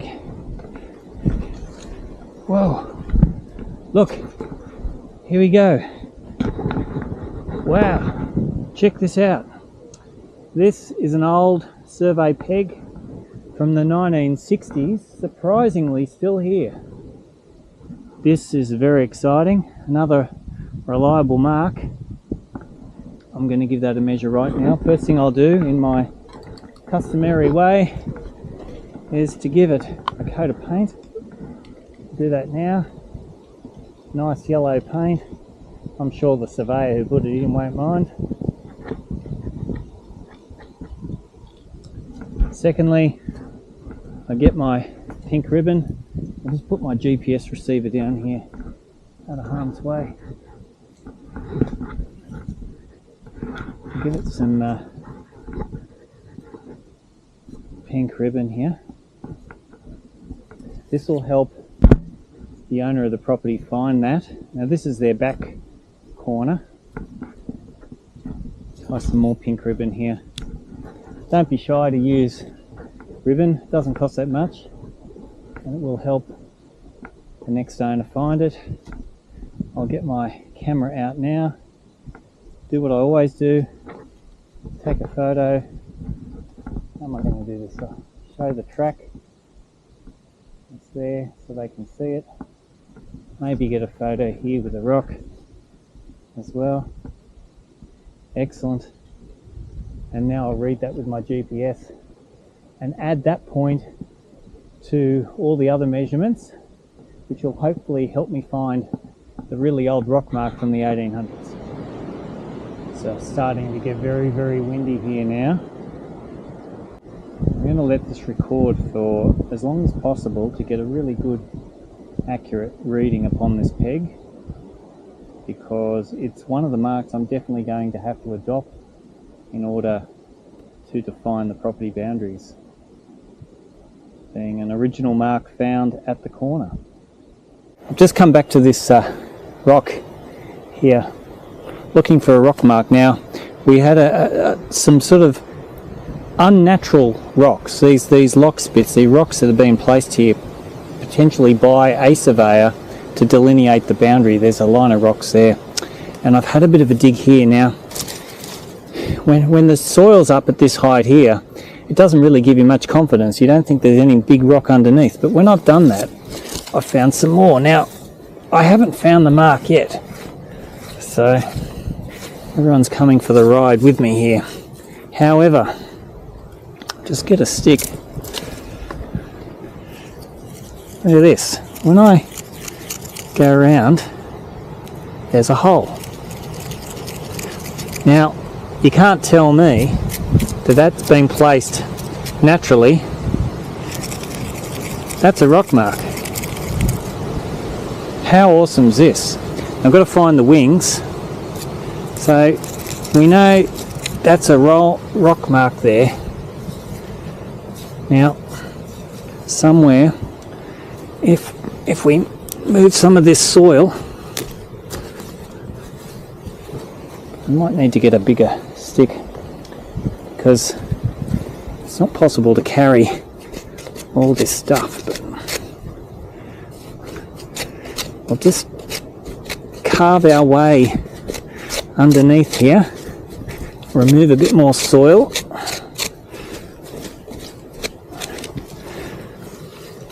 and let's see if I can find some wings. At this stage,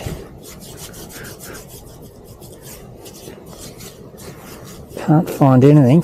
Although, hang on, did you see what happened? My finger there, it's going in a bit of a deviation, potentially a wing. Now, the Surveyor back in the 1800s had a chisel.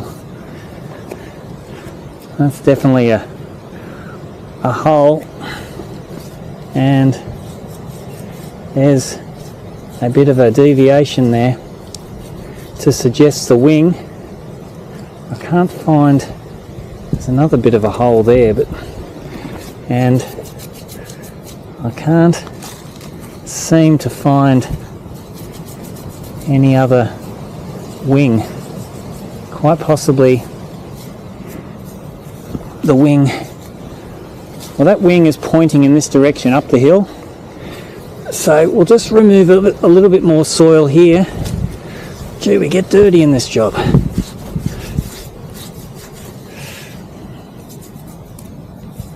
And see, there's another wing there, and there's a wing here. It's a broad arrow. You beauty. Now, it's not in the best shape. When I give it some paint, you'll understand exactly what I'm looking at, because you can see here, you're probably struggling. I might have to adjust the light in this video so everyone can see, but what I'll do,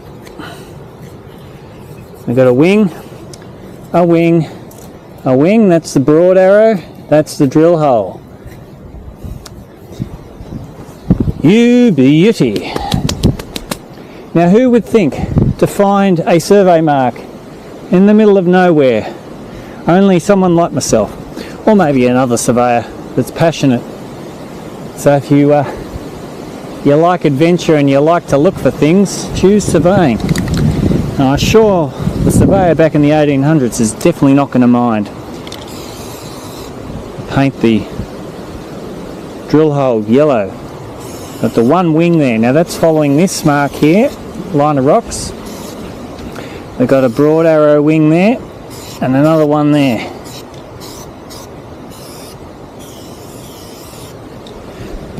Broad arrow, drill hole, corner mark, 1800s. Oh, my job is almost done. Wow. How cool is that, eh? If you think that's cool, give me a like. Please make sure you share the video. And I really appreciate you getting this far. Thanks so much for watching. I'll give this mark a read now. And look at my hands. What a great way to win the day. I'll tie some ribbon here. So these are line of rocks I'm going to place back now. I might do that actually before I measure. This one's a little bit loose. I'll put that there. Again, this is called a lock spit. Okay, and we'll put another rock just here. It's not the best. It's I'll fix that up. I've had to go from my 360 degree camera to my ordinary camera here, so I will fix this up shortly. But thanks so much for watching, everyone. Thanks for following the channel, thanks for subscribing, thanks for leaving comments. I'm the Global Surveyor here on YouTube and TikTok. I promote the adventurous side of surveying. I do have some instructional videos on surveying equipment, such as GPS receivers and total stations and other things, and practical tips and tricks about surveying. But really, the channel's all about adventure, looking for old survey marks like this. If that's something you like, make sure you hit like, follow, subscribe, leave me a comment, become a surveyor if you're not, or thinking about a career change. I'm the Global Surveyor. Thanks so much for watching, everyone, and have a fantastic day.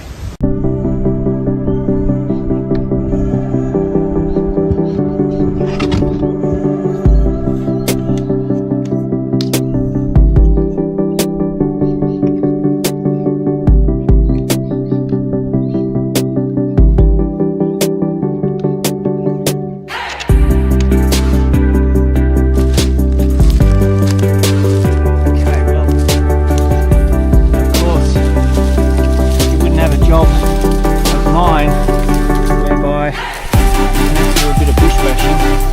Be careful here because subscribe and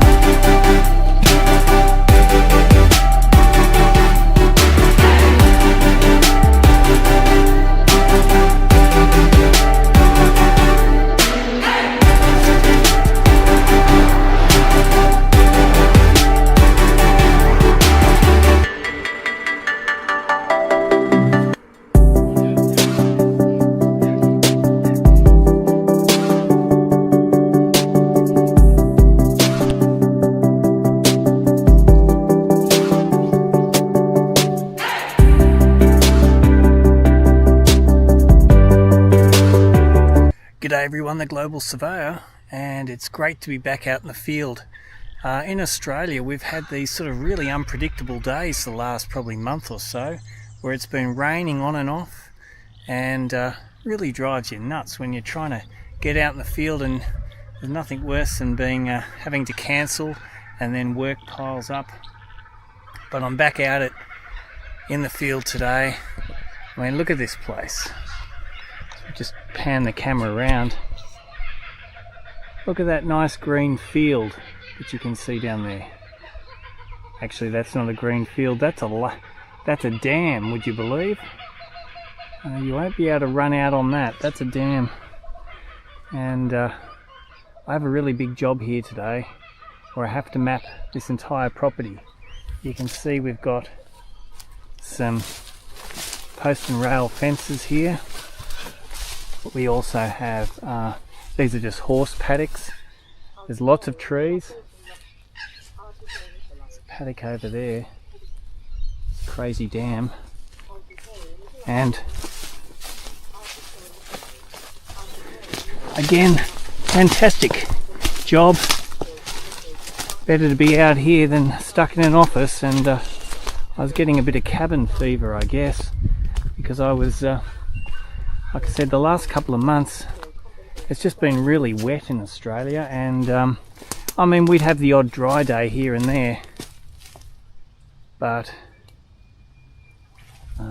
every time I had a job it'd get cancelled or postponed, and then all the other jobs would pile up. So I finally caught up, and I'm back out in it again. I still can't get over the fact that that is a dam. So today's choice of weapon is going to be the Leica GNSS multi-constellation GNSS, and we've got the Leica CS20 controller, rugged controller that it is. And like I said again, I'll be mapping and walking around, doing a lot of walking today. I've actually been to this property before, and I have undertaken a little bit of survey work here, and you can see here where the arborist has been, tree number 71, pretty good little tag there, and there'll be a lot of trees to map. It's going to be a big job.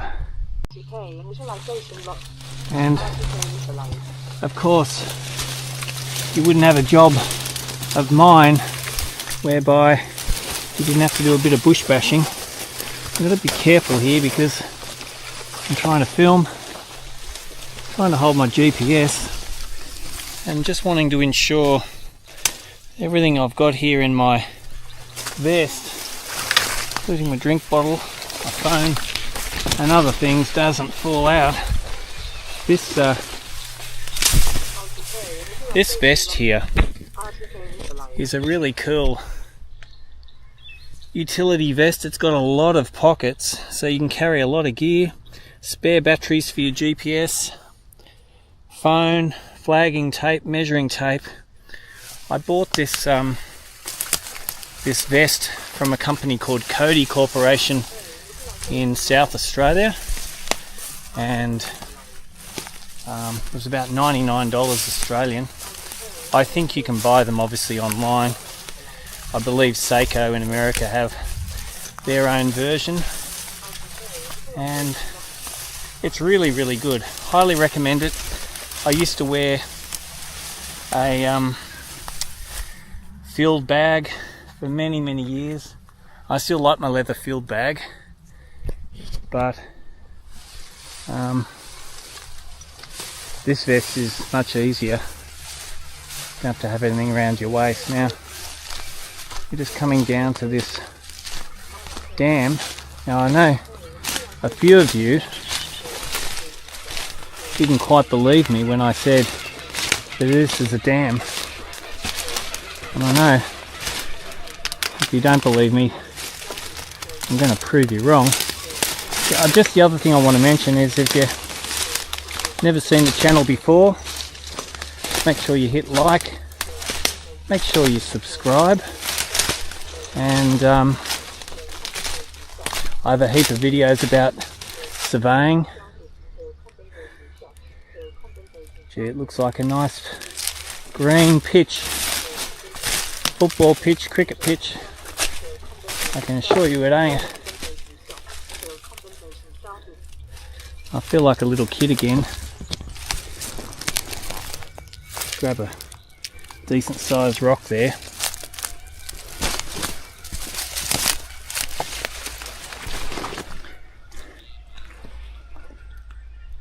Watch this.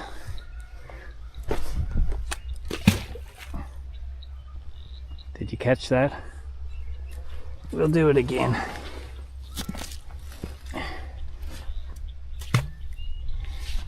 So don't be fooled. This is not grass. You can actually see a duck out there enjoying itself. Okay, so the purpose of the video today, like I said, is to make a map of this entire property. Some of this area here, as you can see, is highly vegetated, rocky and dense. So I'm going to be using a combination of, I'm going to be using my GPS receiver to map the paddocks and the fencing and the buildings, the dam, and this lower section here and the upper section here. Can you hear that? For people who aren't in Australia, that's kookaburras going crazy and they're laughing. I can assure you they're not laughing at me.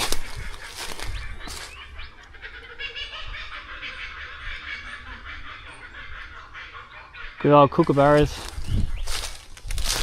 So yes, this section here and the lower section here, I'll be using a combination of LiDAR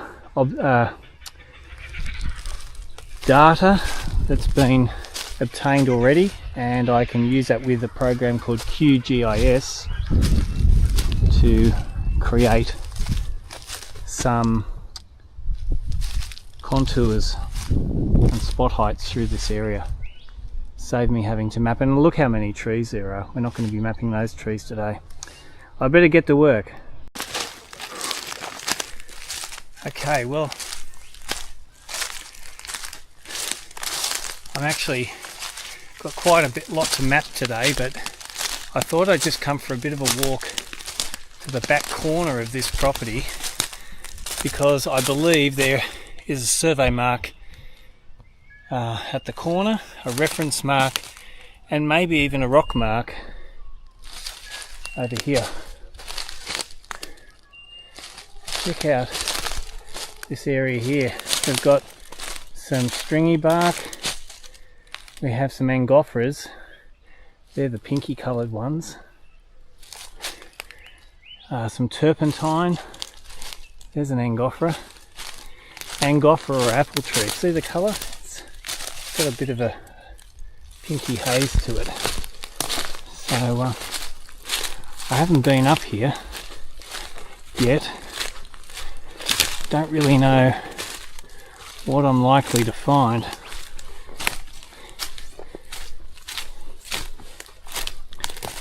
But I did some initial survey work here, like I said before. and I found some boundary marks, but I really need to find something at the back here. So I'll just go for a bit of a walk and see what I can find. So you can see the little grey box there with a red arrow. That's my control, that's my GPS receiver, and it's corner number 23. So it's down somewhere over here.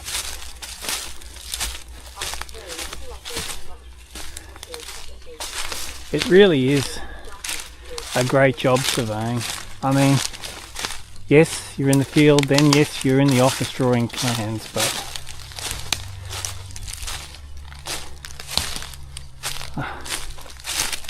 this is my office for today. There's another. These Angophoras are great. Look at the curly branches.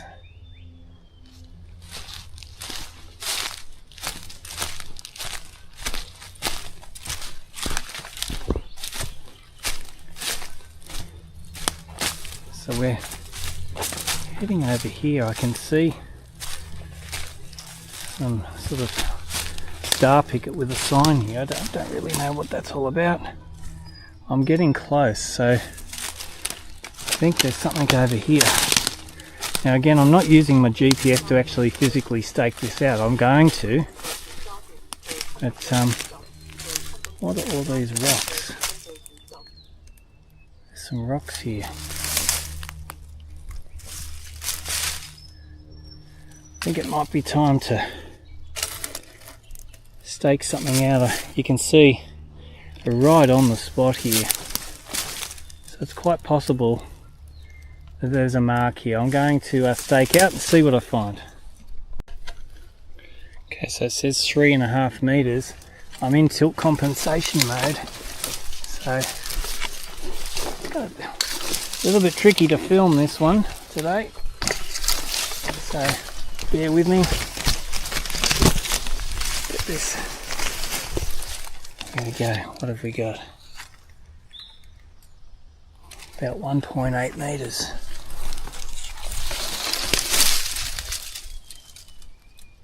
1.2 meters. Somewhere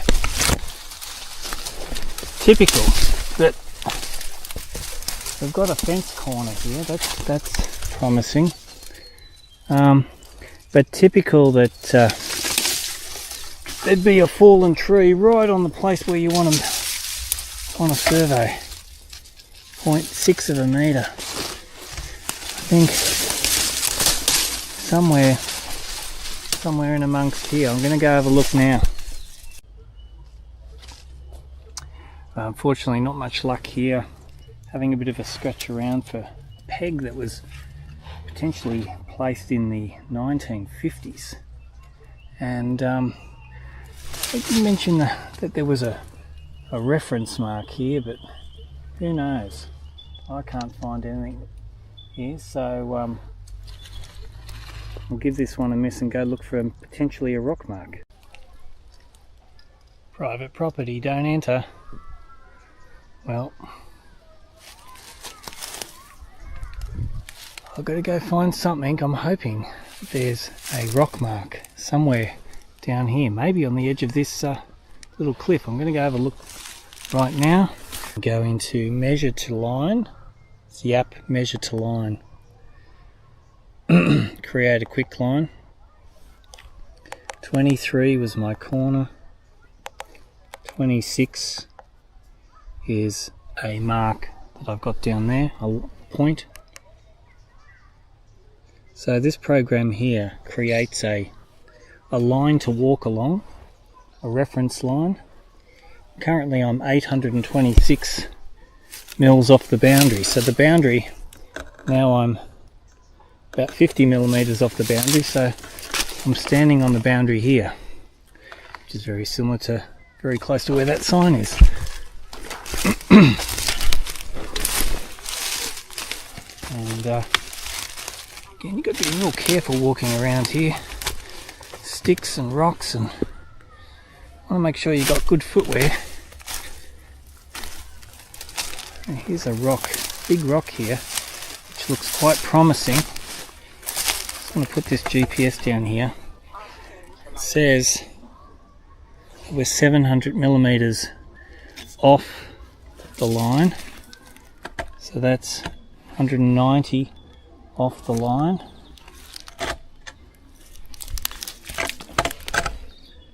$380 off the line. This would be a really good spot for a rock mark. Going down here. I might scratch around here and see what I can find. Ah, well, that's what happens in surveying. You have a good look and you can't find anything. I think I'd like to come back to here.